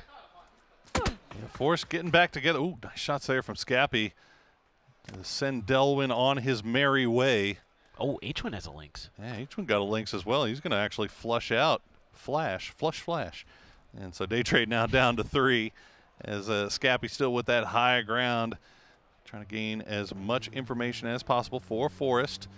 As we see Daytrade, well, once that knock came through and once the circle popped off to the east and they knew they had to leave Yaz, they send Tigger in. But unfortunately, this spot is occupied, Tigger, as he gets immediately dismounted from his steed. And now Belmoth will be the second in line. Free vehicle. Oh, no, free vehicle. There you go. Okay. Belmoth also on his way through the fields. Thanadol got left behind. Belmoth just hoping they can maybe find somewhere to play here. It's tough in this part of the map. There's not a lot in these fields that's really tenable. Everything's bad. Everything is bad, and it's, you know, even though you found a little bit of a spot, teams start coming in from your north, and all of a sudden it's not much of a spot. 17 is going to take a knock, though. They also have a tough position to play. You can find angles to hide yourself in those trenches, but they're starting to lose players. There's an exchange here. Fluky lighten up. Zilong and Yuyasha already down, and there goes New Happy. Those 2 losses they had early result in not much for the rest of the game. And now Forrest is driving into this. Theraton 5 already heating up, keeping up with it. Theraton 5 is on the clock, man. They immediately dispatch of New Happy and turn their attention back up to the north, but now they're getting shot in the backs by the Expendables. Tanvu from range. Delwyn starting to make their way. Falcons actually take the E-pickup out of Yaz, and they fall right on top of Petrichor Road. They will trade Tig for Ixlep to start things off here. A nice grenade from Kickstart will find Chewy, and now Ming Ming is in no man's land, and Shrimzy picks him out, and Nan, the last player left alive for Petrichor Road. This grenade is going to fall right on his head, but not enough to get the knock. Oh, they might have him, though, right here with the follow-ups. They're bouncing over the hill. They go just a bit too far. Shrimzy, well aware that he's got him on the ropes, is going to press the advantage. The molly comes up just a bit too short. First aids being attempted here by Nan and Ming Ming. They are going to be pulled through. Shrimzy just going to hold the line. The Falcons able to stabilize. They've got Tiggleton back. Oh, no. And here comes some mortars? I mean, Bagopah is pushing Petrichor Road. Ming Ming already got the knock and the flush onto 1, and now they're taking a fight from both directions. 4 kills for Petrichor Road right now. They're taking it from all sides. Park Pro will land the mini shots right into the back of Nan. Ming Ming all by himself as Shrimzy starting to make the push. Kickstart, though, has been taken down by a well-placed grenade from Nan. They'll have to slow down just enough to get that revive. As Ming Ming actually going to get this off? No way. Oh, you come at the king. You best not miss, Park Pro. Ming Ming is a damn good rifler, and he's got Nan back up and running. A ton of grenades have been thrown at them. There's a re-knock from Akan as he is scrambling to get here to back up Park Pro and get the res, doing more damage, but still, you haven't been able to eliminate Petrichor Road. Ming Ming gets another first aid, gonna try to stick the res. Shrimzy, not really much further he can push because of that hill ridge, because of where Bagopah is. The Freaks, however, getting into it with BB team, and they're gonna wipe him out with a little help from Rossiter Jr. Little help from that late blue grenade as well. Heaven will go down. So Freaks down to 2, still fighting their way in from the west. Bagopah deciding if they really still want to keep this going now that they got their knocked man back up on his feet. They're 4 strong. Songjang off to the south. It looks like they will go ahead and leave this for now.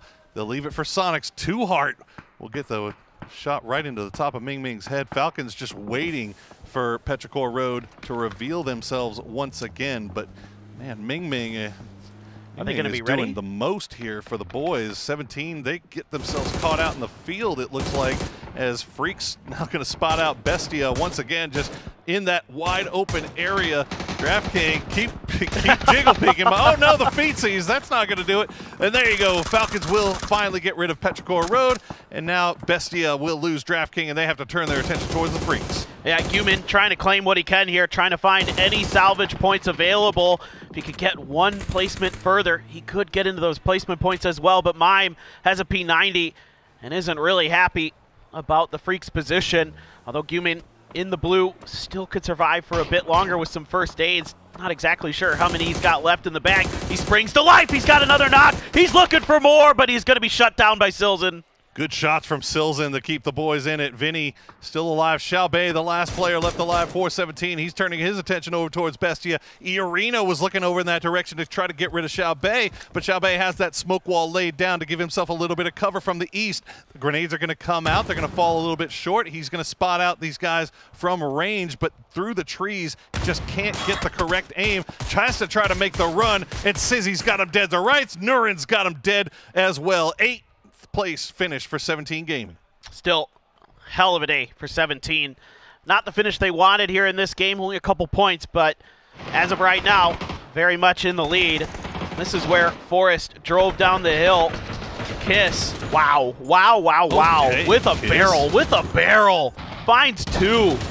Then he gets another, just running him down. Jeez, love to see it. Who? Yeah, right? Forrest. No fear. Showing out here for APAC. I was told that I should not be at all surprised that Forrest is doing as well as they are. And, well, that little gunfight gives me hope, despite the fact that they are currently sitting in 15th place overall. They have Falcons pinned outside of the zone right now, so Falcons going to have to figure out how they want to go and get inside here. Bagopah also still looking over in that direction. Bestia, meanwhile, they'll get everybody back up, and they're going to go on a drive. Why not? Sure. You got to go somewhere. Trying to find a bit of an edge, using some of that tree cover as well, potentially, to keep some of those teams out of their way, out of their vision.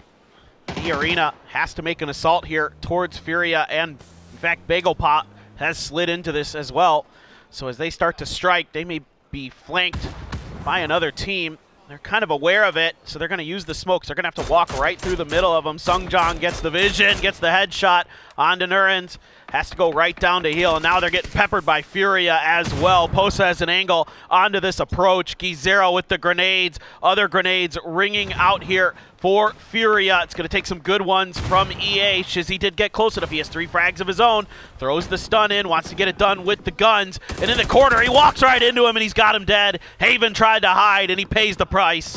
Boy, Zizzy just knew exactly where Haven was going to be, didn't he? He ran in and went directly for that corner. E-Arena up to 8 kills. They will have to leave Lyrics behind, but Mime now turning it into Furia as Bestia starting to spread out. They'll get another kill. Falcon's going to find Forrest. They will lose 1, but they're going to get, I think they keep 3 alive. They still have that eastern side. They're going to collect a few more kills for themselves. 7 kills now for those Falcons. Furia have this UAS fortress to hide behind as E-Arena has the hard cover. I don't think there's much util left here. Only 1 stun for Furia. So going to have to get it done with the guns. That UAS not doing so good in the health department. Still, Gizera able to put some decent fire in. There went the last stun. Stun out from Shizzy, but he's caught by Mime. Mime's got the P90, and he sits Shizzy down. Could not get any further towards Furia.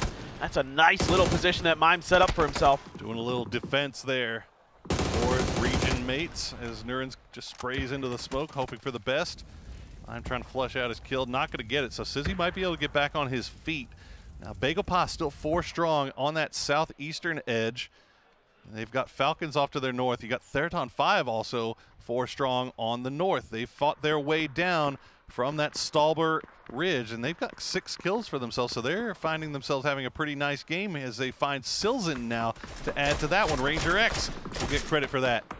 This could be a tough one for the Falcons. With Bagopah inside of the circle, they can just plant their feet, set up shop. As long as they don't lose a con on this flank angle, they should be A-okay to take this fight. Park Pro making it rain on top of this house. And so E-Arena just, oh goodness, Apr-4 even found the angle, gets the knock, headshot, and things are going from bad to worse here for E-Arena. They're outside of the circle, they're trapped. Good grenade, does a ton of damage to the Falcons. A molly, though, at the tree. Is it going to connect? Sungjang even got Tiggleton knocked. A good frag onto Two-Heart. He is very, very low, but so are the Sonics. But here comes Theraton 5. They're wiping out Bagel Pa from afar. Two-Heart gone. Another headshot found. Bagel Pa in trouble. And the lower half of the leaderboard shining bright here on Erangel as the day is coming to a close. They're trying to get the points in where they can. Theraton 5 will get back up to full strength. E-Arena trying to make the run and leave the compounds. Is he going to go down for what feels like the 7th or 8th time this match? Nuren's back to the hard cover for as long as he can stand it. Akon will take a few more shots over towards Furia, force them to retreat behind their hard cover as Theraton 5 is just moving down and taking control over the north. Still Mime alive for Bestia. Has that P90. Not sure what the bullet situation is in that powerful gun. Get into the late game. Nuren's almost got it, but Mime switching over to the Mini is going to take out another player. That's 5 kills here for Bestia in total. Fluky putting the pressure down on top of Bagel Pa. This hill opens up nicely for Theraton 5 for their firing lines. Popping some tires as well, and here come the Falcons. Falcons get back up to full strength, wrapping slowly around the edge of that hillside. Songjang going to get spotted out by T5, so that's going to open up a little bit of a window for them as well as they can spot out Apr-4. Fluky, though, now, Theraton 5 now has an angle on the Falcons. They have to retreat once again. So Bagel Pa kind of getting defended a little bit here by Theraton 5 as Falcons cannot really continue their push. The new circle does pop. It's going to center up as Mime, he said he wants his team to trust him, and he delivered in a big way there, getting a few more points for them at the end. And now Posa is going to go down to the mini spray from Apr-4. Oh, a nice shot there. It's actually the Lynx from H-Win. Still has some bullets in that thing. Able to connect onto a con, and the lines of Bagel Pa are just falling apart, and the Falcons know it. They've got him down and dusted. 1 kill apiece for each of the surviving members of the Falcons, and they are up to 10 total for this game. It feels like Falcons should have been dead about 3 different times this game, but they still managed to get everybody back on their feet and still managed to take control of this new zone. They've got center dot. They've got eyes on high and low. Theraton 5, they are up to, they can get Rossadin on his feet. Yep, they're back up to full strength. Shrimzy will spot out Posa from range. Gizera now the snake in the backside of T5 as H-Win will pick off that last kill and get the, swap that Lynx out for the Mini. A lot of ammo left in that one. He's got over 400 M556. Just a few rounds. Just a few. I'm not sure you're going to need that many, but why not? I mean, it's the end of the game. If you got nothing else to pick up, might as well go for it. Gizera just going to prone it down on the side of this hill, hoping that no one can see him with how steep the edge is, and he can maybe get a little bit further into this game. The Falcons now turn their attention northernly, and it is going to be T5 sitting behind some rocks, has a little bit of time, has a little bit of a ledge to play. How do the Falcons want to do this? Do they just want to try to control their edge here on the east and wait out this final circle a little bit longer? See if they've got, since they're, I think, a little bit closer to the center, they might be able to wait out Theraton 5, force them to come down the hill. Only 1 smoke left for Theraton 5 here, so not a lot in terms of coverage utility. They're even on frags. It's just going to come down to some shooting and maybe a good frag if somebody can find an opener. And T5, they have that additional mind game going of knowing that there's that solo player, Gizera, that's right behind them. They have to, or they don't have to, but they would love to be able to get rid of him and know that they could then put their full attention towards the Falcons. You can see Rossadin starting to come down, but that's not what they needed to happen. Gizera will get the knock on a Rossadin, and now the rest of Theraton 5 are going, what are Falcons doing? They're immediately going to send it on over here to try to turn this into a straight-up 3v3. H-Win will try to take the low ground, but Patampong is on time with it. H-Win following behind the exploding van. It'll go down. Gizera will get the credit for the kill on a Patampong, and now it's just Shrimzy and Tiggleton trying to trade shots across the hillside. Tiggleton's already got 1. You've got another super weak. This duo trying to do what they can. It's a lot of damage to both sides. Fluky, still very healthy. Fluky finds the headshot onto Shrimzy, now angling for Tiggleton, but Tiggleton sits down, Panic! Oh, and it's just in time. Fluky arrives, and Theraton 5 has a chicken dinner. Whoa, that came down to the very, very end. 13 kills for Theraton 5. It has been a slow day for them, but boy, did they wake up here in the end as they find their first victory here on Erangel. But what a matchup there at the end. You got to imagine if H1 was able to get down there in the US and keep that vehicle from just driving away on him, they might have had a little bit of a better shot. He might not have seen how weak the US was when he got in, and he just took a gamble because it blew up right away. It did. And so that means that you're kind of up to the luck of the draw. Where's it going to explode? What direction is it going to go in? Am I going to be able to stay with it? It just kept rolling. But all credit due to Theraton 5 and all credit due to Fluky as he managed to beat out the best here in Falcons in several 1v1s. So Theraton 5 get the win here on Erangel. 1 game left to play today.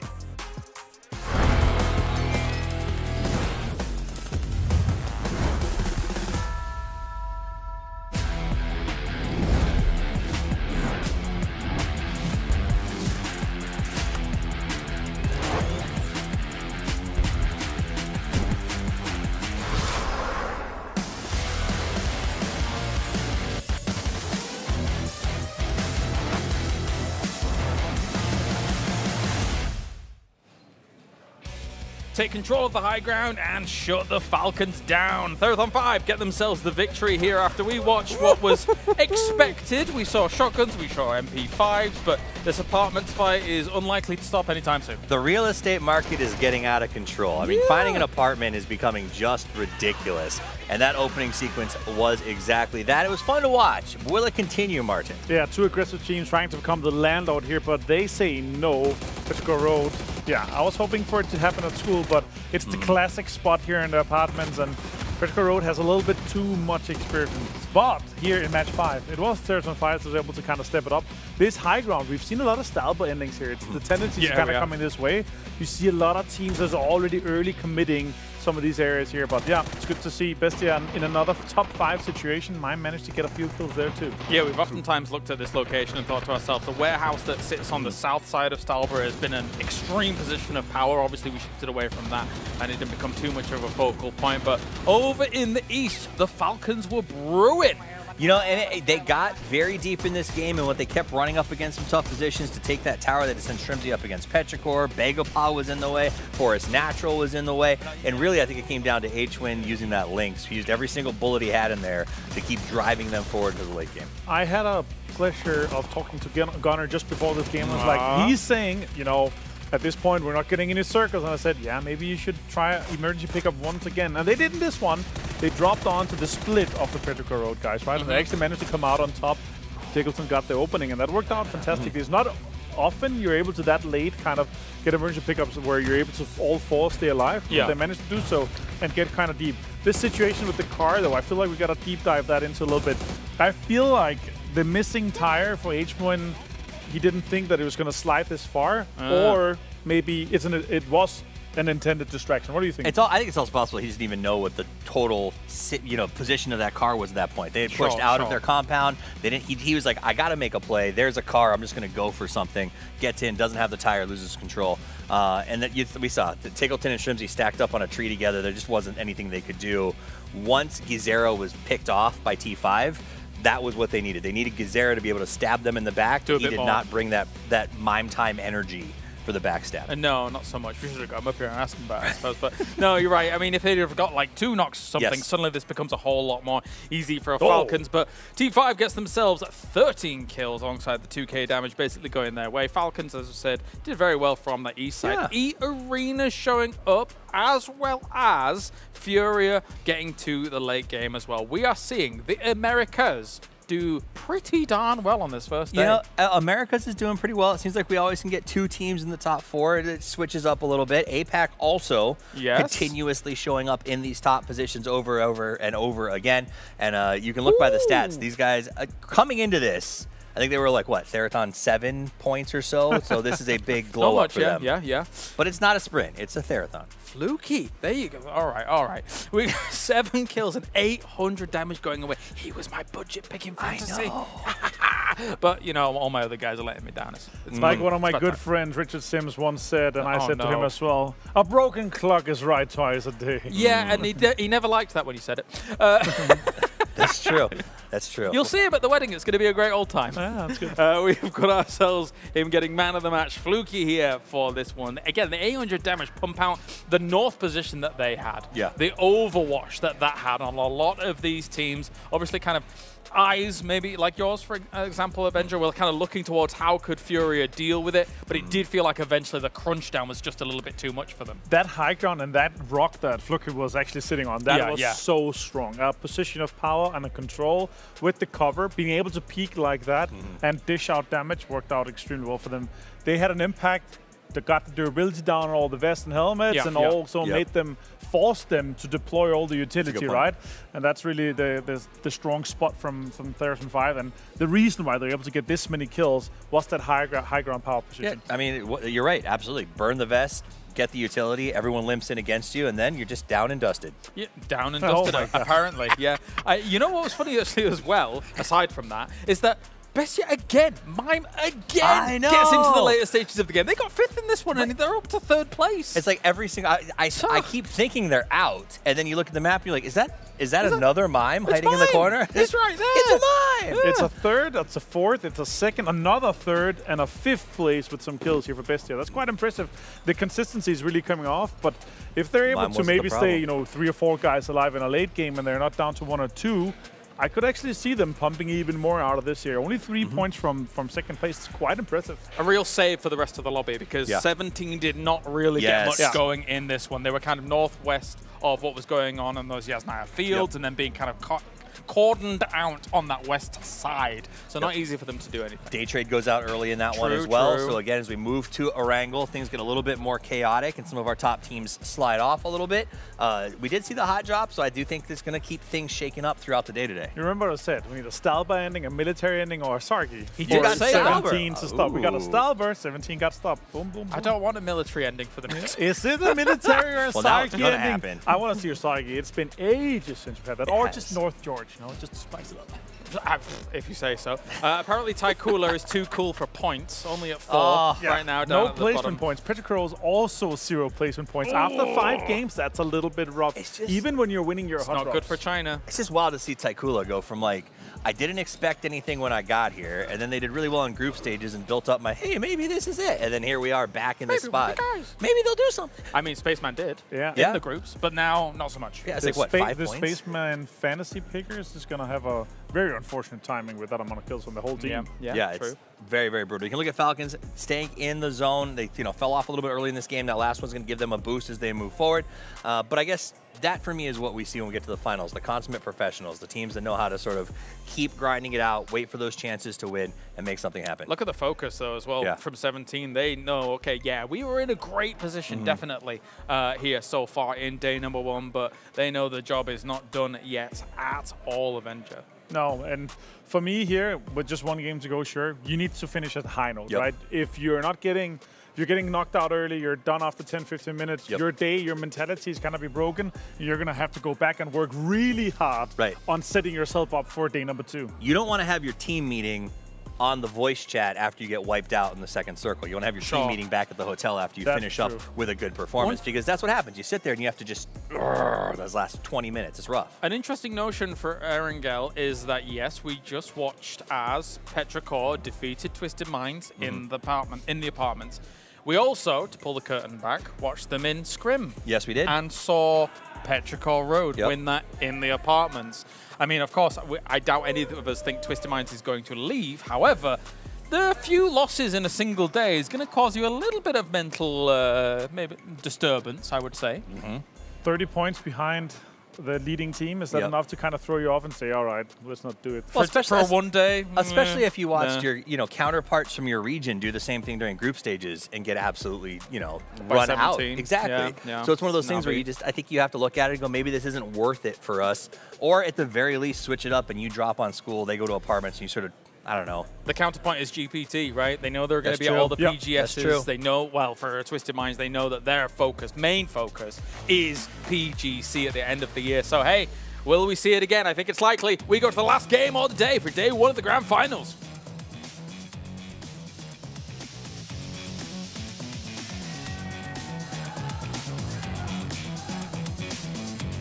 Thank you very much, boys. And yes, we are ready for our final game of the day. Everybody, get your popcorn ready. And if you're one of those people that are like me, Clinton, that eat your popcorn and finish it during the previews to where you don't have any popcorn left for the main event, what is wrong with you?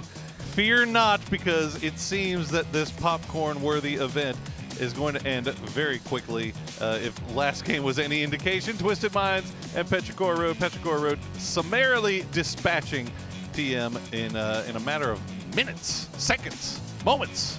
You're a Neanderthal. I am. Just finishing a popcorn before the movie even starts, Look, bro. I'm fat, all right? Can we just, like, keep it real? Like, Fair enough. I'm a fatty.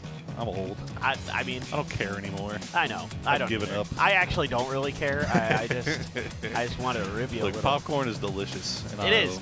I'm with you. Who says otherwise. I am right there with you. If you go to the movie theater, popcorn mandatory, and maybe this fight at school also mandatory. It appears to be. Last time, look at freaks. Part of it came down to a little bit of a better drop by Petrichor Road, and let's see if they've got it this time again. Angling down is Akesleft, trying to get down there as quick as he can. Took a little bit of a turn to gain a little bit of a better angle.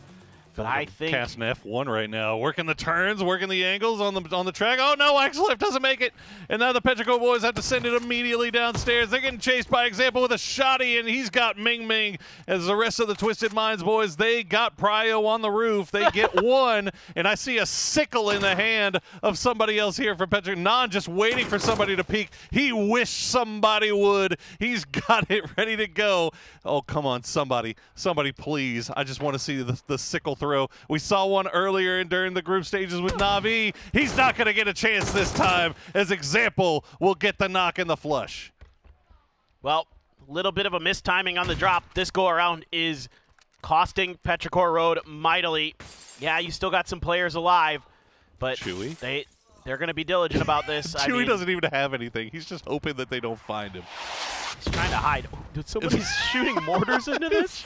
Like, if they're still fighting on the roof, there's a chance. It's got to be Salute, right? I have to imagine it's somebody. Oh, man. Chewy just, how do you not find a single web? Dude, he made it all the way down to the second floor. I thought I saw a Mark 12 in his hands at one point, but maybe my eyes just... Look at the sickle. The sickle hit the bed frame. Oh, no. You hate to see it. Well, Ikesleft's still alive, so there's that. And he's got a Saiga. We got that going for us, yeah, which is nice. And he's got about the best gun you could think of for this situation. I mean, you're not wrong. Oh, well. Well. While all that was going on, we get graced with the appearance of a military circle. Probably. So 4 teams. Well, yeah, I mean, that's looking pretty likely. I don't know. You're not wrong. I've seen these things shift away off to the north and just throw everybody's game in a loop before, but most likely looking towards Millie, as 4 teams already down there. And if you want to, well, maybe not now, Petrichor, but if you want to see the hot drops happen tomorrow, maybe Twisted Minds will be up on our team streams, and you can watch. And we're starting off on Aaron Gold tomorrow. That's a good point. Yeah, you get to see the action in first person, as the rest of the gang just completes the SEAL Team 6 sweep of every room. Clear. Every room. You know what's kind of funny about this? What's that? Is like the place that Akesleft has plopped himself down in. Mm-hmm. It is going to take a long time for Twisted to clear all this, and he's just wasting their time, wasting their game. He is in fact doing that exactly. As well, while the rest of the game continues, everybody's starting to make their way down towards these bridges. New Happy already have made their way across. Bestia have made their way across. I think Bestia landed there, and they've got, once again, the widest split on Earth. So really just taking up a lot of real estate. New Happy will go ahead and take the compound just off to the side of the western bridge, as the Expendables look like they're starting to make their way over. 17 also sniffing around that general vicinity. Falcons, they are coming up on the east bridge, which is currently being guarded by nobody. BB team have finished looting up in Novo, and they've situated themselves at the crossroads. That's about the closest, though, that anybody is to covering that eastern side. Yeah, and that means for the Falcons, if you can kind of get a read on that situation on that bridge, I mean, you're gonna be diligent about it. I assume they're gonna scout it. They're gonna see that, okay, nobody's close on either side, but then you have to assume that maybe there's somebody at crossroads. So that gives you the ability to rotate quick, either left or right, as you cross the Sosnovka side of the bridge. So let's see if they can get through that relatively unscathed. Yeah, when you're in Severny and it's a melee circle, you pray to the PUBG gods that there is a frickin' E pickup in there, because otherwise because that is an emergency. Yeah, otherwise, like, me and my friends will be like, all right, let's go find the 2 gliders and try that, but... All right, here we go. We've cleared out block 2. Let's make our way over to block 3. Everybody with pumpies and shotties in hand, ready to go. Ike's left still hiding out in the corner. Looks like Freaks have given up on third-partying any of this, so this is most likely just going to play itself out as it is. I've seen Xlef do this before, man. I've seen him do it before. Yeah, they're starting to get a little cavalier about how they're running into rooms all willy-nilly and just looting as they go. They got to know that there's always the potential that there's an Xlef in the corner with a shotgun ready and waiting. So here we go. We'll go ahead and let Lou lead the way with the barrel in hand. Batulins has the ace. This is extremely scary, actually. It's terrifying, to be honest. About as bad as it can get. Oh, okay. Here we go. We hear the footsteps coming. Ike's left. Just practicing his E key. Making sure that still works. Good, good, good. Still, Keyboard's in good shape. It's lubed up. It's ready to go. All right, doors opened. Here they come. First Saiga, 1 down, 2 down. Ike's left. Can he get another one? Oh, no. Example with the shotgun. He almost pulled it off, but Example not going to let it happen today. Batulins is laughing, and he's letting them know. All right, you got one. We got ours. Oh, boy, that was almost. Almost. Man. If it didn't take 2 shots. If it didn't take 2 shots with that first one. That was sweaty, for sure. All right, Twisted.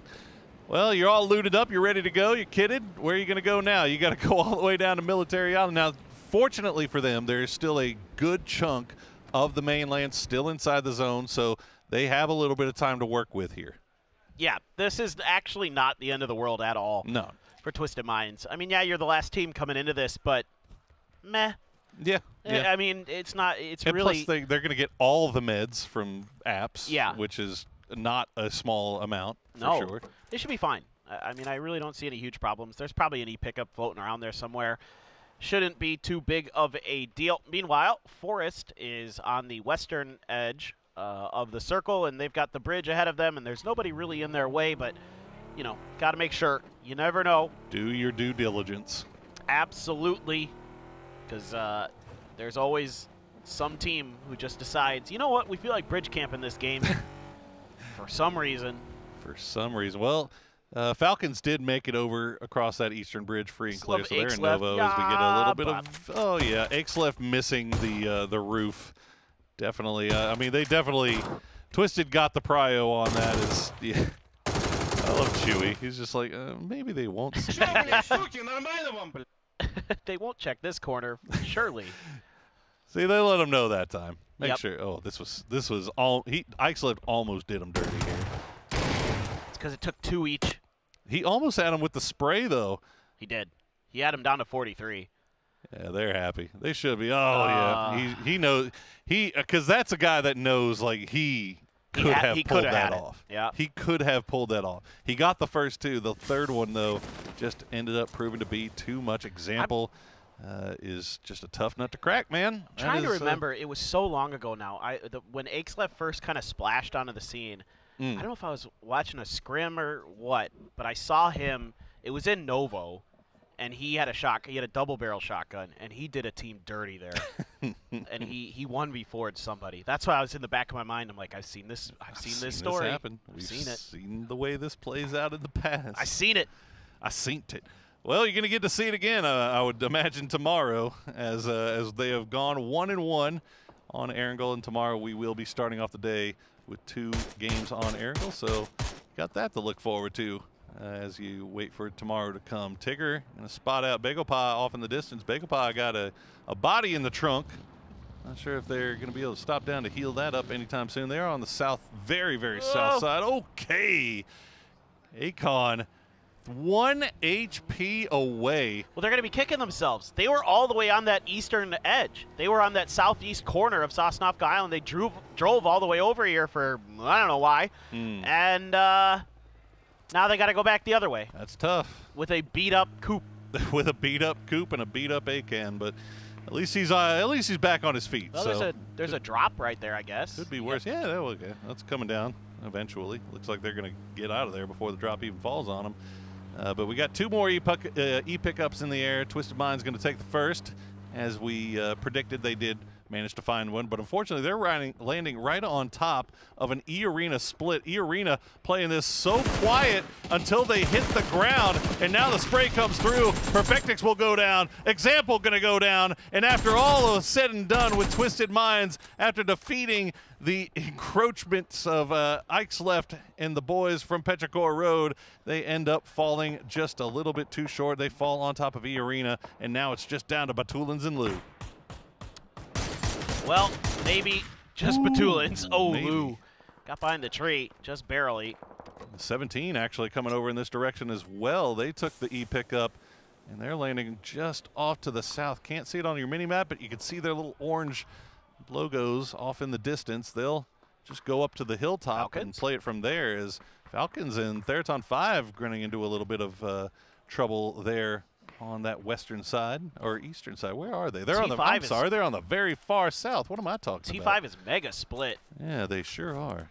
They've got some players on the bunkers in the military base, and they're now getting caught up between a bunch of different teams. Nice knock here from Silton from distance. Gonna get the flush as well. Rossiter Jr. on a sliver of health. One more bullet, and it's good. The last one is gonna connect for Baron.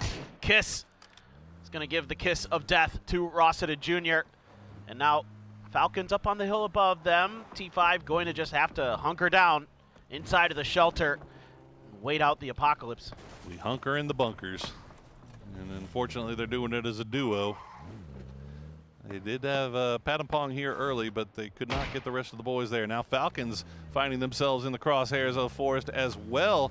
Tickleton going to take a knock right there as Forest have the smoke wall laid down. They think they get in the UAZ. Yeah, they just use that knock as an opportunity to reposition here, play that wall a little bit safer. As you hate to see it. Well, Day Trade, they've had a lot of things go their way so far today. They can, I guess one thing not going against them isn't going to end the world. Oh yeah, get on the party boat. Let's go. Yes. Let's go, the party barge. Let's go. Whoop, whoop. That's right, yes. We finally get to see the stage. Somebody call Pitbull Mr. Worldwide. Mr. Worldwide. I bet if we asked him, he'd come. Let's have a contest, and maybe he'll come to our esports event. Yeah, man. Oh, Mime has another P90, though. Damn. You got to knock on a little ghost. Meanwhile, Forest out in the forest, and they're getting shot at from a bunch of different angles. Yeah, this is a wide open field battle here on the top of the hills here with 17 and Bestia. Little Ghost going down early again here. Did get one kill before being dispatched, but the rest of 17 look like they're just wanting to run away from this and pull back. A new circle will pop, and it's going to pull back, and Xiaobei will go down to Draft King as 17 running with their tail between their legs a little bit here after dropping in off that E-pickup. And look at this, you got number 3 on the leaderboard versus number 1, and number 3 is hitting them hard, and they're hitting them fast, and they're just going to drive through looking to see if they can maybe get the run over, but Xiaobei is, for all intents and purposes, dead to rights. The smokes are going to dissipate sooner rather than later, and even though there's some shots now coming from a different angle, Bestia not going to be able to push that fight any further forward. They would love to wipe 17 out of this game and give themselves a shot at being the top team after this. I mean, it would be a hell of a game if they could get there, but it'd still be possible. And Bestia just going to be rolling back, but Mime has the 2 remnants of T5 driving right at him, and he is lighting them up. They are in dire straits. Bestia, okay, they will find T5. Zakraken will do a little bit of help there as the Expendables now crashing down on the western side of this Bestia split. Vinny going to get spotted, and he's going to go down, not going to be rezzed, as it looks like the rest of the gang is already moving over towards the east. Now they have 17. 17 is actually going to get the res onto What? Xiaobei, man. They could not get No the flush. way. And with 2 HP, we saw 1 HP already. Why not get a 2 HP? Do we have 3? Do we have 3? Can we make it 4? Why not? Have you ever thought about being an auctioneer? You sound like you're getting in the groove for it. You know, I'm give me some just time, saying, you know. a little bit of practice, I could probably get I'd love to myself see right. that. You'd be great at it, I think. Well, Batu currently holding down the attic, and unfortunately for him, the Freaks, they've got eyes on his position. There's a flashbang going to be sent in that general direction, but now they've got to be on the move because Xiao Wu gets the knock on the deal, and DNF are going to have to get out of no man's land here and start to make a decision. Big pot. They heard these shots. 17. They know who it is. They saw it in the kill feed, and they know they are weak. Xiao Wu runs downhill, and they're going to light him up and find the knock. The other two underneath their sight lines. Park Pro going to switch over to the AUG, sprays down, takes some fire in return. Point actually claimed there by the Freaks from afar, up and over, and that is 17 gone. Opportunistic Arbego Pa, and now they're getting shot at by their Korean brethren.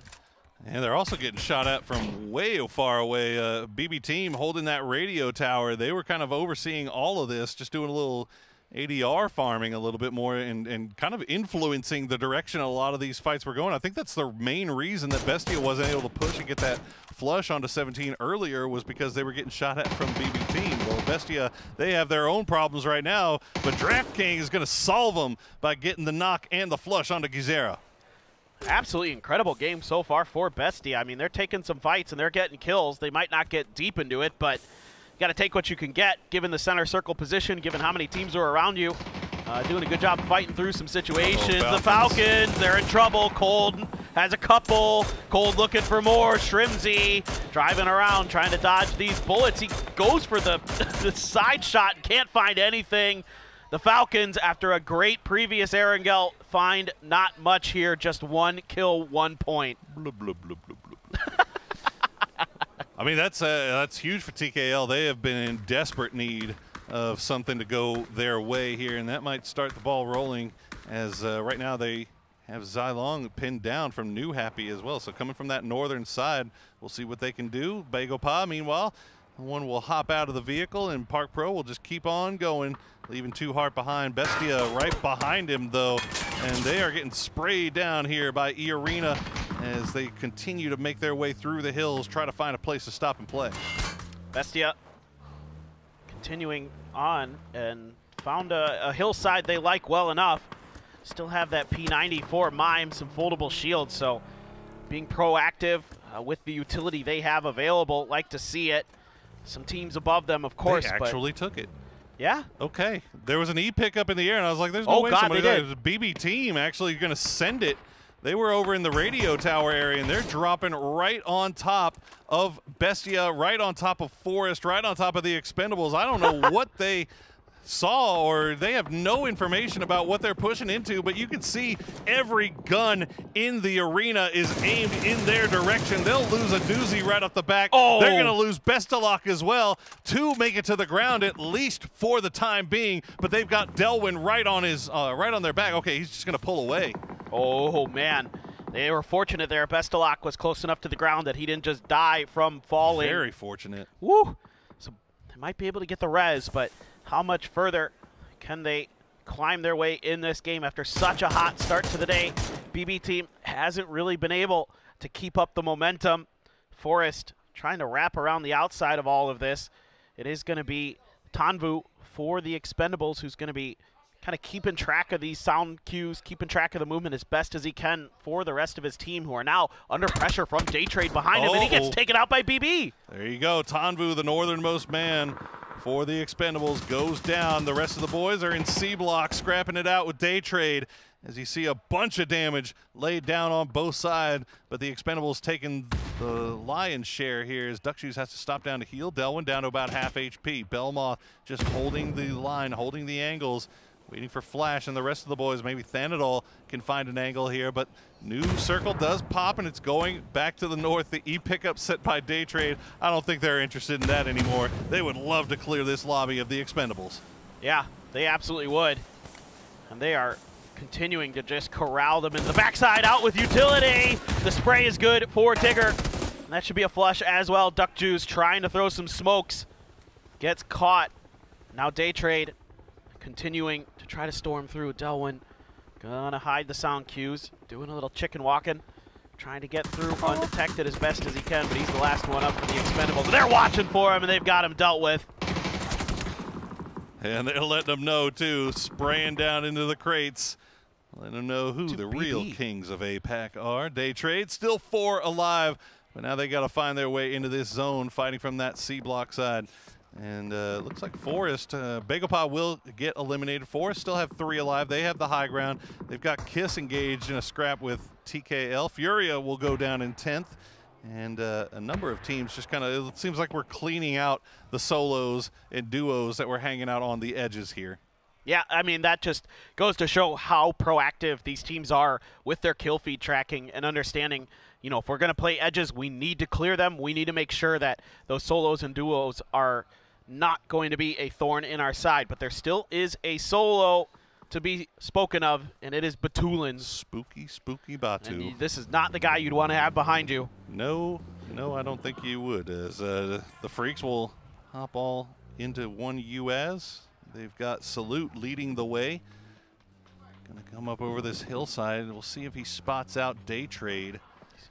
They're still moving around. Noise. Flash and Thanadol is looking right up here at the crest of the ridge line. The spray comes through. Deal with what? 2. What? How does he do that? Thanadol and Flash go down. And Freaks, they have the oh man. I don't know how Deal did that. I have no idea. I don't even know what to say. That is unreal. How did that happen?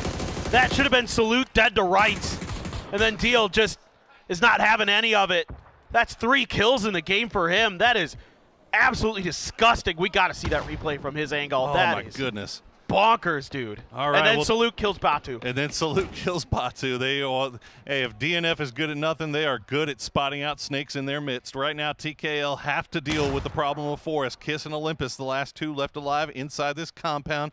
Taikule still have plenty of utility left to go, but they've got to keep an eye on Daytrade, who's wrapping around from the south. The spray comes through, a lot of damage comes through, but Spaceman is knocked. Oh, there you go, nice grenade. Will find Belmoth, but it's not going to get Tigger. Tigger, with about 3 HP, will run away and hide behind a tree. Just bouncing out of there, trying to keep their team's hopes alive. Maybe they can get a few extra placement points if he can just rat this out. He's been watching Bestia do it all day. Maybe it's his time, and he's going to be okay, but the Freaks angling in his direction, and look at how much space the Freaks have for themselves now, able to clear out so much space on this southern ridgeline. They are going to be looking very good going into the late game, assuming there isn't some kind of disaster for them, because most of the teams are at the northern edge. Kiss holds the door, and TKL want to kick their way through. Hold the door. Hold the door. Hold the door. Well, TKL, they were fully intent on cleaning this compound out up until that unexpected arrival of Daytrade. Good spray from Kiss will find Cold, and that will slow things down here. Now they're getting shot. I think that was from New Happy. Yeah, Zelong going to steal that one away. He had him in his sights from way off to the north. So TKL will lose 1 just like that. And now, again, they have to pause once again. So trying to clear this compound out has just proven to be absolutely menacing. Well, that should hopefully give them the time they need to talk about this. They have some smokes. They can smoke off the angles of Forest and then maybe throw in some util, just try to flood through there, try to work that situation out. And the Freaks continue to take space and try to get whatever information they can. I think they're looking for Tigger, last player for Daytrade, just to see if they can get that, again, that solo out of the way and then let the rest of the game play out in front of them. And it's going to be a Dragonov for Inuyasha. This is going to pop some heads. Oh, he's got such nice sight lines here. Those are such good angles. Call over the rest of your team, my man. You might be able to do some real hurt to E-Arena. This is the fight that you have to worry about here. E-Arena versus New Happy. 4 strong on both sides. Inuyasha, we'll see them start to take the shots. Silzin is going to get spotted out and flushed out by Zelong, so Bestia are going to lose 1. Mime still in their presence. But now New Happy finding angles onto E-Arena, but none as good as the one that Inuyasha is holding right now. But he has not been given the go-ahead to take those shots just yet. So he's going to move back in with the blue at his back as TKL finally decide to dispatch a Forest. Oh, and a good start. Already got one. Saw a player in the bathroom. Couldn't quite get him. They know he went outside and he was watching the window. Too bad they went around. And that is going to be a 7th place finish here in our final match of the day. Fort Forest, E-Arena still trying to find some way through. They're right on the edge of the next circle. New Happy maybe have waited a bit too long here, or just trying to play this out, trying to play for late game. Maybe worried about the other flank where TKL is, but with TKL claiming that compound, I wouldn't expect them to necessarily push out. Now, they know them better than I would. They play in their region together, but I think New Happy could have had a good opportunity. Maybe they just feel like this circle, no matter what, is going to favor their position, and they can just wait this out and make it a little bit cleaner. There you go. TKL will send 2 out, at least, from the compound to look off to the north. Spaceman and Dons. And New Happy not looking over in that direction yet. They're still pretty concerned about E-Arena as Jacob's going to spot out Inuyasha from way downtown. Get him down to about half HP. Dons and Spaceman still sniffing around. Haven't got an angle just yet, but all of this is working out beautifully for the Freaks, who are just left alone on that southern side with nothing to do but let this game play out in front of them. Can't believe TKL is actually sending players out. I mean, that's so aggressive, and it's paying off. Spaceman going to find a knock onto Z-Long, and they're worried about a wrap around this tight edge of the circle. Salute going to claim DraftKings life, and look who it is once again. Mime all alone for Bestia. New Happy, that smoke's about to dissipate. This grenade has to be good here for Inuyasha, but it's off the mark. It's at the wrong tree, and Mime strikes. He's got Nurens. He's got the P90. He's going to find Nurens. Okay, Jacob will take him down with the Molotov, but will it be too late? New Happy actually not in a position really to capitalize off of this, as they still have that knock onto Z-Long, and TKL took shots into their backside, so TKL will retreat, but New Happy doesn't know that just yet. So E-Arena should be able to get their man back on his feet before anybody tries to push onto them. Now Zizzy taking some utility damage while playing that rock, but now, TKL Spaceman finds an angle on a 16K, and that'll be another knock on a New Happy. Man, TKL played this so well. They understood the situation. They didn't over-aggress. They didn't over-commit. They did their damage. They put New Happy in a bad spot where now New Happy is getting sandwiched between them and E-Arena. Some good grenades are connecting for E-Arena. December the 12th, hiding behind a rock. The Freaks trying to get what they can out of this fight from afar. They're reaching out. Gumin looking for the grenade. I think he has a pretty good idea on Lyric's position. Finds some damage. December the 12th now. Army crawling his way forward. Lyrics, oh my goodness. A couple HP left there for him. I don't think Gumin's going to find it with that last one. Nope. Off the mark, but more in the bag here for the Freaks. They are sitting on a ton of frags. Gumin did find one. So E-Arena, are they going to go for the res again? E-Arena just refused to die. They are backed up against the wall. And Suze will find Tigger, so that'll be day trade out. We are down to our top 4. New Happy down to just to December 12th, but December 12th wants to scrap. He's all by himself. He doesn't care. He'll take the fight with you regardless. Jacob is not going to spot him before December 12th gets the knock.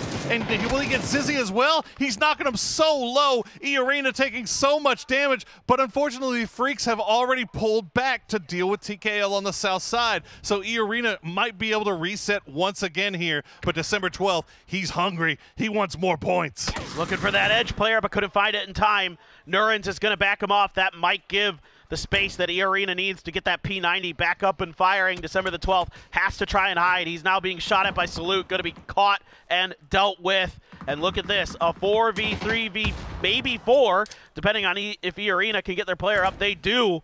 This should be a banger finish for the day, but Heaven stuck underneath Taikula, and they're trying to get there to help, and it's going to be Gumin who wins against Spaceman. Gumin winning all the 1v1s here today on this map, as they now have TKL knocked down to just Suzanne. Don Suze will go down to deal, and DNF controlling the south side. Salute left to keep eyes on the north to make sure that he spots out E-Arena if they start to push. He's going to see them pushing right now, so Dons, they have to deal with this man as quickly as possible, but now they have to, Salute's going to have to pull back. So Dons, they might have an idea of where he is, but that smoke wall is slowing things down enough to where it's putting DNF at a little bit of a disadvantage here when it comes time to fight E-Arena. No, you're absolutely right.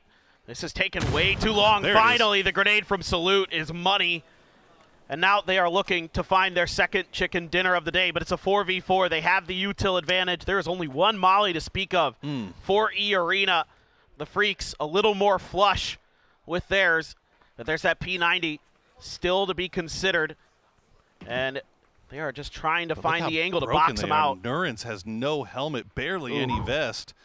I mean, the E-Arena did exactly what they should do, and unfortunately for DNF, that fight with TKL taking just a little bit too long, let E-Arena take that center dot position. So now they have to work around the edges and try to figure out how to catch these guys by surprise. But fortunately for them, the terrain's still kind of giving them enough room to move around where E-Arena can't spot them and keep track of where they are. So you can see it. Look at the spread from DNF here. They are, I mean, this is experienced players knowing how to play this terrain in the late game. Oh, and Gumin strikes immediately.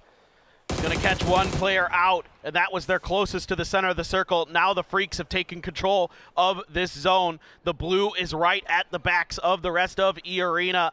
Lyrics and Nurens trying to find a way to open up, but no, Salute was already underneath, and he had the flank. He has another knock onto them. Trying to find the second, can't. Gumin storms forward, and that's the end. The Freaks find their second chicken dinner of the day.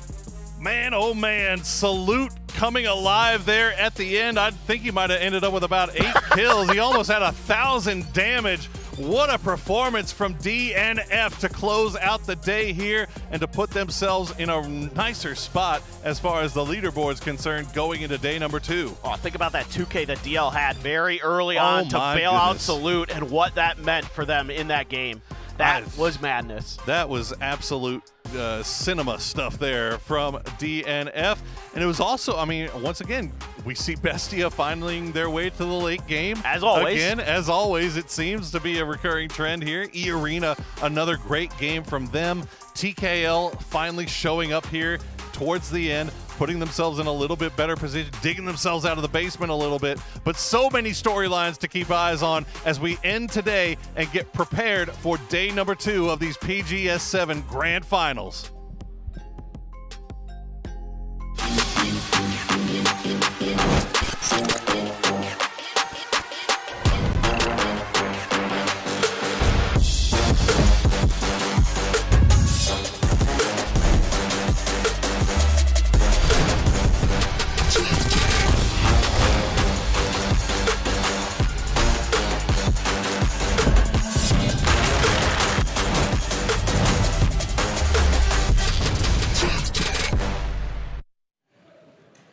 It was only a matter of time before the switch on here. DN Freaks gets themselves a big victory to round out day number 1 of the Grand Finals and keep their pursuit alive here for a PGS title. Joining me, Toffers, as well as Avenger, to talk about this one. Obviously, we had the hot shot going on again. This time, Twisted Minds wins. Come on. That's really cool. It goes back and forth. Twisted wins this one, and you know, you see here come to the end. It takes a little bit of time. He gets 1, he gets 2. He pre-fires for 3, but it is not meant to be, as the trench gun is just too strong. Nice try, though. It was a very nice try. And at this point, do you realize that, okay, it's still worth it. It's still a 50-50 every time we land. Yeah. It's going back and forth. It's symmetrical. But with the amount of games we're playing and the Wrangle actually being in 6 of them, I feel like it's a little bit of a throw at this point. You know, with where Twisted Mind is going to end the day, it does feel a little bit like, hey, maybe go do something else. Even though you went, you know what, you both went 1-1. Take that as a moral victory. Go somewhere else. Thing is if we see them and I get the chance to like talk to them or something, like Betulins, for example, I imagine he's just going to say, there's no way we're stopping. Yep. Like, there's no way we're leaving. It's our spot. It's been our spot for a long, long, long time. Well, alongside school as well. But anyway, let's talk about DN Freaks, because obviously it's about damn time they get a win on the board. We've been expecting it for ages. For today? For the second win for today. Okay, well, you know what? It's about time they got a second win on the board for today. Shut up, Avenger. good stuff. You know? It is good stuff. It's nice to see the Freaks finally off the leash. They've been building momentum, and here they are looking very, very, very good right now as they come out and they take the win on this one. Again, it was a difficult game.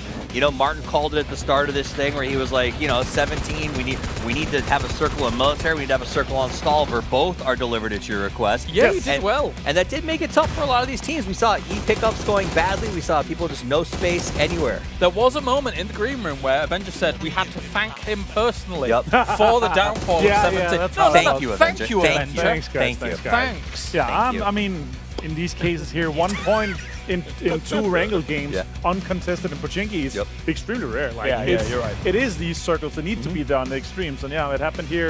It felt like it was also a little bit of focus from, like, they realized, okay, 17, we gotta make sure we finish them fast. Yeah.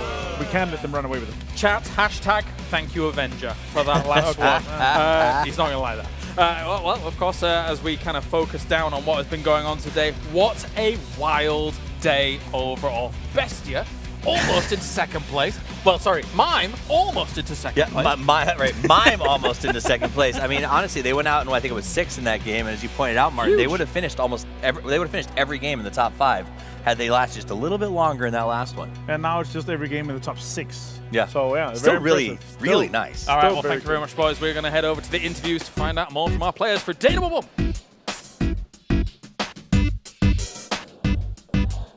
Welcome to the post-match interview. I'm here first joined by a doozy from BB team. So your team has really performed very well in the group stage and also continue to perform very strong in the finals. So what are your expectations going into the final standings? I think we're just gonna play like the same way we're playing. Only like what I want to get some circle luck, because actually we lost 3 games because like most important circle just shifted away from us. But yeah, we still have 2 days, so we're gonna just keep playing like we're playing right now. 2 days to go. But like in terms of strategy, are you planning to play like in a more safer way or just going for a full stand? I think it's gonna be depends like on the games. So we're just gonna play our own play style. I'm not gonna say like what we're gonna do for 2 days because I don't know. Even I don't know. So we're just gonna see like next 2 days. Cool, yeah, definitely, because we cannot really predict any like circles or anything from PUBG, so that is also the charm from PUBG Esports. And also, we would like to be really wondering that who do you think is your biggest contenders for championship?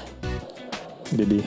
I mean, we are. But to be honest, like I think maybe 8 teams who like in the left side of the leaderboards, because I think it's still, I mean, not a big gap between the first, second, like and third place.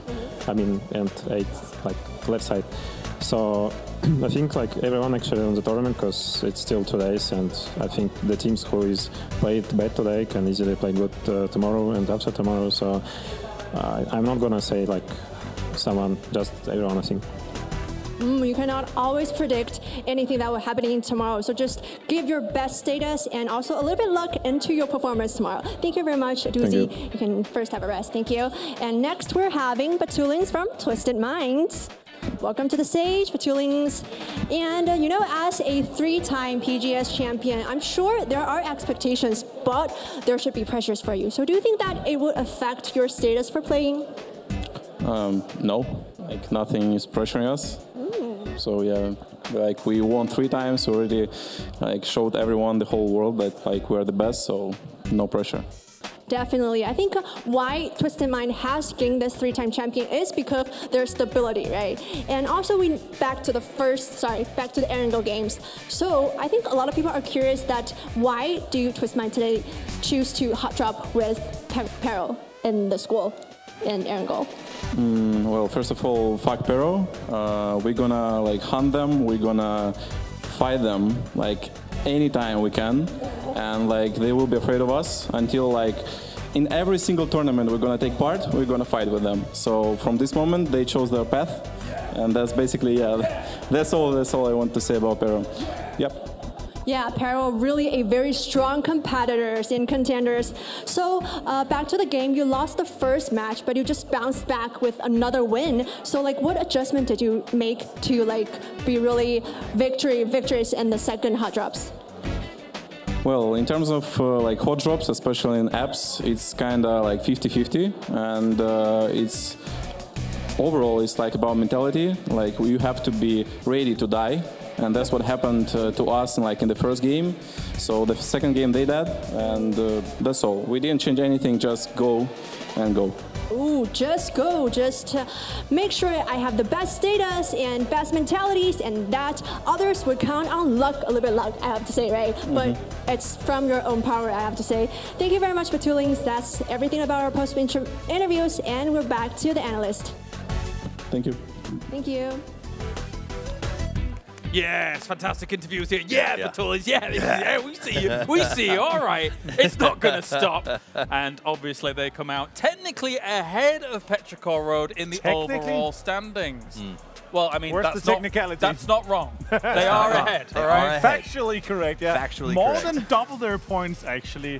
And that's where it's like, okay, it's kind of important. We won today. We more than doubled the points. Yeah, that's true. We're going to continue. And even if you start messing with us on other sides, we're also going to hunt you at the other maps. That's really what's the takeaways from there. I don't know if you guys heard it at home. It was definitely obvious here in the stadium. Was like when she asked that question, he got closer to the mic.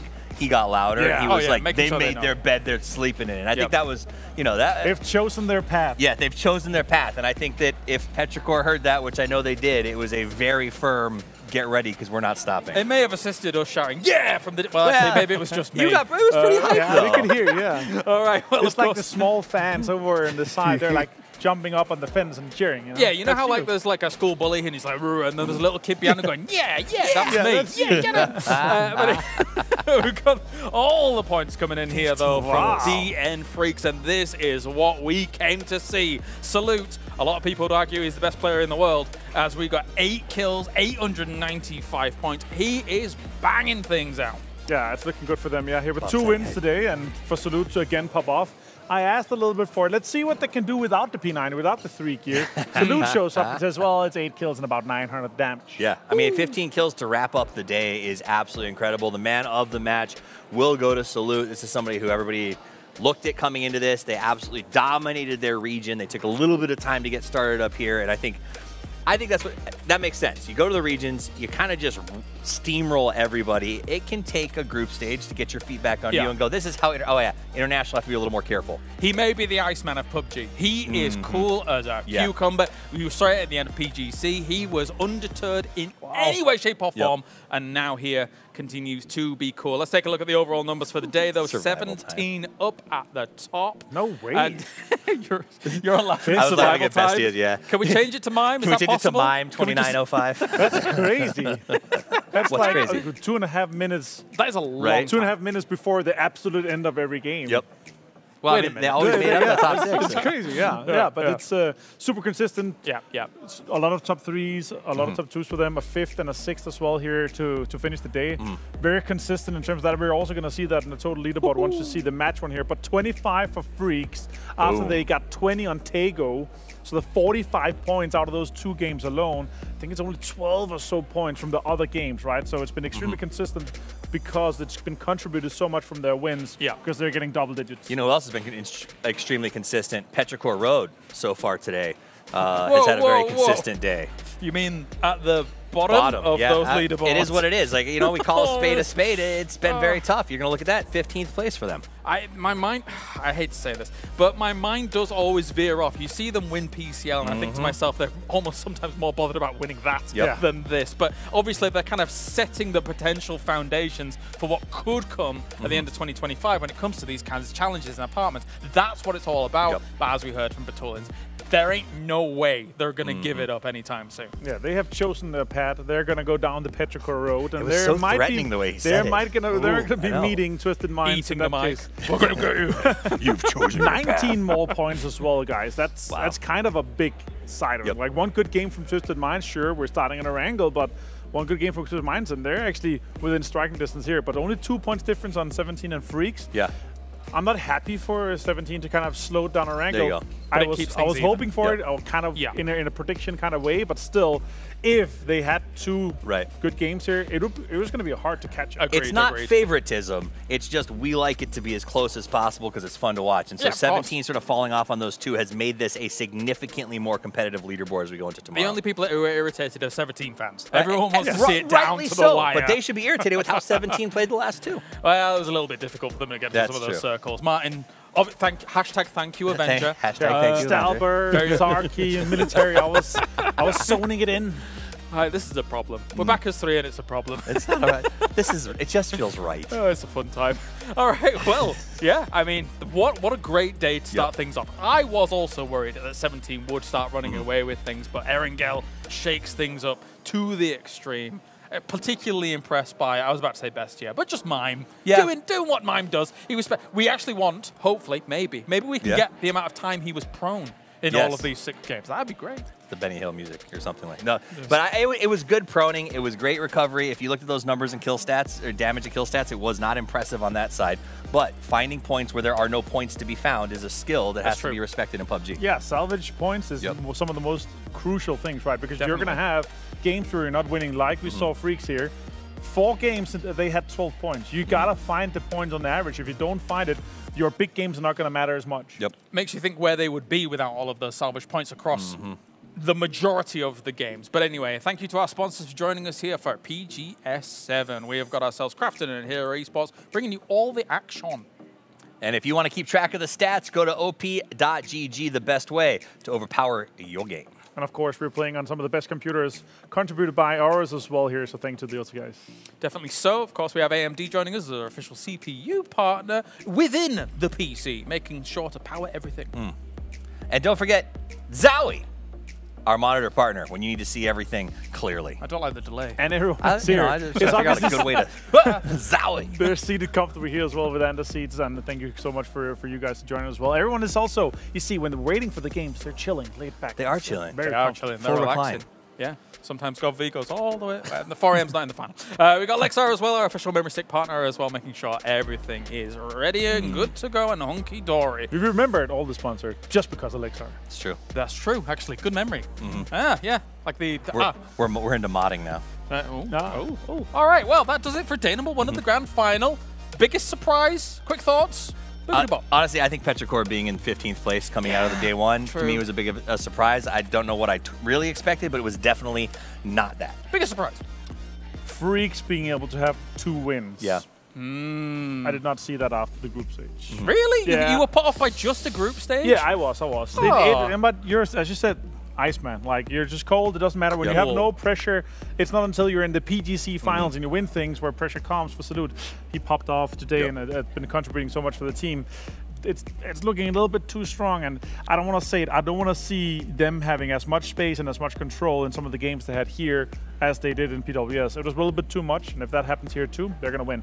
South Korean overlords. I never doubted them. All right, and that is day number 1 done here for PGS7 Grand Finals. Tomorrow we are back, same time, same place. It is still all up in the air. Thankfully, after 6 games, 17 Gaming did not run away with it. They are just 2 points ahead of DN Freaks. Back tomorrow, same time, same place, for more PGS7 Grand Finals. Yeah!